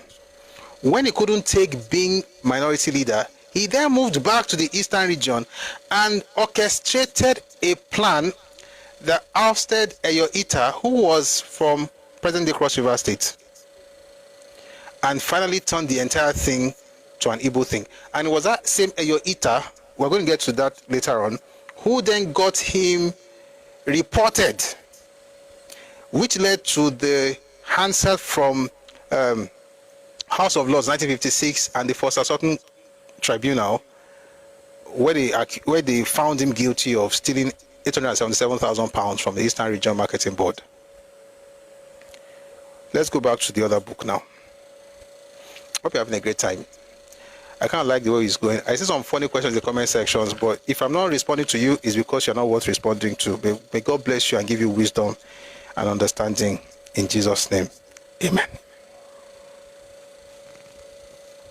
By the way, let me say something. I want to read something. Whatever you see happen in 51 cannot be disconnected from what happened in 1941, 1940, 1938. In other words, what you see, so if, again, history, you cannot discuss history in a vacuum, like without context, and say, oh, they are tribalists. You have to remember that this person who is trying to become the Oga in Western Region in 1951 was the same person who in 1941 destroyed NYM by saying that people are not going to vote for Oba Kisoya because he was Ijebu, thereby destroying the movement by pulling out Igbo people and Ijebu in 1941, 10 years prior. It was the same person who, between 1938 and 1941, talked to everybody about the greatness of Igbo above every other person in Nigeria, including football match with secondary school students. It was the same person that Odutola, who then decided to join with, Odutola, who then decided to become a member of Action Group in 1951, was the one in 1940 October who said Zik had to take his new African philosophy back to America, because before he came back to Nigeria, Igbos and Yorubas were living very well in harmony. They were living together in harmony. But as soon as Zik came with his new Africa, whatever, everything not Pafuka. In other words, they had a history, even in 1951. By 1951, Awolowo had known Zik for 17 years. The first time he met Zik was in 1934. So this is not like out of the blues, I hate you, you are Igbo, I hate you. There is history, 17 years. Some of us in this place, if you have known a person for 17 years, are you saying really that you will not be able to tell what they do? Let me go through the timeline. 34, he saw Zik speaking. He went to cover the event, right? Aulo was a journalist. He was a reporter at the time. Zik was a powerful orator, wonderful speaker, speaking at Itafaji, in some schools in Lagos. Aulo covered the event. Saw him as powerful, very, very vibrant. Went back, came back in 37, joined NYM.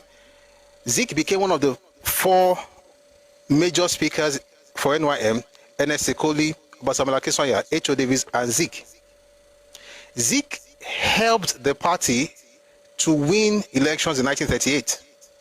So between 37 and 38, Zik was doing well, right? Using his skills to help the party, NYM, win. It was a nationalist organization. It was dominated by Yoruba people, but it was not a Yoruba organization, just like NNDP and NCNC in the beginning, or in the Beninge. Anyway, 38, Zik switched. Started championing Igbo. 40, they were going to remove him, and then they were okay, you know what? Because there's going to be election in 41, they left him. Big mistake. 41, he scattered the party by saying that, oh, they don't want Akisanya to run because he's Ijebu, even though our who supported Ikoli was also Ijebu, and Ikoli was Ijo. But Zik created that thing.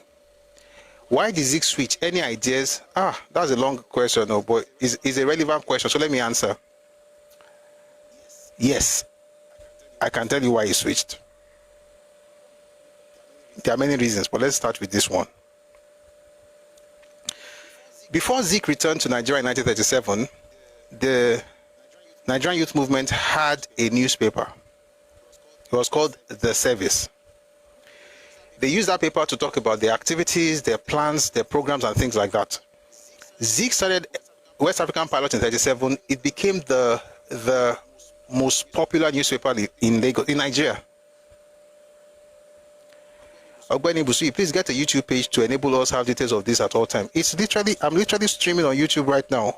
We're on YouTube, we're on Facebook. If you want, you can go to the live section on YouTube, Busui Oris, and you find the videos. So your prayer has been answered. Thank you, sir. I have to get back my thoughts. Zeke started publishing West African Pilot. It became very successful, right? It became so successful that people would leave their civil service jobs to work in West African Pilot. He had the people, right? He spoke the language of the young people, of the youth, of the nationalists, and people celebrated him. And because of the popularity of his paper, the Nigerian youth movement decided to stop publishing service. Big mistake. Big mistake. They were like, you know what? We're going to use West African Pilot. I mean, you're popular. I mean, this, by the way, Zeke was already a member of the executive committee. So they were like, no, let's just leave this service for a while. Pilot is popular. People are reading it. Let's use Pilot. So they used Pilot. After a while, they had a rethink. Apparently, Pilot is a commercial venture. There'll be things that they will say that I may not even, that NYM people may not like. E.g., Zeke started writing against the people. So, for instance, he had issues with a man called Mr. Bates, who was the editor of Nigerian Daily Times. And that became an issue, and then H.O. Davis visited Bates, to have a conversation. Bates talked about the fact that H.O. Davis visited him. H.O. Davis was a member of NYM, but Zeke went against him. Zeke began to have certain things where, because he was already pushing this Igbo agenda, anything that didn't give him that, to be honest, ethnic supremacy or superiority, he worked against it. E.g., when Adetokunbo Ademola was going to be made the magistrate, right, the first magistrate in Nigeria, because at the time, NYM was fighting for Africanization of the civil service. And the British was going to acquiesce and just give us one. Zeke worked against him. And he said it was because he did not have the statutory post-call experience. How would he get it if he was not put there? Thank God they put him there. Zeke still wrote against it. But the real crux of it is that when they switched to service, Zeke switched. Because not only would they be pulling out whatever money they were paying, if they were paying anything for those, adverts and stuff in his papers, they would also become a competition for him. It was a business deal. Zeke destroying the entire movement was based on two things. Number one, business, in the sense that it was losing money. Secondly, he said this himself, by the way, in October of 1940, that certain individuals within the party had wronged him. So that was an ego trip. So based on that, he was writing against the party, against NYM, against whatever they were doing, was writing against it. So that tells you there are two things. Number one, money, and number two, ego.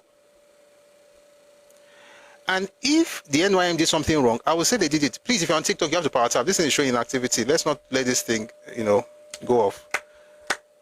Please. If you're on TikTok, please power tap. Let's get to 120, please.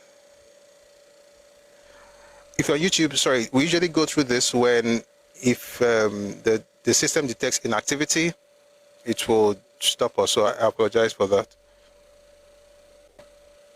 Somebody said Zeke was a Western puppet tool to destabilize Nigeria. You are wrong. You are wrong. And let me say something. Nigerians, we've got to do better. If a person does something wrong, stop making a baby out of them by saying it was the British that used them.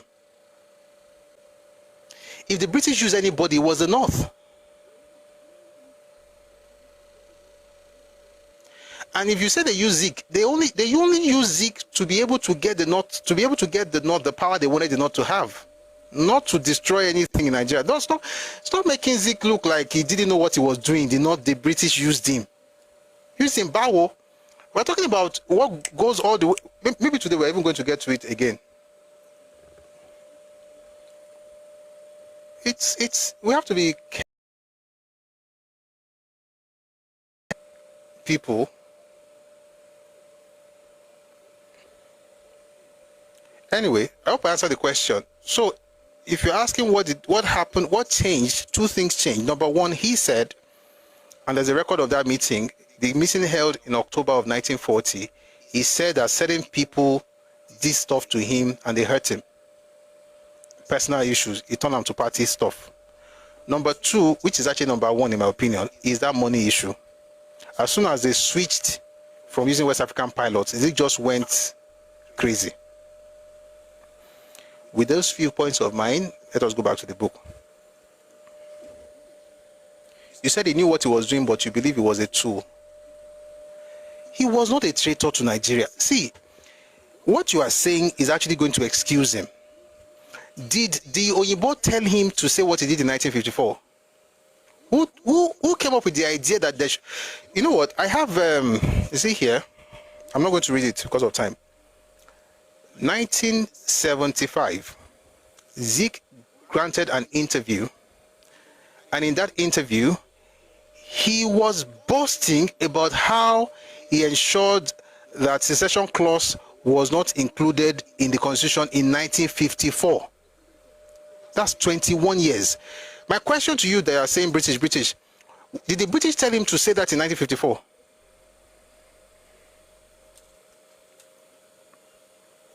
A person does something in Kotoba, let me tell you, British is not Nigeria's problem.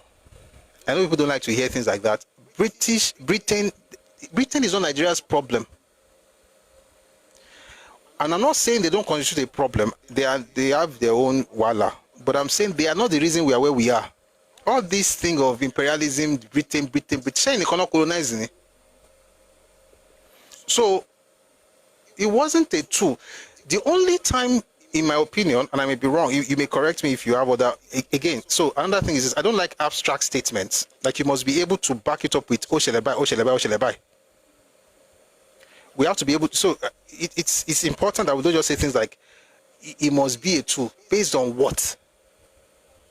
The only time that I have to say, okay, I can tell that this happened and it may have been a tool on this particular matter was in 1959.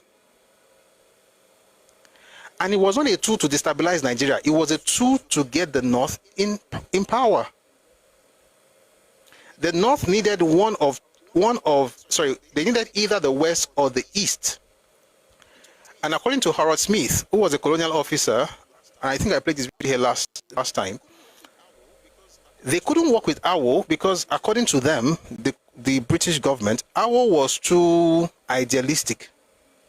By the way, almost every book you read about him, including the one that we're reading right now, talks about Awo just being Awo didn't have time for, compromising your standards and stuff like that, your values. And of course, there are advantages to that.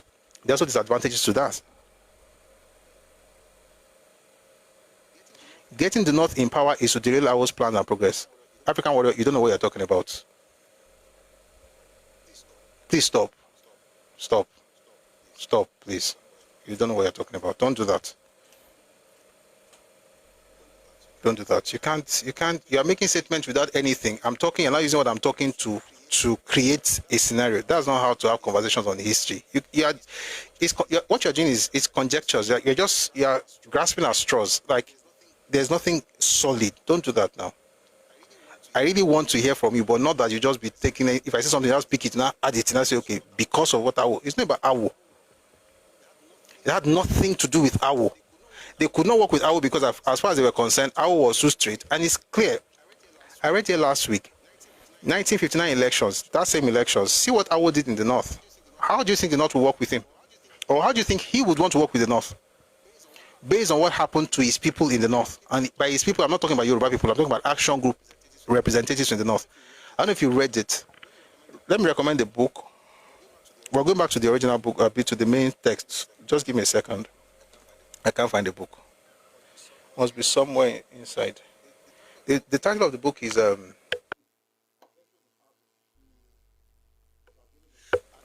Adventures in Power, Book 2.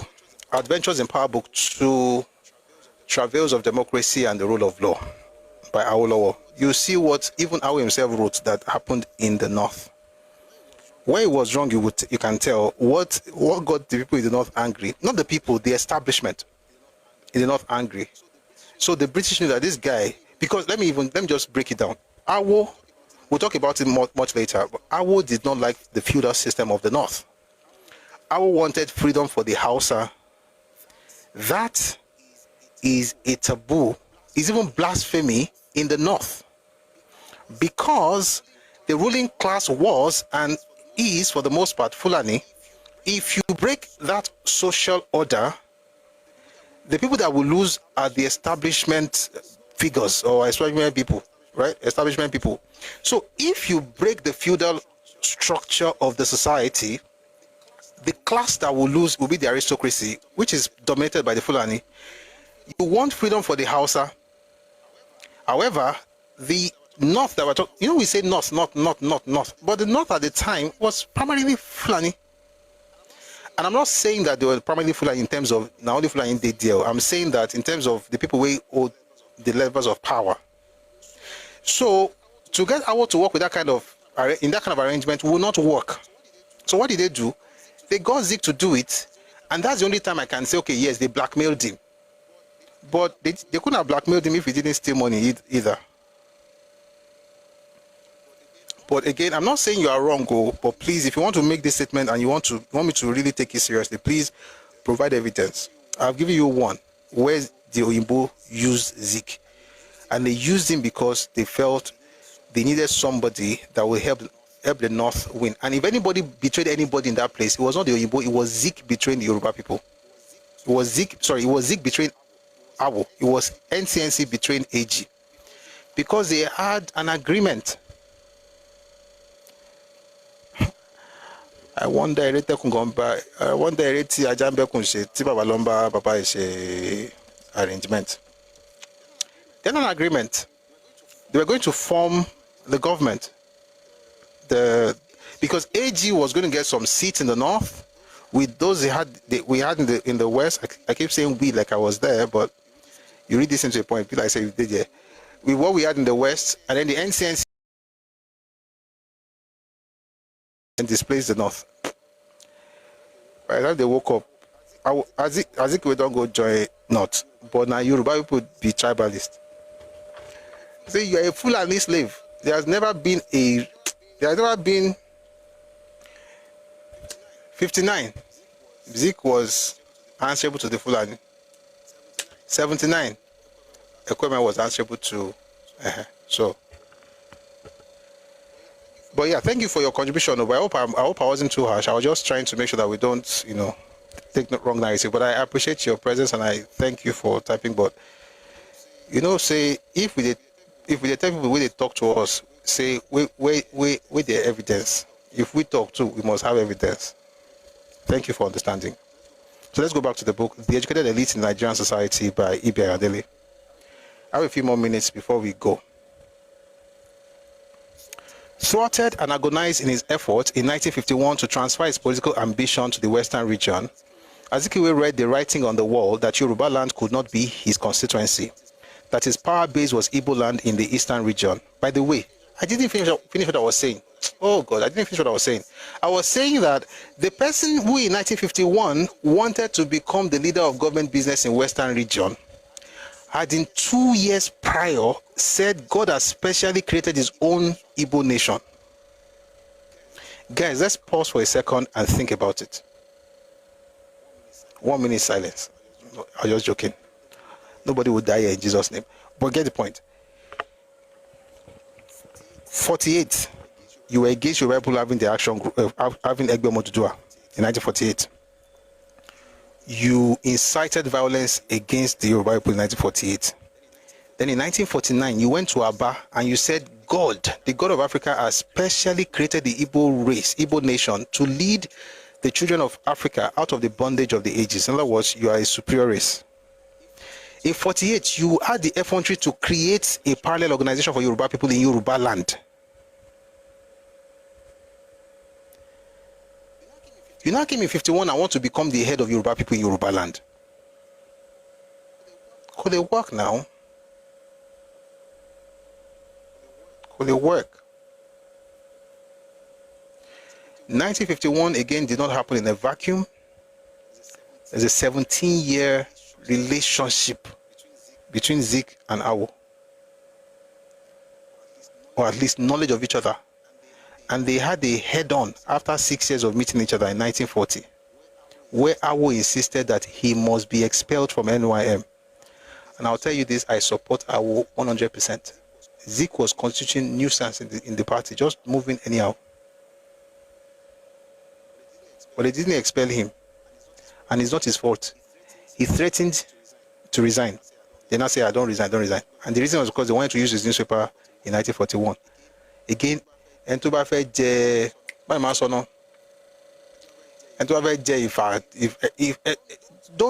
go after all this Ifa. The NYM wanted Ifa. They dealt with Zik because that same year, 1940, they were going to fill a seat in the parliament after Lakija passed on. And Zik wanted to go. God bless you. Thank you for helping me with that away. Ifan Fanilakboya, thank you. Ifan Fanilakboya. They were going to run for office they had a by-election because Lakija had died. Zik also wanted to represent Lagos. 1941.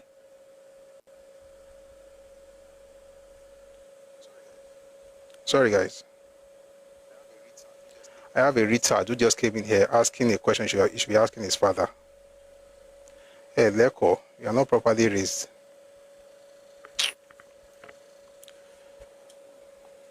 Where was I? That was 1941. Z came last in the primaries. And then he said he will not be running again. He will just become a godfather. How did that to Zik? So, Olayinka Lakija had passed on. The seat was now vacant, so they're going to have by-election. But before they had the by-election, they decided to have in-house election. And many people vied for it. Jubril Martins, Ernest Ekoli, Zik himself, many of them. But Zik, by the time they talk Paris in-house elections, Zik won the least. He got the least votes. So maybe that even was part of why he just got angry. By February of 41, about 4 months later, he just resigned and started writing nonsense against NYM until that party broke. And the way he did it was he ensured that the Igbos pulled out of NYM and the Ijebus also pulled out of NYM. And they did that because he said they didn't want Ijebu man to become a legislative member.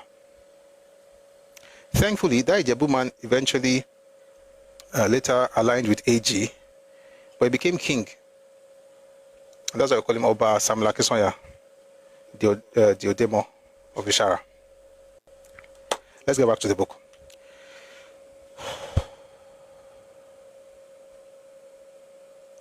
Thwarted and agonized in his efforts in 1951 to transfer his political ambition to the Western region, he read the writing on the wall that Yoruba land could not be his constituency, that his power base was Igbo land in the Eastern region, where he could reap the benefit of charity beginning at home. In a meteor-like fashion, he descended on the Eastern region, easily dislodged the non-Igbo leadership of the regional government, and rapidly succeeded in installing himself as the undisputed head of the region on the fulcrum of Igbo nationalism, as symbolized by the NCNC. Nnamdi Azikiwe was prominently and vocally connected with the Igbo State Union. Again, he was the president in 1948-49. Naturally, he did his best to see that the interest of the Igbo was not adversely affected. Thus, this is a lesson for you, Bible, what I'm about to read right now. Thus, in the 50s, whilst Awolowo was being a quixotic idealist, injuring the most precious feelings of the Fulani Hausa leadership, Azikiwe was far more restrained and anxious to cooperate with the Fulani Hausa leadership. There was no question of him being petulantly arrogant like his Yoruba rival, who reportedly boasted once that he would never serve under a northerner.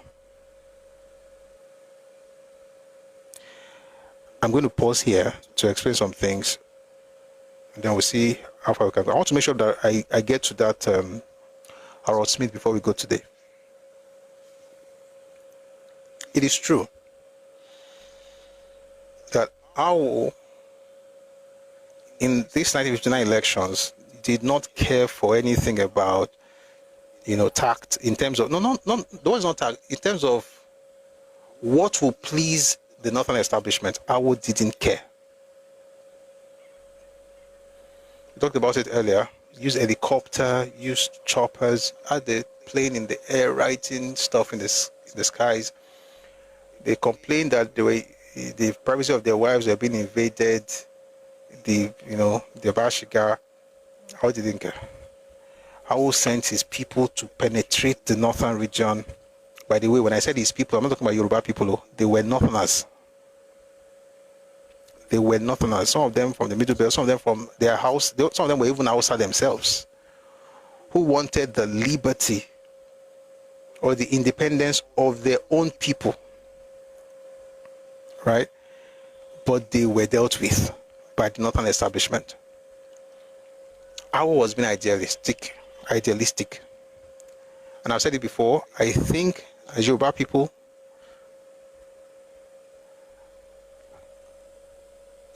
it's a lesson, right? It's a lesson. And like I said last week, when you read Awo's first book, Papa wrote in Path to Nigerian Freedom, published in 1947, he talked about the fact that, you couldn't govern Nigeria as one entity. And then he said, as long as people were made to feel that they were Nigerian first, they will feel the need to poke nose in the affairs of other regions. And whilst I want greatness for all parts of Nigeria, if a group wants something different, if you want to change it, you may have to work based on the culture of that place, even though you don't like it. And that was something that Papa didn't care for. And let me say something before we go on. If Papa had not acted the way he did, then he would not be Awo. In order to be Awo, he did what he was supposed to do, which was not work with the northern establishment. Or let me put it this way. He did what he was supposed to do, which was to look for a way to get the average Hausa person to, quote-unquote, gain freedom. If Awo did not think of the plight of the Hausa, then it would not be Awo. It would just be any other politician who wanted power. And when we get to Awolowo versus Akintola, I'm going to get into some of these things. That was one of the major differences between Awo and Akintola. Awo didn't want power for power's sake. Awo was thinking about the people in the north, not to work with the establishment in order to. Akintola was like, and Akintola was being realistic. So I'm not saying Akintola was wrong. He was like, listen, if we're going to play this game, let's work with the north so that we can also get some of these largesse, just like the NCNC got between 59, from 59 until around 61, 62. When Akintola said, let's change this thing, and they didn't change it in time, NCNC got that thing until 64. In those 5 years, Nigeria was not tribalistic. Igbos were at the top of everything, not because they had anything better, but because they used nepotism to the fullest, as reported by many books which we've read here. But the point I'm trying to make is that Awolowo having this itara, this passion for the people of the north makes sense to me. And I think everybody must have that passion. However, we cannot repeat his method. Because if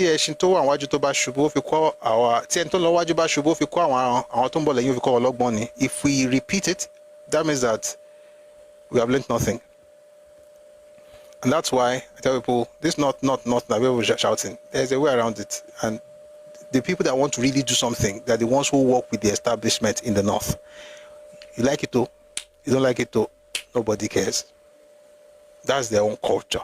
And like I said, since I don't want anybody to come into Yoruba land with their weird culture, by the way, Yoruba culture is great. Some people have crazy culture, they still want to impose it on you. I don't want it. Therefore, I don't want it there either.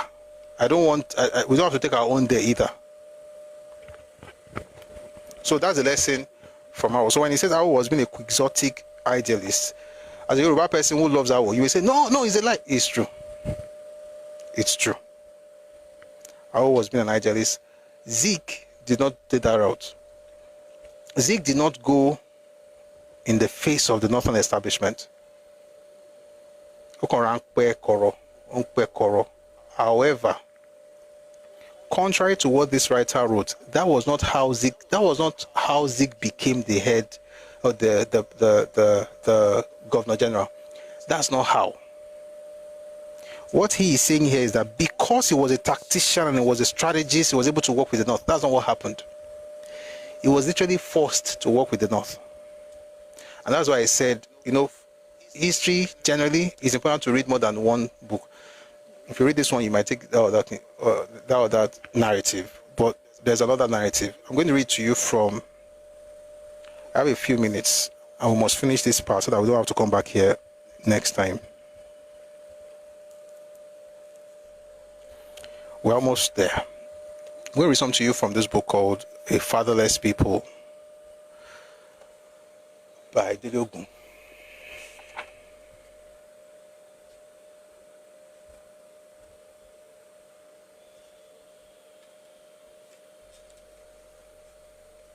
Someone says Zikists dealt with the North in 1966. Oh yeah, they did. They did. All the people that frustrated NPC in Lagos in 1966 January, all of them were Zikists. Uwaforizu, Badiwe, all of them were Zikists. So how did Zik get power with the North? So again, I'm trying to correct a notion from this book. This book is saying that there was no question of Zik being petulantly arrogant like his Yoruba rival, who reportedly boasted. By the way, yes, Awo said he couldn't work under the North, and I understand it. So again, there's something about Awo. I apologize when I talk about him. I want to explain something. There's something about him that once you begin to study him, you will understand. It was, how what gives you advantage could also be a disadvantage. That's it. Was very principled.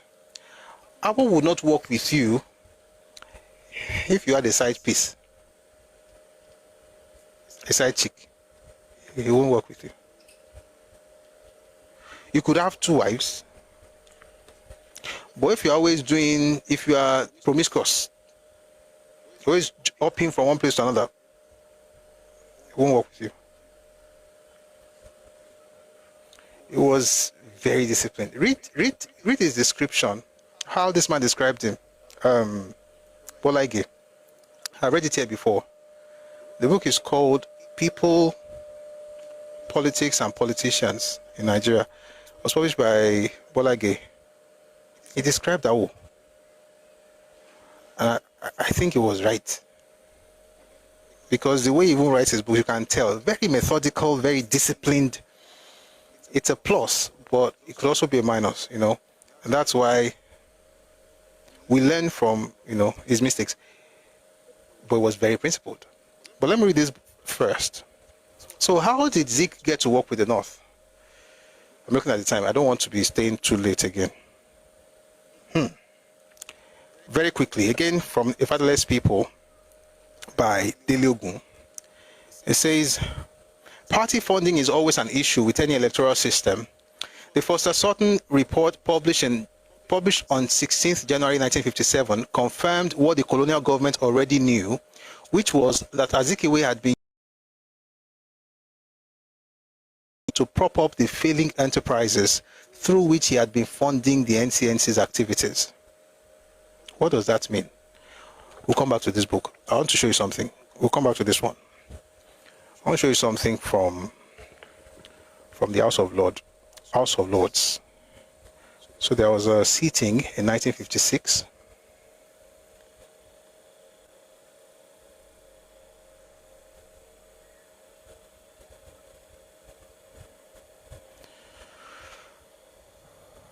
What happened? What led to the Foster Sutton Tribunal?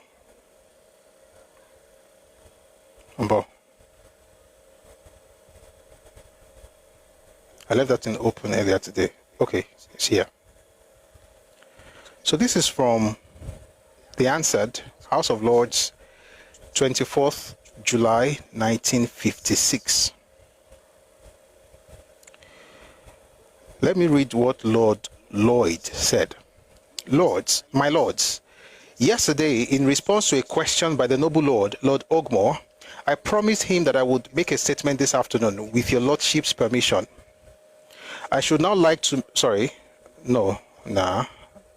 I'll start again. My lords, yesterday, in response to a question by the noble Lord Ogmore, I promised him that I would make a statement this afternoon. With your lordship's permission, I should like to make that statement, which is similar to one being made by my right honorable friend in another place at this moment. The statement is as follows. Please pay attention. A dispute has arisen in the eastern region of Nigeria about the relationship between the Premier, Dr. Azikiwe, and the African Continental Bank Limited. This bank was founded by Dr. Azikiwe. On assuming office, the Premier informed the governor that he had resigned his directorship of the bank. He and his enterprises with which he has been associated are still shown as large shareholders in it. My right honorable friend has been informed that during 1955, £877,000 of public money was invested in the bank and other large sums deposited with it out of funds made available from marketing board reserves to the finance corporation which the Eastern Region government had established. My right honorable friend has also been informed that following this investment, the bank was a party to certain documents contemplating that the Premier should be life chairman of the bank and purporting to give him the right to nominate certain other directors. What's all this? I mean, but I have to, because of time. By the way, we've done this before. We have a video on YouTube. Go to Busuyoris, look out for Azikiwe and £877,000, something like that. Just if you use that as your search, as your keywords, you will find it.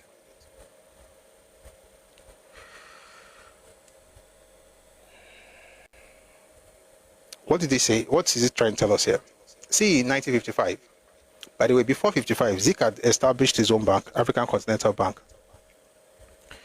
And then Zik became Premier. Of course, in order to avoid conflict of interest, was supposed to resign his directorship of the bank, and he claimed to have resigned the directorship of the bank. However, something else happened. Let's now go back to the book by Delogun. In the East, the Foster Sutton Tribunal into Zik's African Continental Bank, ACB, found that it was insolvent. The principal use made of the public deposits in the ACB was to finance Zik's various business ventures. I'll explain.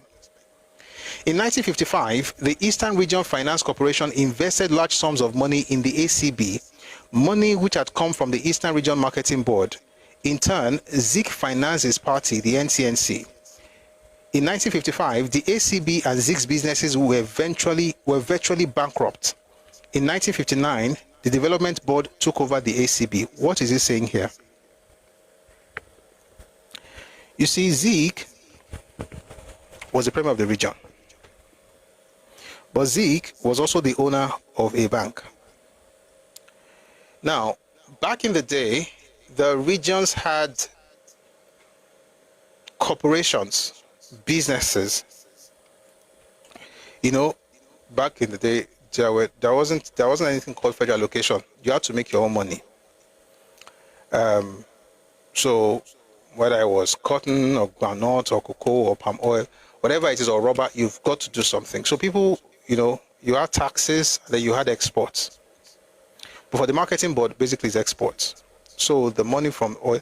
By the way, this is also one of the reasons folks in Port Harcourt hate some of the things that was done to them, because the money that they were taking from them is part of the money that. Anyway, it's another topic. Let me not get distracted. So let's say, for instance, by the way, I've explained this before. Please, if you were here when I explained what happens with marketing board, please say yes. If not, please say no. I have a few minutes, so please help me. Just let me know. I want to make sure that we understand this, so we're not just talking. So if you were here when we explained it, please say yes. If you were not here, please say no. A doubt or yes, yes, no, no. Who's going to break the tie? Yes. Akishafi says yes. Another one says no. Yes, no, yes. Okay, I'm just going to be very quick. The way it worked, right, was that, let me use Western region. So, I've said this thing before, but it's been a while. So, let's say, for instance, there's cocoa. Western region would go to the international market and talk to them about, we have cocoa, want to sell it for, let's say, I like the figure I was using then. Let me see if I can remember. I think it was 12 pounds. Let's say 12 pounds. So they'll say 12 pounds. We're going to sell a bag of cocoa for 12 pounds.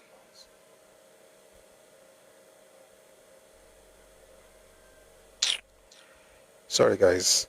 You think we are here to talk about, we are talking real stuff. You think this is not TikTok bars, bros. Go and meet your mates. Or, you know what? I was going to meet you permanently, but I'm just going to send you to the naughty corner because you're disturbing. So let me just send you to the naughty corner. Where was I? Let's use Western region. There's cocoa. That's the major source of income. So the government would talk to mercantile houses or international companies and so on and so forth, and say we're going to be selling cocoa to you 12 pounds per bag. As just an example, 12 pounds per bag. Come rain, come shine. No, sorry. No, let's say this. We're going to sell it to you at 20 pounds. 20 pounds per bag. The Igbo says, no, I can't do more than 15 pounds. Then somewhere we meet in the middle, it's up at 18 pounds. So now it's 18 pounds. No matter what happens, let's use Switzerland, for example. Switzerland gets the bag of cocoa from Yoruba land, from Western region, for 18 pounds. Now, before this, right, the farmers, so there were two groups. There were the farmers and the produce buyers. The third group would be the multinational organization of the mercantile houses. Produce buyers used to buy from the farmers and sell to the mercantile houses. So the farmer sells, let's say the farmer makes a bag of kidney, and they usually buy from him for, let's say, 8 pounds. 8 pounds. The middleman, the produce buyer, will buy it 8 pounds and then sell it to the other guy, maybe at 10 pounds or 12 pounds. And that one sells it to Switzerland at, I don't know, whatever pounds. Now, the government comes in and says, all you farmers, this is what we're going to do. Whenever you get your cocoa, just bring it to us. You're going to get 12 pounds. Now, remember, they used to pay, let's say they used to pay them 10 pounds. The produce buyer used to buy it at 10 pounds. We'll sell it to the mercantile houses at maybe 12 or 13 or 14 pounds, and then those ones will now sell it. So now you're telling the farmers, guys, every time you do this, and just bring it to, again, this is a crude example, by the way, just bring it to the government. We're going to buy it from you for 12 pounds. What that means basically is that the farmer now doesn't have to think of produce buyer, doesn't have to think of middlemen. He knows he has a ready market, that the federal government, the Western region is buying that stuff from him at a price higher than what he was paying or what was being paid by the produce buyer or the merchant houses. So now it makes sense for him to sell directly to the government.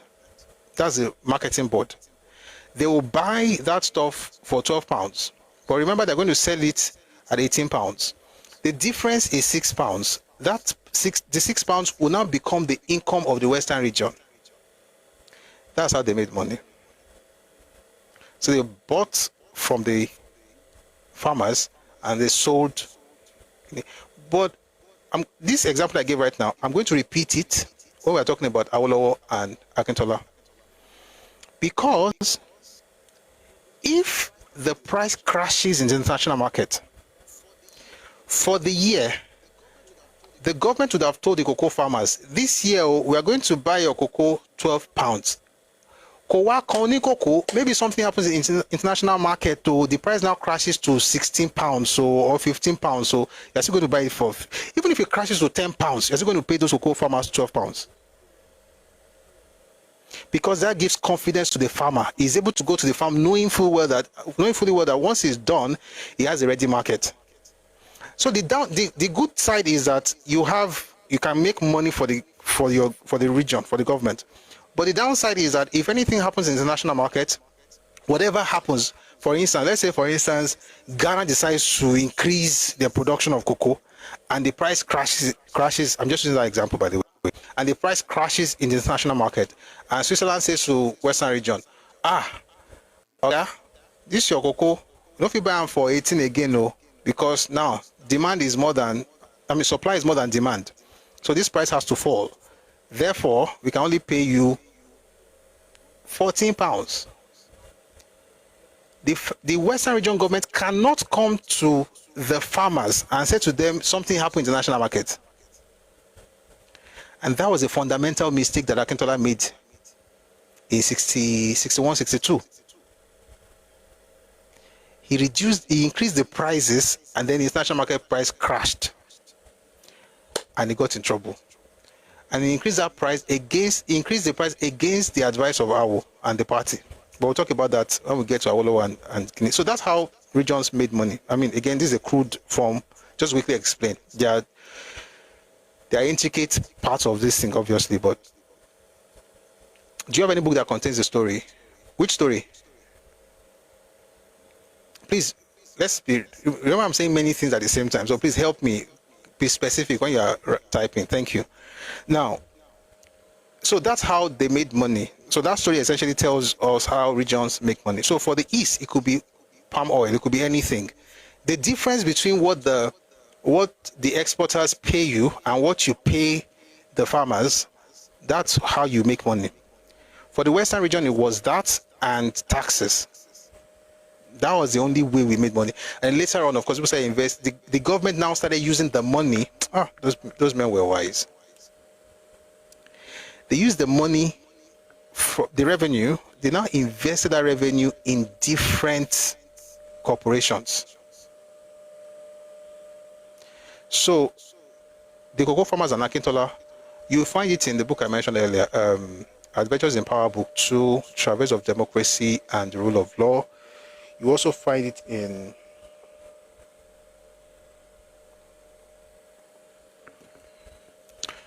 Ladoke Akintola, His Life and Times by Oshuntokun. Don't worry, when we get there, we'll discuss it in details. Now, I was saying something. Questions can be distracting sometimes.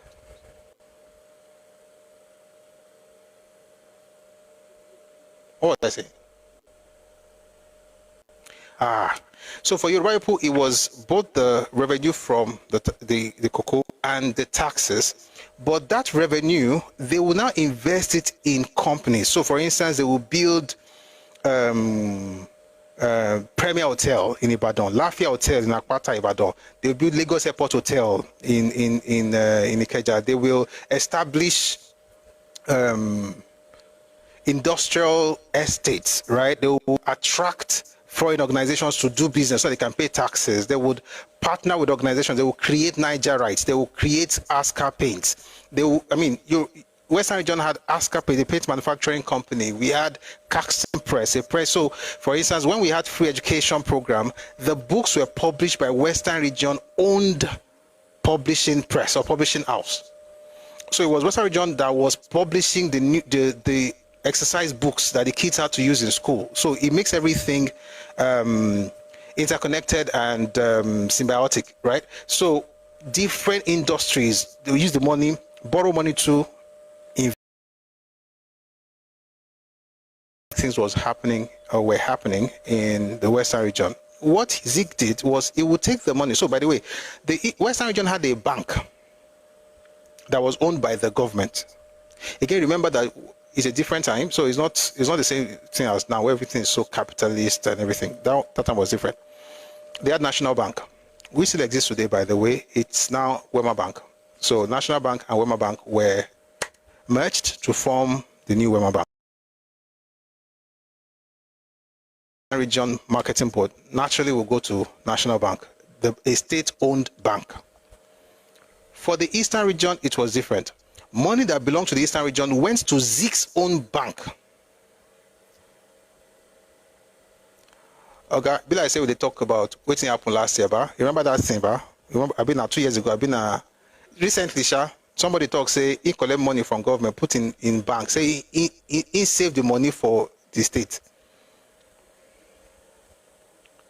It happened before. The idea of saving state money in a bank where you have your own personal interest, it happened with Zik. And it happened recently too. That's why I said people are just repeating history anyhow. So he now put the money in ACB as though that wasn't bad enough. Zik had companies. Zik now took the money from the ACB to fund those companies, which then went bankrupt. Wàhálà bá dé. Èyí owó wọn rí san. Èyí báńkì wọn ò lówó lọ́wọ́. The bank was bankrupt. The businesses were bankrupt. Zik could not pay the money back. This was in 1955, by the way. £877,000. Guys, if you see that money this year, it's still big money. Now think about what it was in 1955. This is 2025. That would be 70 years ago. So think about it. If today £877,000 means something, think of what it meant in 1955. It was that incident that then led to what I read earlier in the Answered, where Yoita reported Zik. And Zik was still doing, I don't want to go into the details. When they asked, if you watch the video on YouTube on the azikiwe and £877,000, you get the details. Excuse me. We're talking about commission of inquiry. Zik was still trying to appoint the person who will lead them. Oh boy, human beings, it is well. It is well. I'm coming no more. 1 second, please.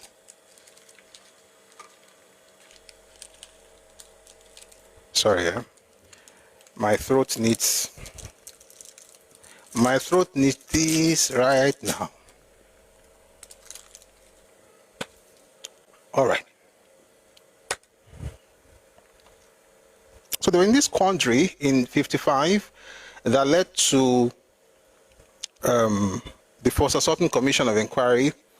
By the way, the Answered House of Lords met in 56, and then the Force Assorting Tribunal held, and they discovered that in the East, the Force Assorting Tribunal into Zik's African Continental Bank, ACB, found that it was insolvent. The principal use made of the public deposit in the ACB was to finance Zik's various business ventures. In 1955, the Eastern Region Finance Corporation invested large sums of money in the ACB, money which had come from the Eastern Region Marketing Board. In turn, Zik financed his party, the NCNC. In 1955, the ACB and Zik's businesses were virtually bankrupt. In 1959, the Development Bank took over the ACB. The whole reason Azikiwe had been rescued by them, that's by the North, by the British, in 1953, from the political wilderness of the leader of the opposition in the Western region, was to serve as a counterweight to Awolowo. More importantly, he and his NCNC party were needed as alliance partners for the North against the Action Group, which was what I was explaining earlier.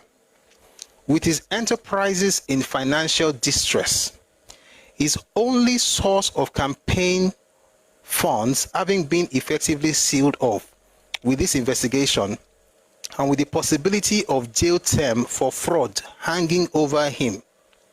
From this point on, Azikiwe and through him the NCNC were firmly back under the control of the strategists in the colonial office. Funding for the NCNC now came from other sources. Let me play somebody who was one of the strategists. Let me play a video of one of the strategists in the colonial office back in 1955. By the way, this happened in 59. Let me play to you what he had to say on this matter as we wrap up today. Please do take a listen. On board. Listen and be blessed.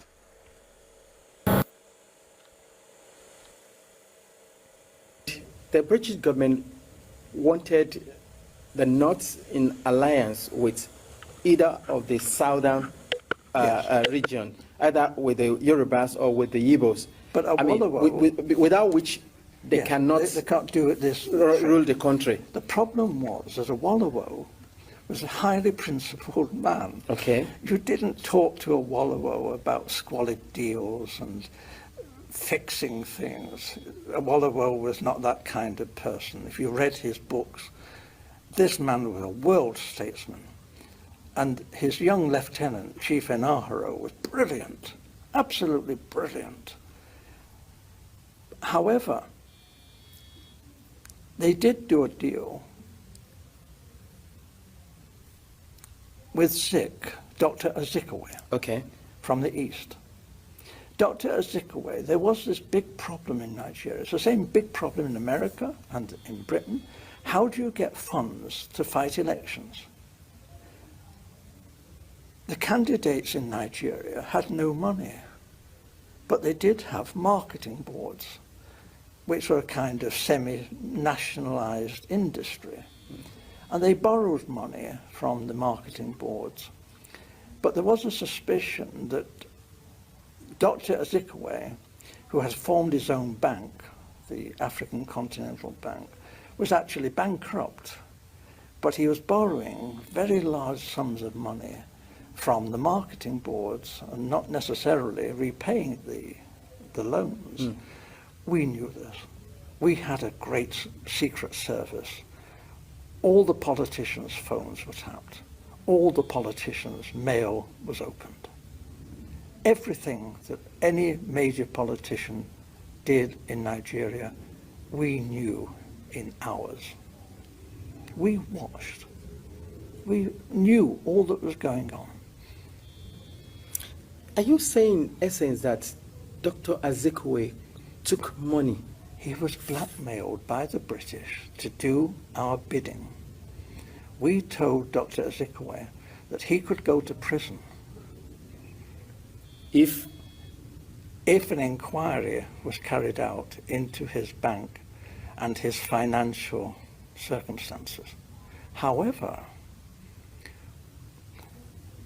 we would not want to be vindictive if Dr. Azikiwe was cooperative in helping forward the plans that we had made in the best interests of Nigeria.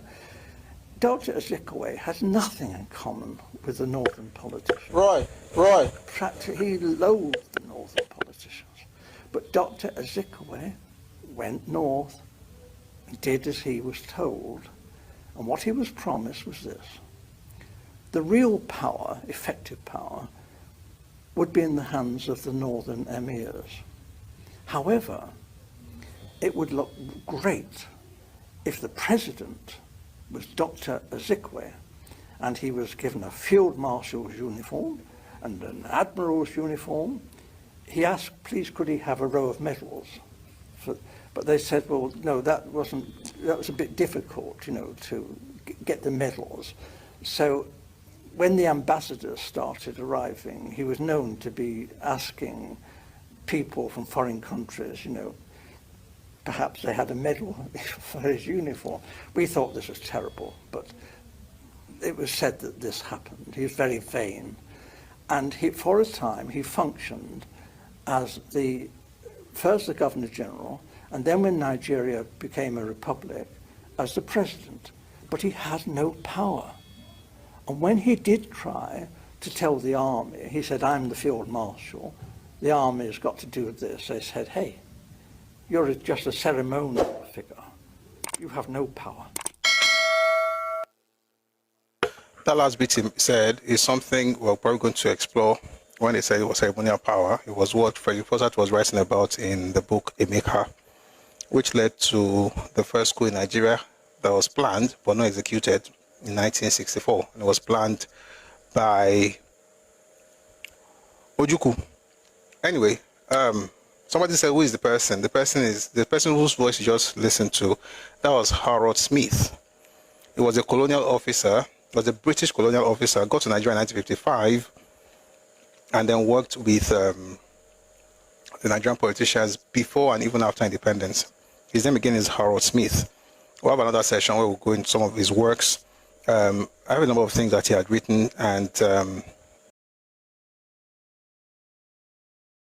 YouTube asks a question: which other sources did NCNC funding come from? No. That was what happened after. So let me quickly say something. Yeah, see, all the parties at the time had to be very creative with how they raised money or how they got money. So Action Group, for instance, they had to borrow money. They had to borrow money and then put that money in the hands of Action Group leaders, who then created companies, real estate companies, that invested in real estate. And from the profits they generate, they then put money in the party. I don't know if you get what I'm saying. So again, we'll talk about this later, but that's basically, a lot of them had to, there was no money anywhere else. It wasn't like people had money to be throwing around. They had to be creative. So what they did, what Yoruba people did, was that they would, at the time, TG, Alfred Rowani, a number of the top guys were able to access some of the money that sometimes AG, sometimes Western region. By the way, this also led to the Kokara inquiry for Awo, right? The money that they get, these people will then take the money and invest. Thank you very much, Owu Prince. Let's power tap on TikTok. Let's get to 200 before we go. We're going to close very soon. The money will then be invested in businesses. The proceeds or the profit from those businesses would then go to the Action Group coffers, so that that's where the party could run.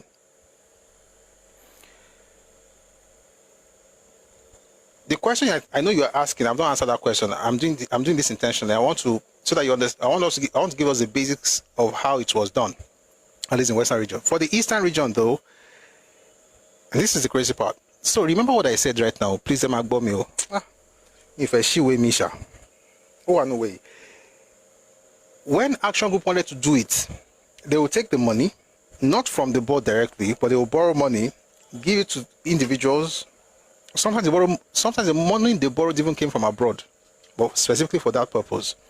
Those ones would invest it in real estate in Ibadan, in real estate in Lagos, Apapa, Bodija, all kinds of places, Ondo, different places. Now use that money, get proceeds and everything. What Awo did was to make sure the money went to the leaders, who also had the clout and they were businessmen. What Zik did was to put the money in his own companies. The money went to his companies. So money was going to his companies, money was going to NCNC. The question you asked, though, when I said they came from other sources, had to do with Okotiebo and British trading firms. But I don't want to go into it today, because if I do, we're going to spend too much time on this. But suffice to say that British firms, let me just read a bit of it. British firms were financing the NCNC. No, let me just read part of it, I beg. Not all the party leaders were aware, as were Zik and Okotebo, of the fact that British firms were financing the NCNC and that the British government was actively participating in election rigging and chancery to ensure that the North, with the assistance of the NCNC, ruled Nigeria in the British interest after independence. Let me stop here. It's long. I don't want to change topic. After they discovered that there was no money, the region had gone bankrupt, the British firms began to fund NCNC.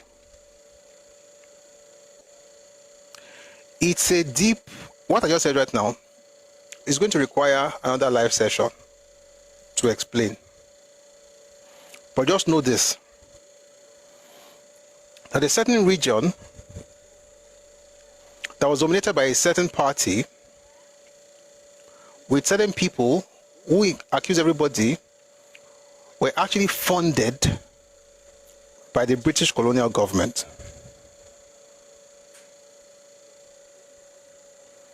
And they were the ones the British used in order to get the... So when you saw the North, in order to get the North to become the power that the powerhouse that the British wanted them to become, they had to use the East, the NCNC. And when the chips were down, Zik was getting money from the British. Make of that whatever you want to. A day is going to come when we're going to go deeper into that and have a session on that, but I'm waiting up on that time with that. We're almost done for today. Let me just see if there's anything I want to read from that. I've tried. Let me just read a bit of it to Kase and Le. Next time we'll go somewhere else. By the way, this book is treasure trove. So he says, okay, all of this last maybe 1 hour or so, the Turanchi we've been speaking since is to explain what that line that the writer put in here when he said in 1915, he said a tactician and strategist, he knew when and where to stop. In 1959, he decided that the NCNC be a junior partner with the NPC in the federal government, though in practice the Igbo became the senior partner holding the higher echelons in the civil service and the foreign embassies. He did not just decide. He didn't work with the North because he was a strategist. He worked with the North because he was found out. The second bit when he said, in practice, the Igbo became the senior partner holding the higher echelons in the civil service and the foreign embassies. That one is very true. If you want to know more on this, please watch the video on the YouTube channel, Busiore's YouTube channel. The video is called Achebe, Meritocracy or Nepotism. You see a breakdown of how they took over the federal civil service between 1959 and 1964. Thank you very much, Yemi Amoludun. Thank you. Azikiwe himself bade goodbye to politics and became a ceremonial head of state. That's the one that Harold Smith was mentioning when he was asking for medals.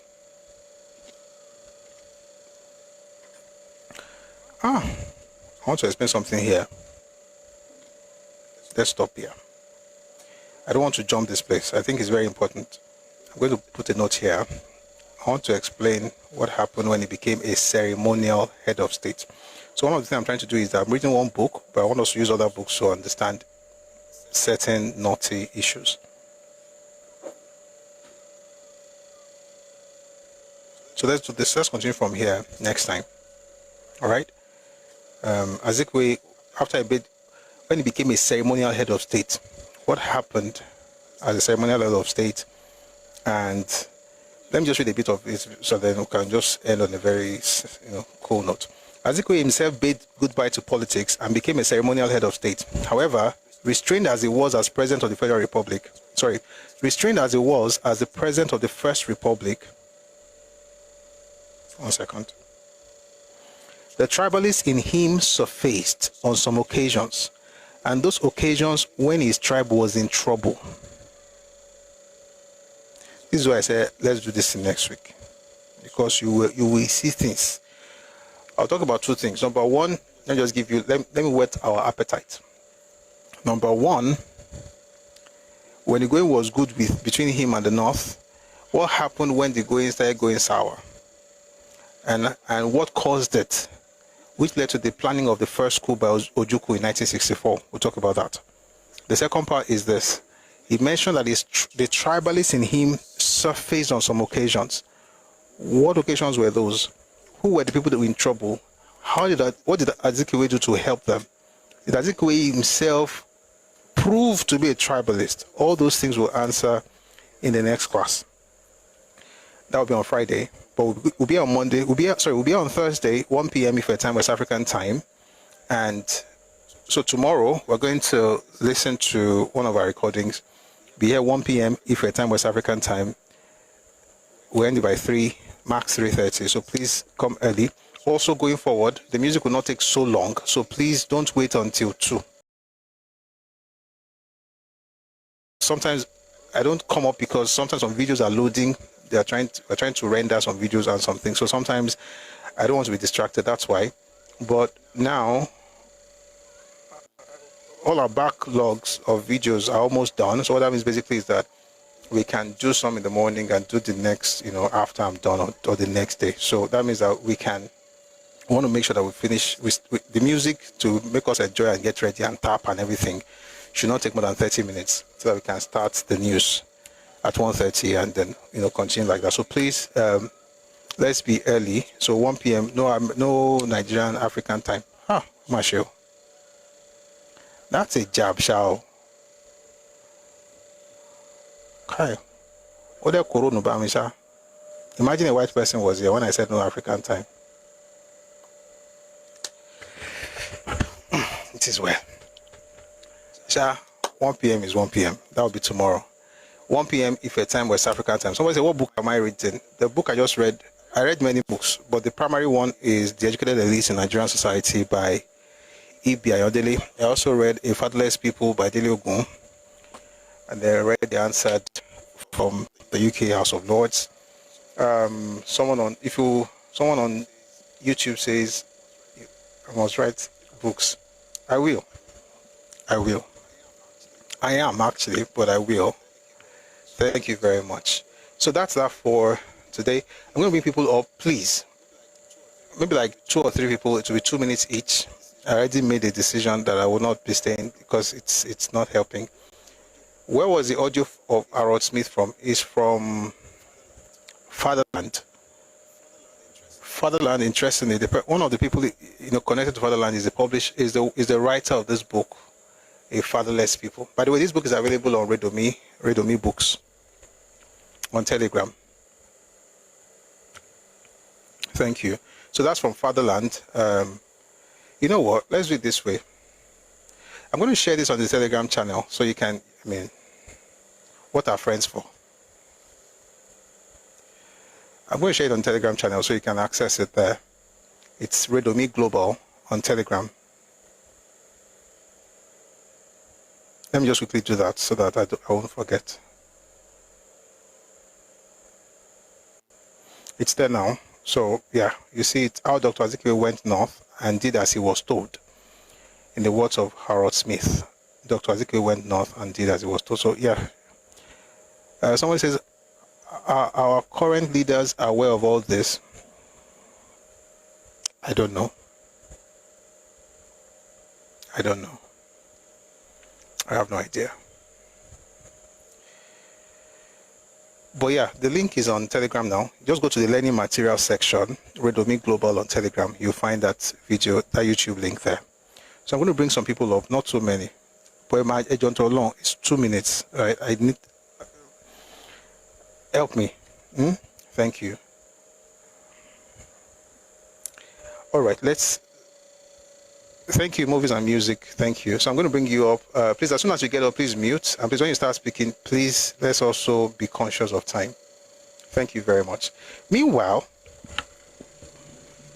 I was talking about life goals earlier that I went somewhere. I heard about life goals yesterday that we should be doing it. But I've not perfected it. But please give, gift. That's what they say on TikTok. Gift, right? So please support what we're doing. And also, I'll see if there's time. If there's time, I'm going to put up the account details. Please support what we're doing. It takes a lot to do all of these things. Some of these books, you'll be shocked how much some of these books cost, right? But guess what? I mean, to be honest, right? You buy books. You know, I was talking to a friend last week, talking about reading. Maybe because of my training, right? As soon as you get up, please mute. I beg. Maybe because of my training. So you.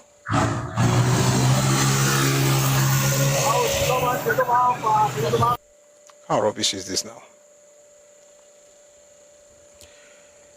You read for knowledge, you know, but it's also important to share. So, but beyond the books, we also have a project we're trying to work on, the studio stuff. Someone told me the other day to mention the price. I don't think I want to, but if you want to be part of it, please reach out to me, and then we can. If you really want to be part of it, so just send a message on TikTok, Busui Oris, on Telegram, Busui Oris. If you send a message, I'll tell you how you can be part of it. I'm very careful, you know, with putting things out there, and unless it's totally important, right? But I don't think we need all of that in order to support. So if you want to, just reach out, and then I'll let you know how you can support what we're doing. All right? Then I'll put up the account details so that if you want to support right now with whatever, please feel free to do so. Thank you very much for your generosity, and everyone liking, tapping, YouTube, TikTok, Facebook. Thank you. God bless you. All right, let's bring people up. CEO, you're going to have to unmute yourself. Please, 2 minutes. Yeah. Hello. Yeah. Good evening. It's good to be. Good evening. Yeah. Good to see you. I will say, and this is me being very honest with you, prior to when I started listening to you and to your presentations, I may have been one of the Yoruba bots because I didn't know better. Because also I work with these people in my establishment. I have a lot of them as employees and the rest of them. So I need to balance my interactions, so to say.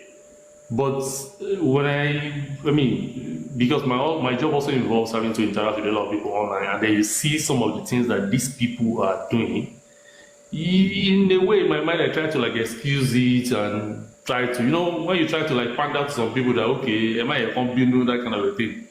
And then the knowledge also, illuminated certain things in me. And I'm like, so for that reason, because I listen to you, I also intentionally now go on their own controlled narration to try to like balance it. But I realize that whatever these people are spilling is just distortions, lies, and all kinds of things. I mean, so the other time someone was saying that, okay, look at Ogun State, for instance. After all, they cut part of Lagos State to give Ogun State access to the sea. So they could have as well just give. And this was a response to some Igbo guy that said, look, you want Biafra. Biafra is landlocked, so how do you want access to the sea? And some wonderful human being said, but you can cut part of River State and give access to the sea. I'm like, you want to cut part of somebody's land because we want to have access to the sea. I mean, that's just crazy. And today I was on another platform, and everything even went as far as saying that there is a ghost gene that the Yorubas have, that because of this ghost gene, they tend to behave like apes. And I'm like, if you want to tell your story, but don't weaponize history. The reason why we do this thing is to hold people accountable for what they are doing. We're not saying all the Igbos are bad, but look, you made these errors in the past. Hold yourself accountable so that you don't repeat the same mistakes. And also for us, Yoruba, it's actually very important for us to know these things so that when they come with this their life, we don't even necessarily have to confront them. We just smile and just, you know what you are saying is not true. If you want me to educate you, that's fine. But if you don't want to, you can die in your ignorance. But I think I've posted this online before as one of your sessions. That look, I think it's also at a time that I don't know if you support the idea to maybe create some sort of documentary, not to use it as a weapon, but to have an accurate narration of pre-independence, pre the coup, and then post the coup, so that people will be enlightened. Not for them, but even for us. Because I've got grown-ups, and the last election was actually a debate in my house. I've got 3 grown-ups. The least among them is about 19 years old, and the kind of debates that comes up about obedient and the rest of them. It was, I mean, it was good. It was intellectually educative. Yeah, but at the same time, I didn't have enough evidence to try to like make them see reasons with me. Although I was able to convince them to a certain extent, but that still didn't sway them in the other way, because obedience is a generational thing, is a Gen Z thing. And unfortunately for us also, the NSAS did not help us for whatever reason. So they draw inspiration from that NSAS and then use that to drill down to other decisions they make. But like I said, I will support some sort of documentary with the correct narrative, balanced narrative, to actually depict historically what these people have done over the years. Like I said again, not to weaponize it, but just to present accurate, to have an accurate presentation of history. Thank you. Thank you very much, CEO. And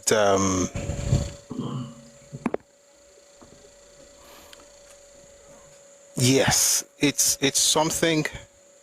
Okay, let me even start by saying, thank you, right? Saying that you should be like, supporting and being with people, almost pandering.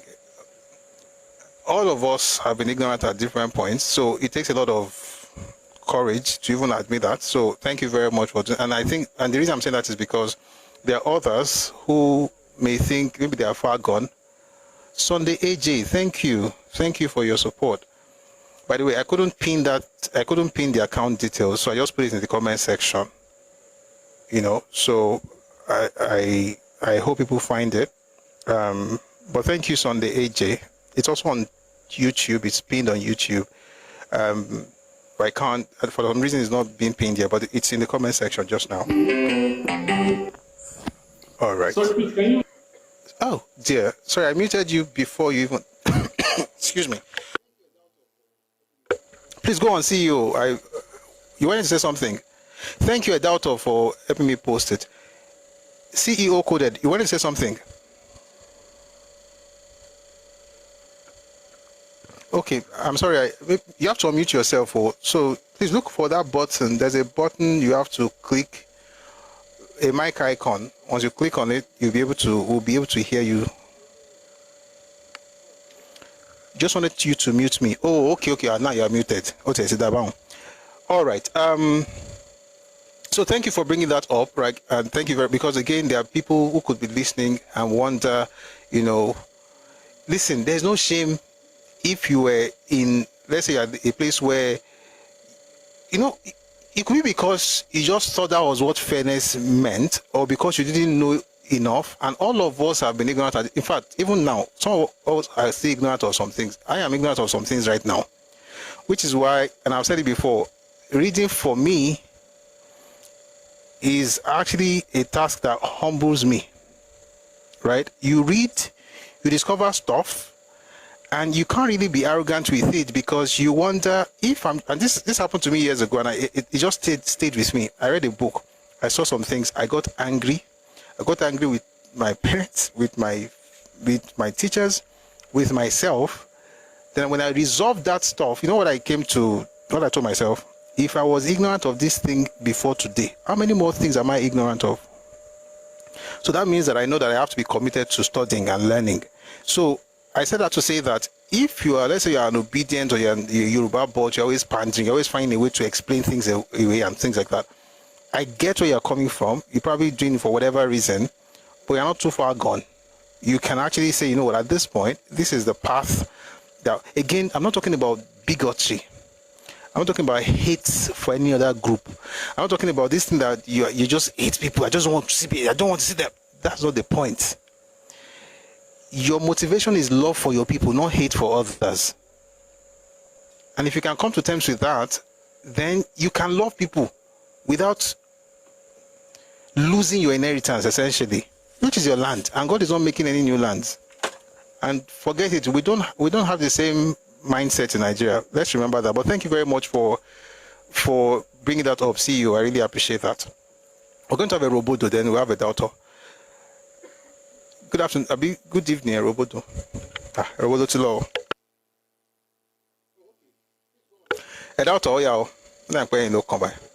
Hello, I'm here. Oh, okay. Please go on. Go on, Robodo. Good evening, sir. Good evening, my brother. Good evening, Prof. Obviously. So, thank you very much for all these wonderful things that we are learning from you. Now, I want to say, like, what I want to say, is along the line of what our CEO, talked about. So, false history has been weaponized against Yoruba people in Nigeria, right? Now, Dele Ogun, I know it says that, like in China, that their kids know their history. They know, so that, the things that happened to them before will not happen to them again. We Yoruba land, because, most of us don't know. The things that happened to us before are happening to us again. And that's why, I really appreciate what you're doing. And now, there's something that's been coming to me, lately, and I keep asking myself, this question: what would Oduduwa do, or what would Oduduwa done? Seriously, like you said, I listened to you one time, and you said, look, the reason why we cannot afford to forget our history as Yoruba people is because it's not just history, it serves to also inspire us, about things we can do. If our ancestors did this much, then, we would also be able to, it would, you understand? So I'm like, look, when I look around and I see how Yoruba leaders are pandering, to those who are trying to replace them. And I'm like, look, maybe there is a need for for them to hear, to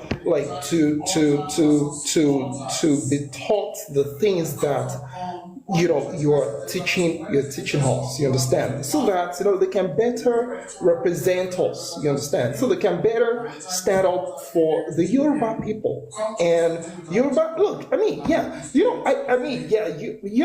actually asked a question recently, on X, all right? About this heritage thing, Wambe and all of that, all right? And I saw the initial response from the SA to the Lagos State government, before it backtracked after the blowback, all right? And I'm like, look, there's so many Yoruba leaders who are doing that. And I'm like, look, if only they, would know what, our ancestors would have done. The people who ensured that we will still be here, that in the world. Maybe those things, if they learned about, maybe what our ancestors, what they did, you understand, how to preserve. We have gone back 2 minutes, so. So sorry. How to preserve, how they managed to preserve, this heritage, our land and everything, you understand. Maybe they would act better. So I'm not really sure how, but then I think it needs to be worked out. So that the leaders, thank you very much. No, I was going to actually respond to you. So, number one, what you said, 100%, it's important to think, what would Awo do, what would Oduduwa do, and things like that. So, Tashin Sensing, okay, so listen, I want to first deal with, so I noticed that we have bickerings amongst ourselves.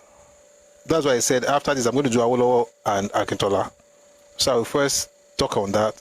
Then I want to do a series on some of the Yoruba, not even Oduduwa, of course, but we'll do that. We've done that before. We'll do it another time. Like warriors or statesmen. And for statesmen, of course, Oduduwa is number one. But there are many, right? We'll get into what they've done.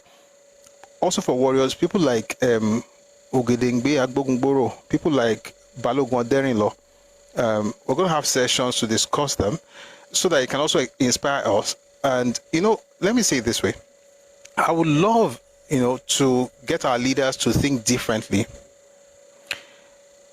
Dapo, Happy New Year. Otojo Meta. Good to see you. I would like to have a situation where our leaders will think differently.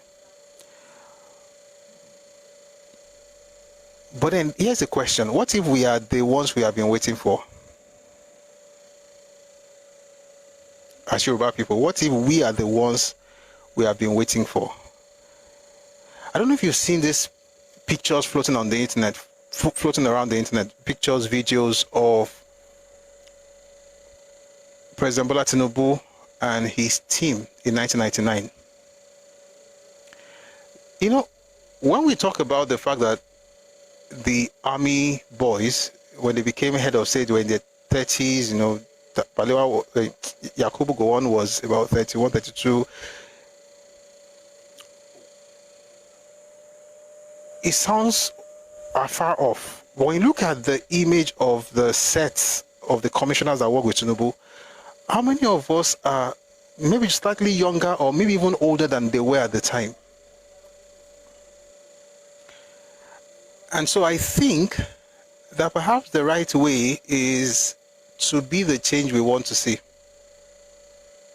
and to be the salvation that we've been waiting for. And I know that this is just TikTok, it's just YouTube, it's just Facebook, but there's not like just anymore.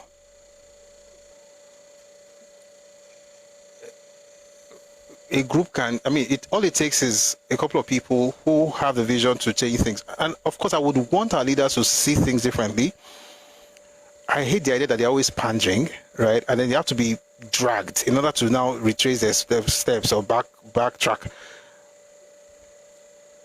So while we hope that they change, we also have to begin to step into those shoes in our minds first, in our imagination. And I know that, yes, you may not even have any access to politics at this point and all this, But what if?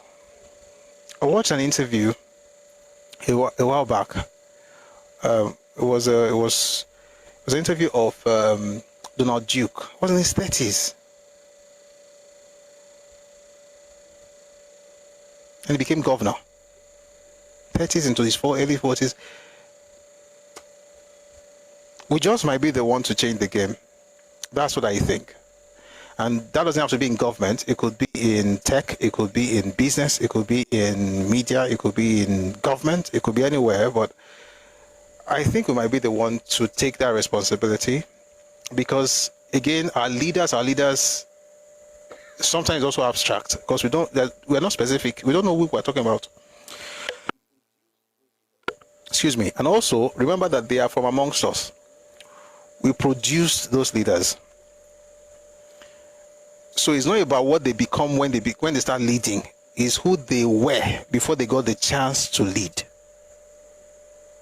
So the question is, how do we ensure that, say tomorrow, one of us here was picked to become SA, special assistant, special advisor, governor, House of Rep member, senator, and I see a lot of people here. Many of you are lawyers. Some of you have been in the UK for 20 years, for 15 years. I know people here who have been in Europe for more than 20 years, 10 years, 15 years. People have been in the US for many years here.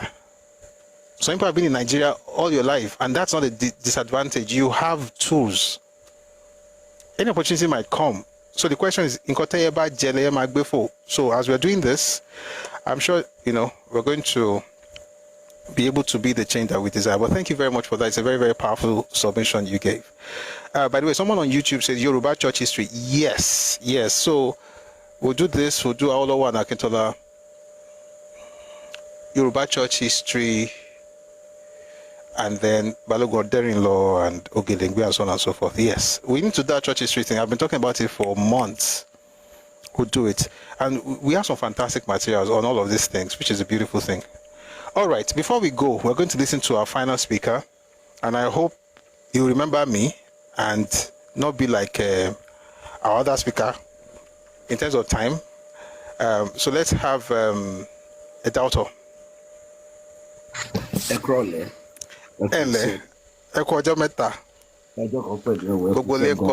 ẹ ṣeun. Nínú ìṣẹ́jú méjì ni màá kọ́ sọ pé ẹ ṣeun gan tẹ̀ ń ṣiṣẹ́ yìí ní màá kún yín lọ́wọ́. àṣẹ. pé Yorùbá fẹ́ dákóba ti ń jẹ́ kò nítorí pé tí ń fẹ́ dákóba lẹ Yorùbá jẹ́ gbogbo nǹkan tẹ̀ dáwọ́lé àti tẹ̀ máa dáwọ́lé àti tẹ̀ túnṣe máa dáwọ́lé lágbára Elédùmarè rẹ̀ gbogbo ẹ̀ máa lọ sókè. àṣẹ. bàbá fún wa pé gbogbo ọgbọ́ lọ́wọ́ yọjọ́ orí màá wọ̀pẹ̀ ní gajù lọ́wọ́ ọ̀pẹ̀ kò bá wọn wá kì í bá wọn lọ ọ̀rọ̀ bá wọn púpọ̀ wọ̀ lágbára Elédùmarè rẹ̀. àwọn ní kí ẹ jẹ́ yín palẹ̀ ogun ilẹ̀ Yorùbá mọ́. Elédùmarè. Quickly, I want to say this. Gbogbo wa, most of our Yorùbá tá a wà ní ìsìn, gbogbo wa, most of us ni leader ilẹ̀ Yorùbá lọ́wọ́lọ́wọ́ báyìí, particularly láti ọmọ bíi 25 sí ọmọ bíi 45. Kí ló jẹ́ kí n sọ bẹ́ẹ̀? Immortal Awo wọ́n di leader Yorùbá in his 40s. Immortal Awo fún ara wọn became the aṣáájú of Yorùbá land in his 40s. Tó túmọ̀ sí pé bàbá yẹn ti ń contribute bọ̀ láti ilẹ̀. Now ṣé gbogbo àwọn nǹkan tá à ń ṣe yín sẹ́yìn ṣé ó wrong fún wa láti máa ṣe rárá? Nǹkan tó ṣẹlẹ̀ ni pé at one point in time some of us had been bought. Because bọ́n ṣe tọ́ wa dàgbà kò sí pé ẹnìkan pẹ nìkan jókòó pé nǹkan báyìí lágbájá kan ṣe nǹkan báyìí ní tàmẹ̀dù kan ṣe nǹkan báyìí làkàṣègbè kan ṣe kò sí nǹkan tó jọmọ́ bẹ́ẹ̀. Àwa kò dàgbà nínú ìfẹ́ wípé àfi kí Nàìjíríà kó dáa gbogbo wa pátá ọ̀pọ̀lọpọ̀ wa pátápátá la bẹ̀rẹ̀ láti ibi pé kí Nàìjíríà dá ìyà ń jẹ nìkan ìyà ń jẹ ọmọ kan kíní kan minority. In fact the teaching of Immortal Awo nípa minorities gbogbo wa la ní gbogbo wa la máa ń fẹ́ jà fún minority nítorí pé àmọ́ ibi tí àwọn ọ̀rọ̀ yẹn ti ń bọ̀. So every time mo máa ń fẹ́ bá àwọn tí wọ́n jẹ́ Yorùbá bot nísìnyí máa ń fẹ́ bá wọn sọ̀rọ̀. Every time tó bá ti jí láàárọ̀ di orí ẹ mú sọ pé Olúwa orí mi má jẹ́ ó bàjẹ́. Ẹ̀yin Yorùbá bot orí yín ti bàjẹ́ kò kí n ṣe pé torí pé ẹ jẹ́ Yorùbá bot lọ́wọ́lọ́wọ́ ń sìn. It is because. ẹ̀dá ọ̀tọ̀ wọ́n ń yí padà má lórí wọn ti bàjẹ́ ẹ kàn àkọ́kọ́ tẹ̀sán ẹ ló dáa ok mo ń gbọ́ yín. ẹ jẹ́ kí n délẹ̀ so orí yín ti bàjẹ́ ẹ̀yin tẹ́ jẹ́ Yorùbá bot kò ń ṣe nítorí pé ẹ jẹ́ Yorùbá bot ní ìsìn ṣùgbọ́n nítorí pé ẹ wò ó pé ok tí má tiẹ̀ máa bọ́ọ̀tì sínú bọ̀tì ránu yẹn kí ni nǹkan tó surround mi. Àwọn àgbàlagbà sọ pé iná èsìsì kì í jóni lẹ́ẹ̀mejì nílẹ̀ Yorùbá ó ti jó wa ní ẹ̀mẹ́rin in the 30s in the 50s in the 60s and in the 80s. Ẹlẹ́ẹ̀karùn-ún ló ń jó wa lọ yìí ẹnìkan jí owó mo ṣe calculation yẹn mo lọ sórí app tó máa ti ṣe calculation yẹn lẹ́ẹ̀kan owó tí Zik jí nígbà yẹn was 29 million pounds lẹ́ni kò sí region kan tó máa gba 29 million pounds lẹ́ni yìí more than 29 million pounds ni o tó máa gbà lẹ́ni tó máa ní kàn invest sínú region yẹn by as we speak tí region yẹn tán bá táwọn tó wà ń bẹ̀ bá lórí pípé tí region yẹn tí ò ní grow. Nnamdi Azikiwe jí owó yẹn ó jí owó yẹn fún ara ẹ̀ ó dẹ̀ jí kò jí fáwọn ẹ̀yà ẹ̀ ó jí fún ara ẹ̀. Now the same thing tún ṣẹlẹ̀ òpònú agbọ́tikúyọ̀ kan ìyẹn náà tún jí owó state ẹ̀ ó tún lọ kó sínú báǹkì ẹ̀. Àwọn kan dẹ̀ jókòó síbi kan wọ́n pera wọn ní Yorùbá but wọ́n lè sọ pé ẹni yẹn ló dáa fáwọn ẹni yẹn ló dáa fáwọn ẹni tó bá sì ń ṣe Yorùbá but lọ́wọ́lọ́wọ́ pẹ̀lú avenue tó wà fún wa láti ní knowledge ní ìsìn orí ẹ̀ ti bàjẹ́ kó wá jí kó mú ọwọ́ ẹ̀ kó fi sí orí ẹ̀ kó ní orí mi yìí Olúwa má jẹ́ ó bàjẹ́. Now mo ti wá sáré wo kinní kan màá fẹ́ bá àwọn Christians màá fẹ́ bá wọn sọ̀rọ̀ nínú Bíbélì ìgbà tí mò ń ka Bíbélì mo rí pé nínú Genesis chapter 16 sí Genesis chapter 30 ẹni tí ò bá jẹ́ tribalist ẹlẹ́ṣẹ̀ ni Bíbélì ló sọ bẹ́ẹ̀ kò ń ṣe mi ẹ lọ ka èmi kọ́ mo kọ́. Now tẹ́ bá lọ wò kí n sáré round up Abraham ó bí ọmọ méjì tó bí yẹn kí ló bà ayé èkejì jẹ́ nǹkan tó bà ayé Ishmael jẹ́ kò ń ṣe pé torí pé obìnrin míì ló bí nǹkan tó bà ayé jẹ́ ni pé ó lọ fẹ́ láti family màmẹ́ kò fẹ́ nínú family bàbẹ́ ẹ̀ẹ́dẹ̀ ni pé Abraham make sure pé ọmọ tóun bí Isaac ó fẹ́ láti ọ̀dọ̀ ẹ̀ tó mìn pé tó máa fún wèrè lọ́kọ́ ọ̀dọ̀ ara ẹ̀ ló máa roko sí. Kí ló tún tẹ̀lé next nígbà tí Isaac náà tún máa bí ọmọ ó bí ọmọ méjì kí ló bá yẹ kejì jẹ kò ń ṣe nítorí àṣàrò láyé yẹn ṣe bàjẹ́ o kò ń ṣàṣàrò ló bá yẹ jẹ nǹkan tó bá yẹ Ísọ̀ jẹ ni pé Ísọ̀ náà tún rìnrìn àrè lọ ó tún lọ sáwọn olúbo míì kò roko sílé. Kí ni Jacob ṣe? Jacob wá nínú ẹbí bàbá ẹ̀. In fact bàbá ẹ̀ ní Isaac ní pé ó ní búra fún mi, ó sọ fọ́mọ ọdọ ẹ̀ pé ó gbọ́wọ́ sí tán, búra fún mi pé bọ̀bọ̀ yìí inú family mi ló ti máa marry. So marrying out gan is anti your tribe ni. Now àwọn tí wọ́n wà nínú ilẹ̀ Yorùbá léni tí a bá kọ́ wọn láti mọ nǹkan tí wọ́n pè ní self preservation, tí ilẹ̀ Yorùbá bá dá wà gẹ́gẹ́ bí orílẹ̀-èdè, àwọn náà ni wọ́n máa bàjẹ́. Àwọn gangan náà máa bàjẹ́, nítorí pé kò ń ṣe pé kílẹ̀ Yorùbá dá dúró nìkan bí orílẹ̀-èdè nìkan là ń sọ, àmọ́ kí gbogbo àwa tá a wà nílẹ̀ Yorùbá ká ní understanding pé Elédùmarè kò dá ilẹ̀ míì mọ́, ilẹ̀ ẹyọ kan tó ti dá ìlú wọn. Àwọn èèyàn dẹ̀ ti fi òté lé pé kẹ́nìkan máa rìn káàkiri, kẹ́nìkan di wọ́n dára, wọ́n ti fòté lé, o ò lè ṣẹ̀ṣẹ̀ found ìlú tuntun mọ́. Ayé ìgbà táwọn found ìlú tuntun, ayé ìgbà yẹn ti lọ, kò sí nǹkan kan tó fẹ́ mú ẹ found ìlú tuntun. And Yorùbá generally á ní láti mọ̀ pé this land is ours. There is a poem called This Land Is Ours. Now ilẹ̀ tá a wà yìí, it is ours, but in the actual fact it is not actually ours. It was bequeathed on us to hold in trust for the generation yet unborn from this land. Can people be replaced? Yes, people can be replaced. Ilẹ̀ yẹn ò ní kúrò ńbẹ̀. Amẹ́ríkà tá wà lẹ́nìí, àwọn èèyàn ti replace àwọn tó ní ilẹ̀ yìí gangan. Ìlú tí wọ́n ń pè ní Canada, àwọn èèyàn ti replace àwọn tó ní ilẹ̀ yẹn gangan. Ìlú tí wọ́n ń pè ní Australia, àwọn èèyàn ti replace àwọn tó ní ilẹ̀ yẹn gangan. Abia State ní Nàìjíríà, àwọn èèyàn ti replace àwọn tó ní ilẹ̀ yẹn gangan. Kò túmọ̀ sí pé ilẹ̀ yẹn máa kúrò ńbẹ̀. Ilẹ̀ yẹn máa wà ńbẹ̀. Àwọn tí wọ́n máa wá gba ilẹ̀ yẹn lọ́wọ́ yín, inú ìlú yẹn náà máa wà, wọ́n á dẹ̀ breeding out of existence. So kí ni nǹkan tá a máa wá ṣe? Nǹkan tá a máa ṣe ni pé gbogbo ọmọlẹ̀ Yorùbá gbọ́dọ̀ mọ nǹkan tí wọ́n ń pè ní self preservation. Kò kí ń ṣe hate ìkọ́ ni kíní yẹn. Nǹkan ìmọ̀tara ẹni nìkan ara àbẹ̀rẹ̀ ọgbọ́n ni, because ẹni tí ò bá sunkún níbi òkú ìyá ẹ, ò gbọ́dọ̀ dé ibi òkú bàbá ẹ kó máa gbára yílẹ̀. Àwọn tí wọn ò ní gbà kí wọn kó ṣe nǹkan tí àwọn ń ṣe lórí ilẹ̀ tiẹ̀ yìí nílùú títí wọn, ó gbọ́dọ̀ fún wọn láyè láti ṣerú ẹ̀ lórí ilẹ̀. Ṣé Yorùbá máa ń kó àwọn èèyàn mọ́ra? Bẹ́ẹ̀ ni. Ṣé àwọn ẹ̀yà míì máa ń di Yorùbá? Bẹ́ẹ̀ ni. Tá bá wo bí 400 years ago, tá bá wo 700 years ago, tá bá wo even 200 years ago, àwọn èèyàn ti di Yorùbá tí wọn kì í ṣe Yorùbá, nítorí pé ńgbà tí wọ́n débí, wọ́n hùwà, wọ́n bá àwọn ará Yorùbá ṣe, wọ́n dẹ̀ bọ́ aṣọ bí tí wọ́n ti ń bọ̀ sílẹ̀. Kí n tó round up, ní ọdún kan mo wà nílùú kan nílùú Belgium, àwọn à ń ṣe protest, wọ́n wá pè mí, àwọn kan wá pè mí pé kí wọ́n bá wọn dá sí protest ẹ̀. Mo lé mi, ìlú tèmi dalẹ̀ mi wà nílùú tèmi wà yìí.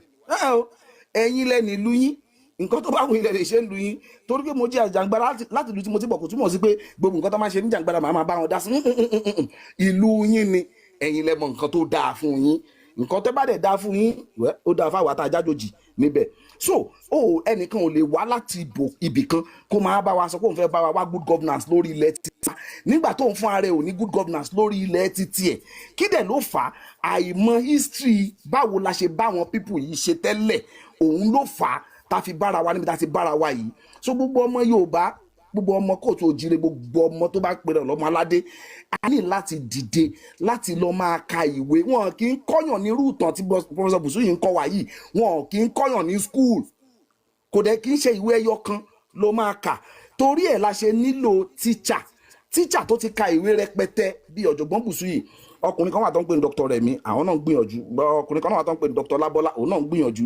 Woman kan àṣà àti ìtàn kìíní kan, everybody ń dá sí nǹkan tó bọ́rọ̀ yẹn ṣe kàn wọ́n sí, náà ṣe ń dá sí nǹkan ọ̀tọ̀ọ̀tọ̀, everybody ń dá sí. Àmọ́ nípa tàwọn tí à ń pè ní ọ̀bọ́dé èèyàn tí wọ́n ń bá wa gbé lẹ́nujọ́ mẹ́ta yìí, àwọn èèyàn mìíràn tí wọ́n wà lórí ilẹ̀ wa yìí, àwọn ẹni yẹn wọn lè di èèyàn nítorí pé wọn ò tí ì di èèyàn. So àwa ò gbúdọ̀ máa fi standard èèyàn táwa jẹ́ ká máa fi bá wọn ṣe. Kò kí ń ṣe nítorí pé a kórìíra wọn.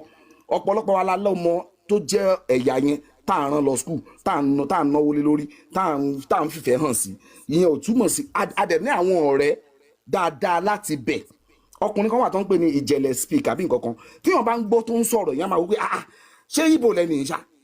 So kò ń ṣe pé gbogbo wọn náà burú jáì, àmọ́ ńgbà téèyàn bíi 6 bá ti parí ní ìdó tó wọ́n bẹ̀ sí torí ẹ̀ pa àwọn ará àdó lápárí, kí ló yẹ káwọn aráàlú ṣe kọ́kú lọ máa lo air cream láti jẹ́ kí inú orí wọn pọ̀ kọ́ má bàa pè wọ́n lápárí. So àwọn tí wọ́n wá láti àgbègbè yẹn ìwàkiwà tí ìwà àìtí ìdí èèyàn ó wà lọ́wọ́ wọn. Kí lọmọ Yorùbá máa ṣe? Ọmọ Yorùbá máa relate pẹ̀lú wọn nípa ìmọ̀ tó ní nípa wọn. Kò ń ṣe pé kẹ wá tẹra lẹ̀ kẹ tẹ́ dílẹ̀ kẹ tẹ́ kínní lẹ̀ hàn kọ́ máa gùn yín nígbà tí ẹ máa wò nǹkan tó ṣẹlẹ̀ ní ìjẹta yìí. Jẹ́jẹ́ ni X jókòó tá à ń pè ní Twitter, jẹ́jẹ́ ló jókòó tí wọ́n lọ gbọ́rọ̀ Lásìsì ẹlẹ́nu sí. Èyí náà imagine nǹkan tó ṣẹlẹ̀ níbi ibẹ̀ yẹn jẹ́ pé ibi àwọn ọmọ yanmirin wọ́n ti ná gbàrà wọ́n ti ná gbòòrò wọ́n ti fòbò takite wọ́n wá gbé fún àwọn ọmọ Yorùbá wọ́n wá bí àwọn ọmọ àlè àwọn ọmọ òfò àbí ìpàbẹ fún àwọn ọmọ Yorùbá. Àwọn ọmọ Yorùbá yẹn wọ́n máa ní yẹn wọ́n máa panda tá bá fẹ́ sọ̀rọ̀ wọ́n ní Igbo land, Hausa land, ṣùgbọ́n lẹ̀ Yorùbá cosmopolitan society no kò gbúdọ̀ rí bẹ́ẹ̀. And lastly àwọn èèyàn wa tó wà nílùú òyìnbó káàkiri àgbáńláyé ìkà ló pọ̀ jù nú wọn nítorí wọ́n mọ bí àwọn ọmọ tó nílùú yẹn ẹlòmíì ti lò 20 years nílùú yẹn ẹlòmíì gan ti lò 40 years nílùú yẹn wọ́n mọ bí àwọn tó nílùú yẹn ṣe máa ń treat àwọn tó lè ń treat wọn bẹ́ẹ̀ wọn ò treat wọn bẹ́ẹ̀ nítorí pé wọ́n kórìíra wọn no wọn ò treat wọn bẹ́ẹ̀ wọ́n treat wọn bẹ́ẹ̀ nítorí pé wọ́n máa ń wá sí realization pé àwa la nílùú yìí ẹ̀ẹ́dẹ̀ lè débi kí a máa ṣe mọ̀nàmọ́ná. Ẹnìkan wọ́n pa ọkùnrin kan lẹ́njọ́ mẹ́ta yìí wọ́n pa ọkùnrin kan tó pa lẹ́njọ́ mẹ́ta yìí márùn ọkùnrin tó pa lẹ́njọ́ mẹ́ta yìí gbogbo àwọn ọmọ Nàìjíríà ẹgbọ́n àwọn ọmọ Nàìjíríà tó ń sọ̀sọ́kúsọ racist ni kí ta ni òun ṣe racist? Kò séèyàn tí òun ṣe racist kò sí ẹni náà tó bá ti lè nífẹ̀ẹ́ ẹ̀yà ẹ ọkùnrin kan sọ̀rọ̀ ó lóun chosen tí ẹ wọ́n bá ti lè choose yẹ Ọlọ́run nínú Bíbélì ó choose àwọn Israel ó túmọ̀ sí pé ó gbé àwọn Júù lékè gbogbo èèyàn nìyẹn tribalism nìyẹn. Ọlọ́run nínú Quran ó choose Allah nínú Quran ó choose àwọn Arabs above everybody. Ìwọ fúnra rẹ ó gbúdọ̀ choose ẹ̀yà ẹ. In fact Ọlọ́run àwọn pásọ bùsù yìí ó sọ pé Abraham ọ̀rẹ́ òun ni nǹkan tó bá fi lè mú ẹ ní ààyò láàrin àwọn èèyàn ó túmọ̀ sí pé ó gbé ẹni yẹn lékè ọkàn rẹ ju àwọn yòókù lọ. Nǹkan tó túmọ̀ sí nìyẹn kò ń ṣe pé bóyá o kórìíra àwọn yòókù o kò gbé yẹn lékè ó túmọ̀ sí pé tí ẹni yẹn bá béèrè nǹkan lọ́wọ́ ẹ táwọn yòókù bá béèrè nǹkan lọ́wọ́ ẹ wàá kọ́ ṣe tẹni yẹn náà kó tó ṣe tàwọn yòókù. Tribalism nìyẹn adẹ̀gbúdọ̀ wà tribalistic. Gbúdọ̀ ṣẹ́kùn kankan tí àwọn èèyàn ṣe scholarship ní ìlú wọ́n fún èèyàn 20 ní scholarship wọ́n ò rí ọmọ ìjọ kọ̀ọ̀kan fún ní scholarship wọ́n ò rí ọmọ ìbíbí kọ̀ọ̀kan fún scholarship wọ́n fọmọ Igbo àwọn Yorùbá fẹ́ ṣe scholarship 20 wọ́n fọmọ Yorùbá 4 ní scholarship wọ́n pín yòókù káàkiri. Ìyẹn àgọ̀ ni wọ́n ń pè kò àgọ̀ nìyẹn kò ń ṣe ìyẹn ò tẹ́ ń ṣe pounding ìyẹn àgọ̀ òpònú ìwà ọ̀dẹ̀ ìwà ọ̀dàlẹ̀.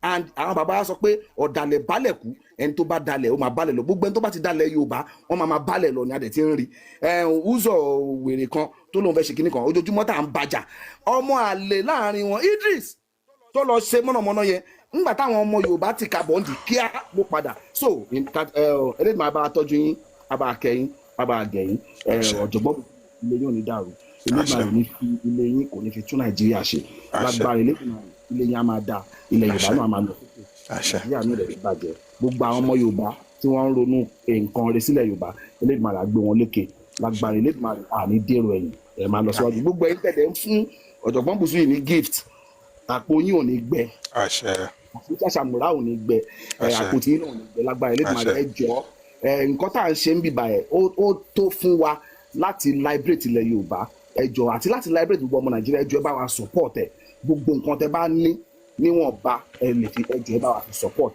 ẹ máa share àwọn videos ọ̀jọ̀gbọ́n Bùsúyì ẹ máa wò ó ẹ máa pín ẹ máa discourse ẹ pẹ̀lú àwọn èèyàn kó lè máa gbòòrò sí tó bá gbòòrò sí àwọn èèyàn máa wà liberated tẹ bá ti ní owó ẹ máa fi owó sí àwọn Christian wọ́n ní owó ní kẹ̀kẹ́ ìhìn rere kẹ̀kẹ́ ìhìn burúkú gan náà owó nítorí owó ni òbí fi bá yá àwọn èèyàn ló fi mú wọn lọ pàdé òbí kiri ní ìsìn so ẹ jọ̀ọ́ ẹ bá wa fowó dá sí ọ̀rọ̀ yẹn Elédùmarè fowó dá sọ̀rọ̀ yín ọ̀jọ̀gbọ́n Bùsúyì ẹ ní ṣòwò àṣẹ Àwa sọ fún wa pé àbẹ̀dí awolókèrè adé afọlókèrè kùtùkùtù wúrọ̀ tó fojoojúmọ́ ṣòwàṣe tẹ bọ́lọ́ ní kó máa mú ṣe ó dẹ̀ gbẹbẹ̀ ń bẹ orúbọ ó lábẹ̀dí màmádé awolókèrè ẹ̀là òní jẹ́ kólókòrò ṣòwàṣe tì mọ́ láéláé gbogbo àwọn òwò yín Elédùmarè òní jẹ́ kán dà ṣe tì ọ̀pọ̀lọpọ̀ nǹkan tẹ fi sílẹ̀ tẹ fi ń gbọ́ títí wa tẹ fi ń bá wa ṣe báyìí Elédùmarè àbá yín ṣe títí yín náà gbogbo àwọn nǹkan tẹ filẹ̀ tẹ́ ẹ̀ ṣe tẹ wá ń gbọ́ ti tàwọn ọmọ Yorùbá àti ti Nàìjíríà Elédùmarè àbá yín gbọ́ àwọn nǹkan yẹn àwọn ọmọ yóò ní kú ìyàwó yóò ní ìyàwó rẹ̀ ọ̀hún nífẹ̀ẹ́ Ashe.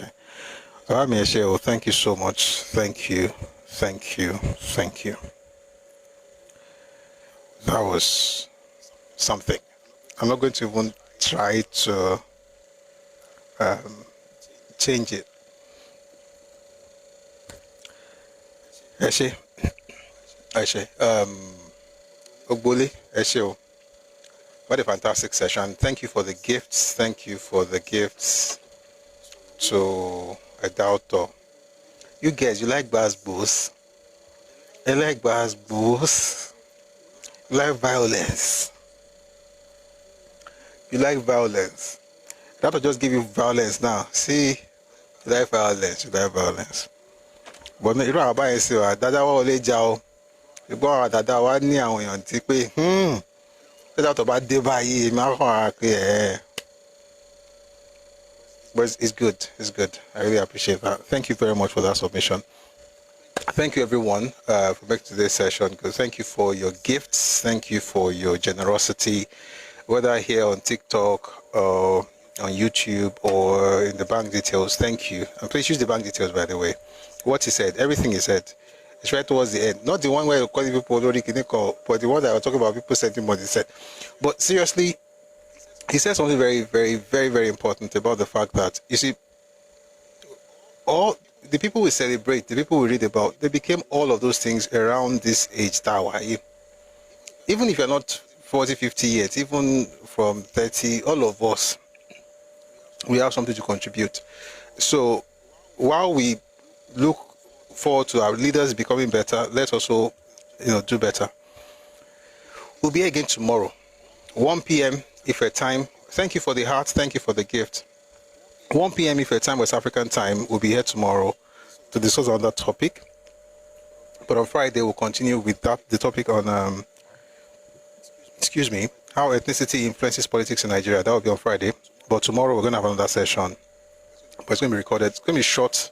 So please, because it's going to end by 3 or 3:30, max 3:30, let's try and be there early. And I also said earlier that going forward, the music that we usually play, will not Konima law for so long. So by 1:30, we want to get into the conversation proper. So please, let's be early and we'll have a great time. Thank you very much for the gifts. Thank you for your support.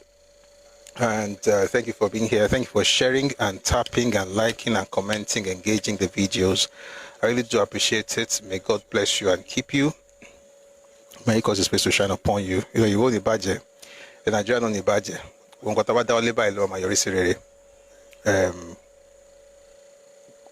Somebody says the Bible references was deep. I never saw it from that perspective. Let me tell you the funny thing about what just happened right now, which is why I like this platform and why I like Edauto. Edauto is not a Christian. To the person on YouTube, Edauto is a Christian. If you notice, he will pray using the fire, then he will use Bible. That's the Yoruba spirit. Wherever you are, respect other people, and beyond that, don't assume that there's nothing you can gain, from Guinea. So it makes a lot of sense to hear him that. And by the way, to hear him say those things, and thank you for the prayers as well, Edauto. I really do appreciate that. All right. We're going to play the anthems now before we go. User, thank you. Please use your name also. I'll be calling you very well. I won't be using user. User is a generic Guinea. You need Yoruba anthem. We'll play your. It's online now. It's on YouTube. So we'll play the Nigerian anthem and also the Yoruba anthem as we close the session. Again, if you're joining us for the first time, we meet here every weekday, Mondays to Fridays, 1 p.m. Ife time, West African time. All right, and we discuss history, culture, politics, and innovation, and we do that every weekday. So we're going to have a fantastic time tomorrow. So please join us. All right. And please, everyone, please subscribe to the YouTube channel. Like it, subscribe, and also engage, the videos. We're also putting things out on every platform, whether it's X, Instagram, Facebook, Thread, TikTok, YouTube, we're on all the platforms. All right, so please, wherever you find us, share, and let's have deeper conversations. All right, we're going to have the national anthem now, and also the Yoruba anthem. For our folks on YouTube, we're going to have to let you go because every time we play our anthems on YouTube, we have copyright stuff. So please, Emma Bruno, we're just going to have to say our good